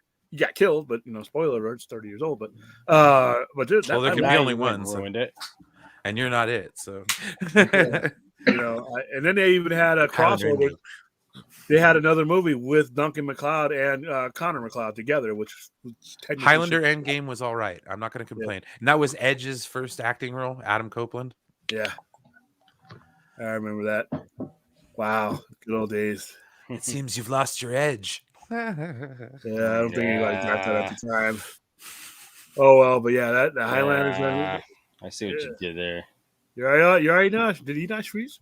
No, I'm good. I'm just getting tired. I was gonna say I gotta get going. When the all night king gets tired, it's time to wrap it up. Right. Yeah. Well, we started early tonight, so we've been on now for 4 hours and 47 minutes. So almost 5 whole hours. Almost 5 hours. Yeah. I was on 1, but you're asking. Brian was here. Brian was here at the beginning. Yeah. I slogged it out, guys. I was here 10 minutes early.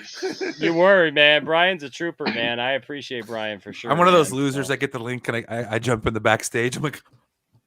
Which is funny because too, I see Brian in the backstage, and usually like he's either like eating something or like he's dancing, listening to his music, and I don't know. I'll if, listen to he's music realizing... to psych myself up before I come on. So I'm like playing air guitar or something. So I'll be sitting here loading the intro and everything, and all of a sudden I'm back there like, and he's just like listening to Rush, Neil Peart, big old drum kit, just 360 and. Oh, you got it. Can you record that? I want to see that. I can't. That's the thing. Like, I can maybe screen record it, but yeah, I just see him down there in the bottom there, and I'm just like, oh, it's funny. It's good stuff. It's good stuff. Well, hey, this was a fun night. We talked about a lot of stuff, and we played a game of Jeopardy. And William came and left, and came back again, and we're all good. And everybody was happy. And everyone smiled, and everyone was happy. Everyone cared, and no one cried. If everyone shared, and nobody lied. If everyone something and swallowed their pride, then we'd see the day when nobody died. Anyways, tomorrow we will be doing a members stream and a Patreon stream. So be looking for links to that tomorrow. I think I said the members stream will be at 5 o'clock and the Patreon stream will be at 6 o'clock p.m. Eastern Standard Time.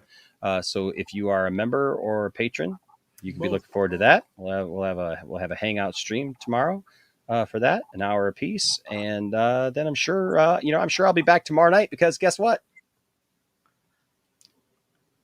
I don't have to work on Sunday. It's Saturday. I don't have to work on Sunday. Wait a minute, aren't you a pastor? Yeah, but right now I'm without a church. Oh, okay. You didn't know that? Yeah, that's we talked about the last couple of days. Yeah, I found out Wednesday night that I was no longer going to be at the place that I was at. So, are you at somewhere else? Nope, not now, not currently. So we'll see what opens up. yeah. So I'm kind of unemployed. So this is what I'm doing. I'm doing what I'm doing. You're looking at it. So, but I got some ideas and stuff, but we'll see what happens. But yeah, it's gonna take some time and seeing what happens. Seeing what the next step is. So. Yeah, go watch my nerd encouragement video from today, because today I got to do the walk of shame. I got to go and pack up all my stuff while people watched me. I wouldn't even want to watch somebody leave. Get an angry employee one of these days. Yeah. Gotta pull the half. I'm not mad. I'm not mad, but it was frustrating to sit there and like somebody comes at you with a checklist. Like I didn't even have that much stuff. Like I bought, like, since I'd been there for my position, I only bought like a couple of lights and some screens, some back screens, like a green screen and a white screen and a black screen, for video stuff. And like, that was it. And like, they literally, like, the one dude sat there with a checklist of the stuff, was asking me questions. I'm like, dude, that's it. It's like, I brought 2 lights myself. I got like 2 old lights that actually have light bulbs in them. They're not like the LED lights that are now, they're not the panels, because I got the panels for them. And so like, I've got these old, like photographer ones, that are like huge. And they're like, oh, so do these stay? And I'm like, no, those are mine. Like, well, does this stay? Does this stay? No, that's mine too. All these microphones are mine. The 6 guitars that I have here are mine. That stand is mine. Those 2 guitar stands are mine. That's mine. That's mine. I got it. And it just, yeah, it just was what it was. And so, but I talked about in the nerd encouragement video that, you know what? It's not a walk of shame if you keep your head high and exactly, Cherie, mine. But the thing is that, like they said, like, I get it, right? Like, they're like, well, we just want to make sure that if anybody asks, we can honestly say, we know that, if anything ever comes up missing or anything, we can honestly say, we know that Enosh didn't take it. We know that's fine. But like the last place that I worked, nobody did that to me. Right. The last church that I worked at, like, we packed up my stuff and we left, and it was like, that was it. Now, they did have a piece of something come up missing, but that wasn't me. They had a cajon come up missing, but that was, I already know why that is, because nobody ever knew where that cajon was anyways. It was like in the youth room. It was on the stage. It was in the choir room. It was over here. And so I don't know if they ever found it, but like, I got a call probably like 2 weeks after I was gone. They're like, do you know where the cajon is? And I'm like, I have no idea where your cajon is. Right. But, I'm like, I didn't have your cajon, but that's just what it was. But yeah, it was just a weird thing. Well, because not only that, I didn't have one person, I had like 5 people watching me pack up. Wow. And so it was just strange, but like I said, it's like some people would look at that as like the walk of shame, because you're walking out of a place, that, like I hadn't been there that long. I'd only been there since March. And, it just was what it was. Just some things are just not a good fit. And honestly, like it as much as I wanted that place to work, it just never felt quite like I was going to be there long term, Yeah. And so I look at it honestly, that I really feel like if you watch seriously the nerd encouragement video from today, I really feel kind of empowered to do something else and to do something completely different, and not like, as far as like that, but like ministry wise, like I kind of just get out of like music ministry, kind of. Yeah, like to go into a different form of ministry or something, because honestly, I just don't feel like it's going to take something special for me to just go, okay, I want to sit under something else again, because I'm tired of people. I'm kind of tired, and this is not their fault, but people have visions, right? For their church or their ministry or whatever. And I think sometimes, like, if you question that at all, like if somebody's like gung ho, hey, we're doing this. And you say, okay, well, what about this particular, right? Did you think about this? And it's something, a lot of times people don't like it if you ask them a question that's a pretty obvious, like, oh yeah, we should have thought of that, Yeah, right. And like, oh, we didn't, but also that's why you get a new fresh set of eyes on something, right? So that they can ask questions. And I think sometimes, like, the second you do that, you're kind of like, you stick out like a sore thumb, And so then it becomes kind of like that. And that's in any job, a lot of times, so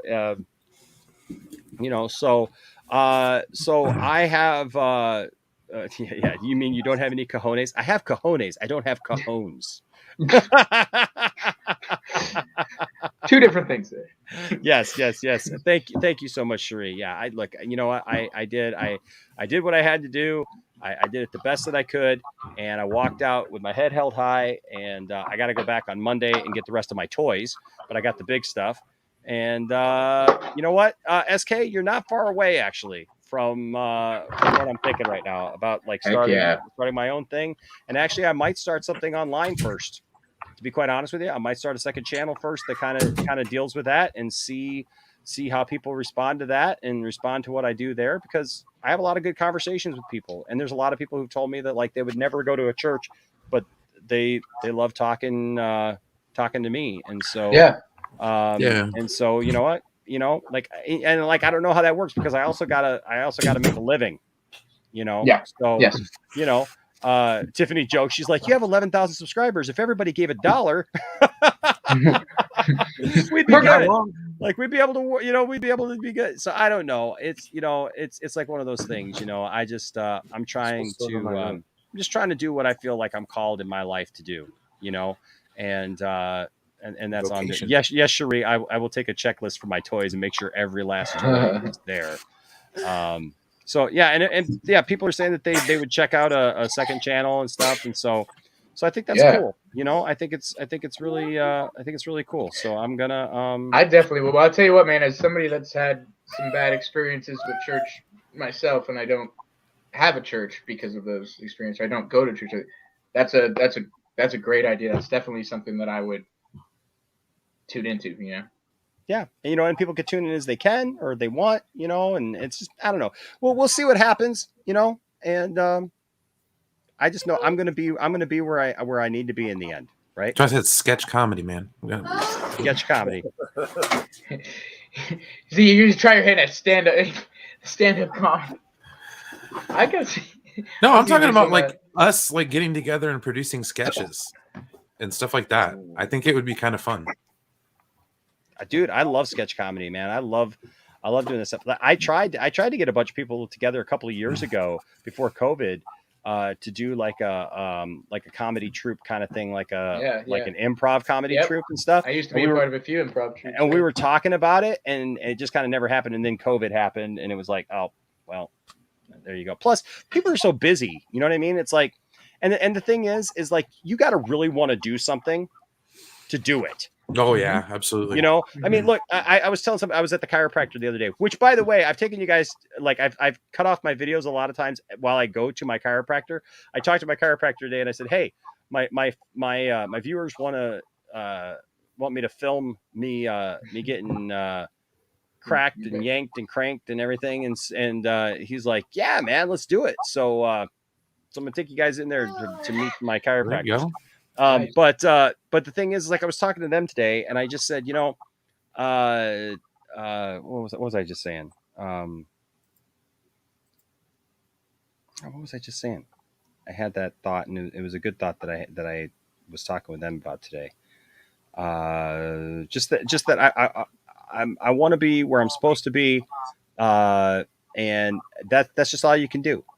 Like you just there was something specific, but I can't remember what it is right now. But yeah, it's just that's just where I'm at. And look, you just don't let anybody take your joy. Don't anybody steal your joy, man. You don't give them that power. And so I don't. Yeah, I know it's Cherie. I'm getting old. Plus it's 3:45 in the morning too. So, there's that to consider, but yeah, I just want to be where I'm supposed to be and do what I'm supposed to do. So, yeah. So, and that's what I'm going to do. That's what I'm going to do. Look, that's the point, is, I know who I am. I know what I bring to the table, and people got to either appreciate that or know what they've got, and not be, nitpicky on me or whatever, or we'll do something else, and that's what we're going to do. So that's where we're at. So I got a little bit of time. They gave me a little bit of compensation, that'll get me by for a while, and then we'll see what happens. Yeah, the weird thing is like a lot of people make a lot of assumptions about ministers and churches and stuff like that. They act like churches have all this money, and or like and everything, because they're the tax exempt status and everything, and that's really a big, huge misnomer. That's a big myth. Yeah. Most churches are literally churches of 50 people or less that are barely keeping the doors open, that pastors are working 2-3 jobs just trying to provide for their family and trying to serve a community of people. And they do really care, and they do really care about people, and they're in small communities and stuff.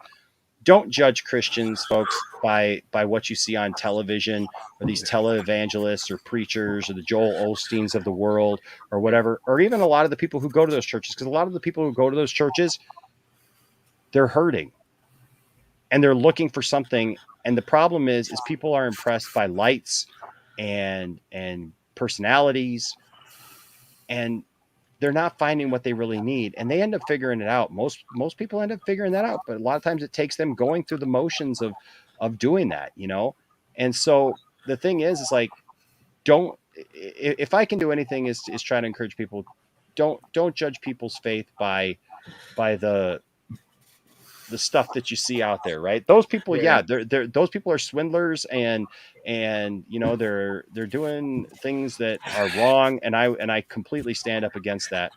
They're misrepresentative but they're misrepresenting the real people in this world, because there are many good people, and most of them are. Most churches are not these mega churches that you see that are huge and running thousands of people and look like concerts and and everything. That's not most of Christianity. That's just not that. That's just what you see. And so like anytime I see, like I saw somebody that I respect and I love today, they kind of left a comment about, like, oh, this is why churches need to lose their tax exempt status, because they're holding billions of dollars.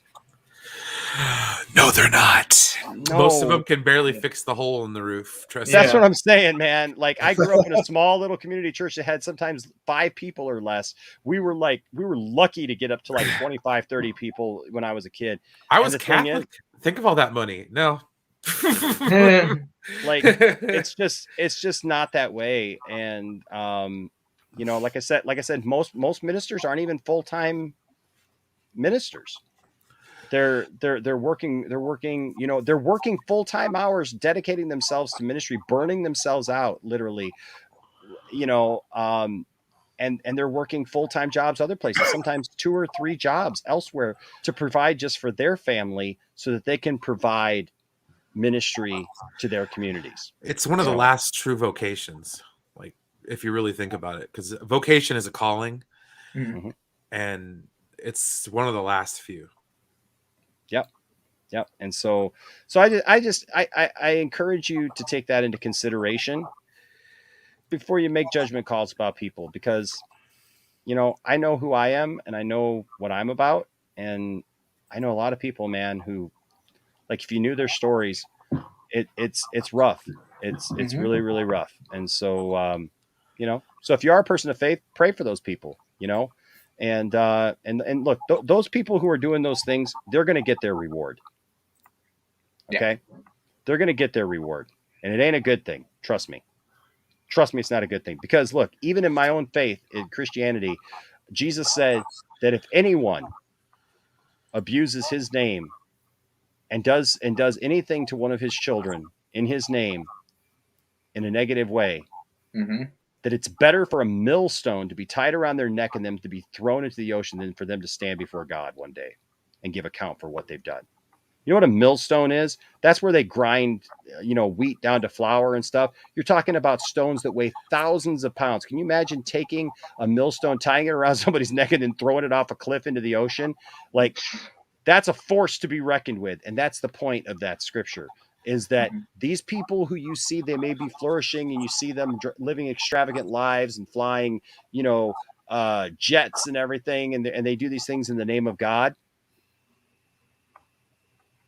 That ain't going to be their final resting place. Yeah. And I believe whether or not they receive that reward here, like the punishment for their actions here or in the next life, it will come. So you know, but I can't, but I'm not responsible for those people. All I can do is point away from those types of people and be who I am, you know, and be true to my faith. So, and I encourage you to do the same thing. So there you go. Word. So that's where we're at, folks. So anyways, yeah, it's now 5 hours and 4 minutes. And we did it. We've done the thing. We're over 5 hours. Yay! Party time. Party. The party stream came through, man. We started off with Macho Man and Brian Master of None, and then and then we ended up with everybody else. So it was a good stream. We'll be back tomorrow with more streams and more fun stuff for you, because this is the Poindexter Lounge community, and you guys are awesome. You guys are great. Brian, where can they find you, man? You can find me pretty much anywhere on the internet at Brian Master of None. There you go. And look for his show this Tuesday. Tuesday, 12 o'clock Pacific, I will be discussing stories from my fast food history. Brian Master of amongst other Nom. things. I'm thinking about maybe doing like some cooking demonstrations. I have to clean the kitchen, of course. But Okay.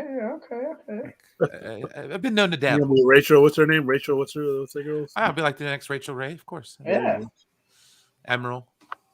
Bam. Bam. That's kind of crazy. All right. Lil Big City, man of many names, Alien, Austin, whatever you want to call yourself. Whatever your real name is. Yeah, exactly. You can find me at Little Big City is the new channel that I'm starting, and then also at Alien LB1023, and also I'm all over the internet as well. I'm here. I'm on RJ's streams, on OnlyFans, Pop Culture Corner, I jump on OnlyFans. Yeah, if I get a link, I'm there. Yeah, same here. I just popped into Max. That could have gone horribly wrong. I just clicked on the little ducky, and I'm here's a guy with a Dr. Doom mask. I'm like, okay, this is like the White Rabbit. What pills did I take? Right? Could have been a whole lot worse. Yeah, could have been a furry convention. Wait for it. No. That's Sundays. Sunday nights. And William, where can they find you on the internet, sir? Just Google the Sci-Fi Center. You're bound to find me. Or just come to Vegas. Yeah, Sci-Fi Center, Las Vegas. He's got lots of stuff. You sell toys?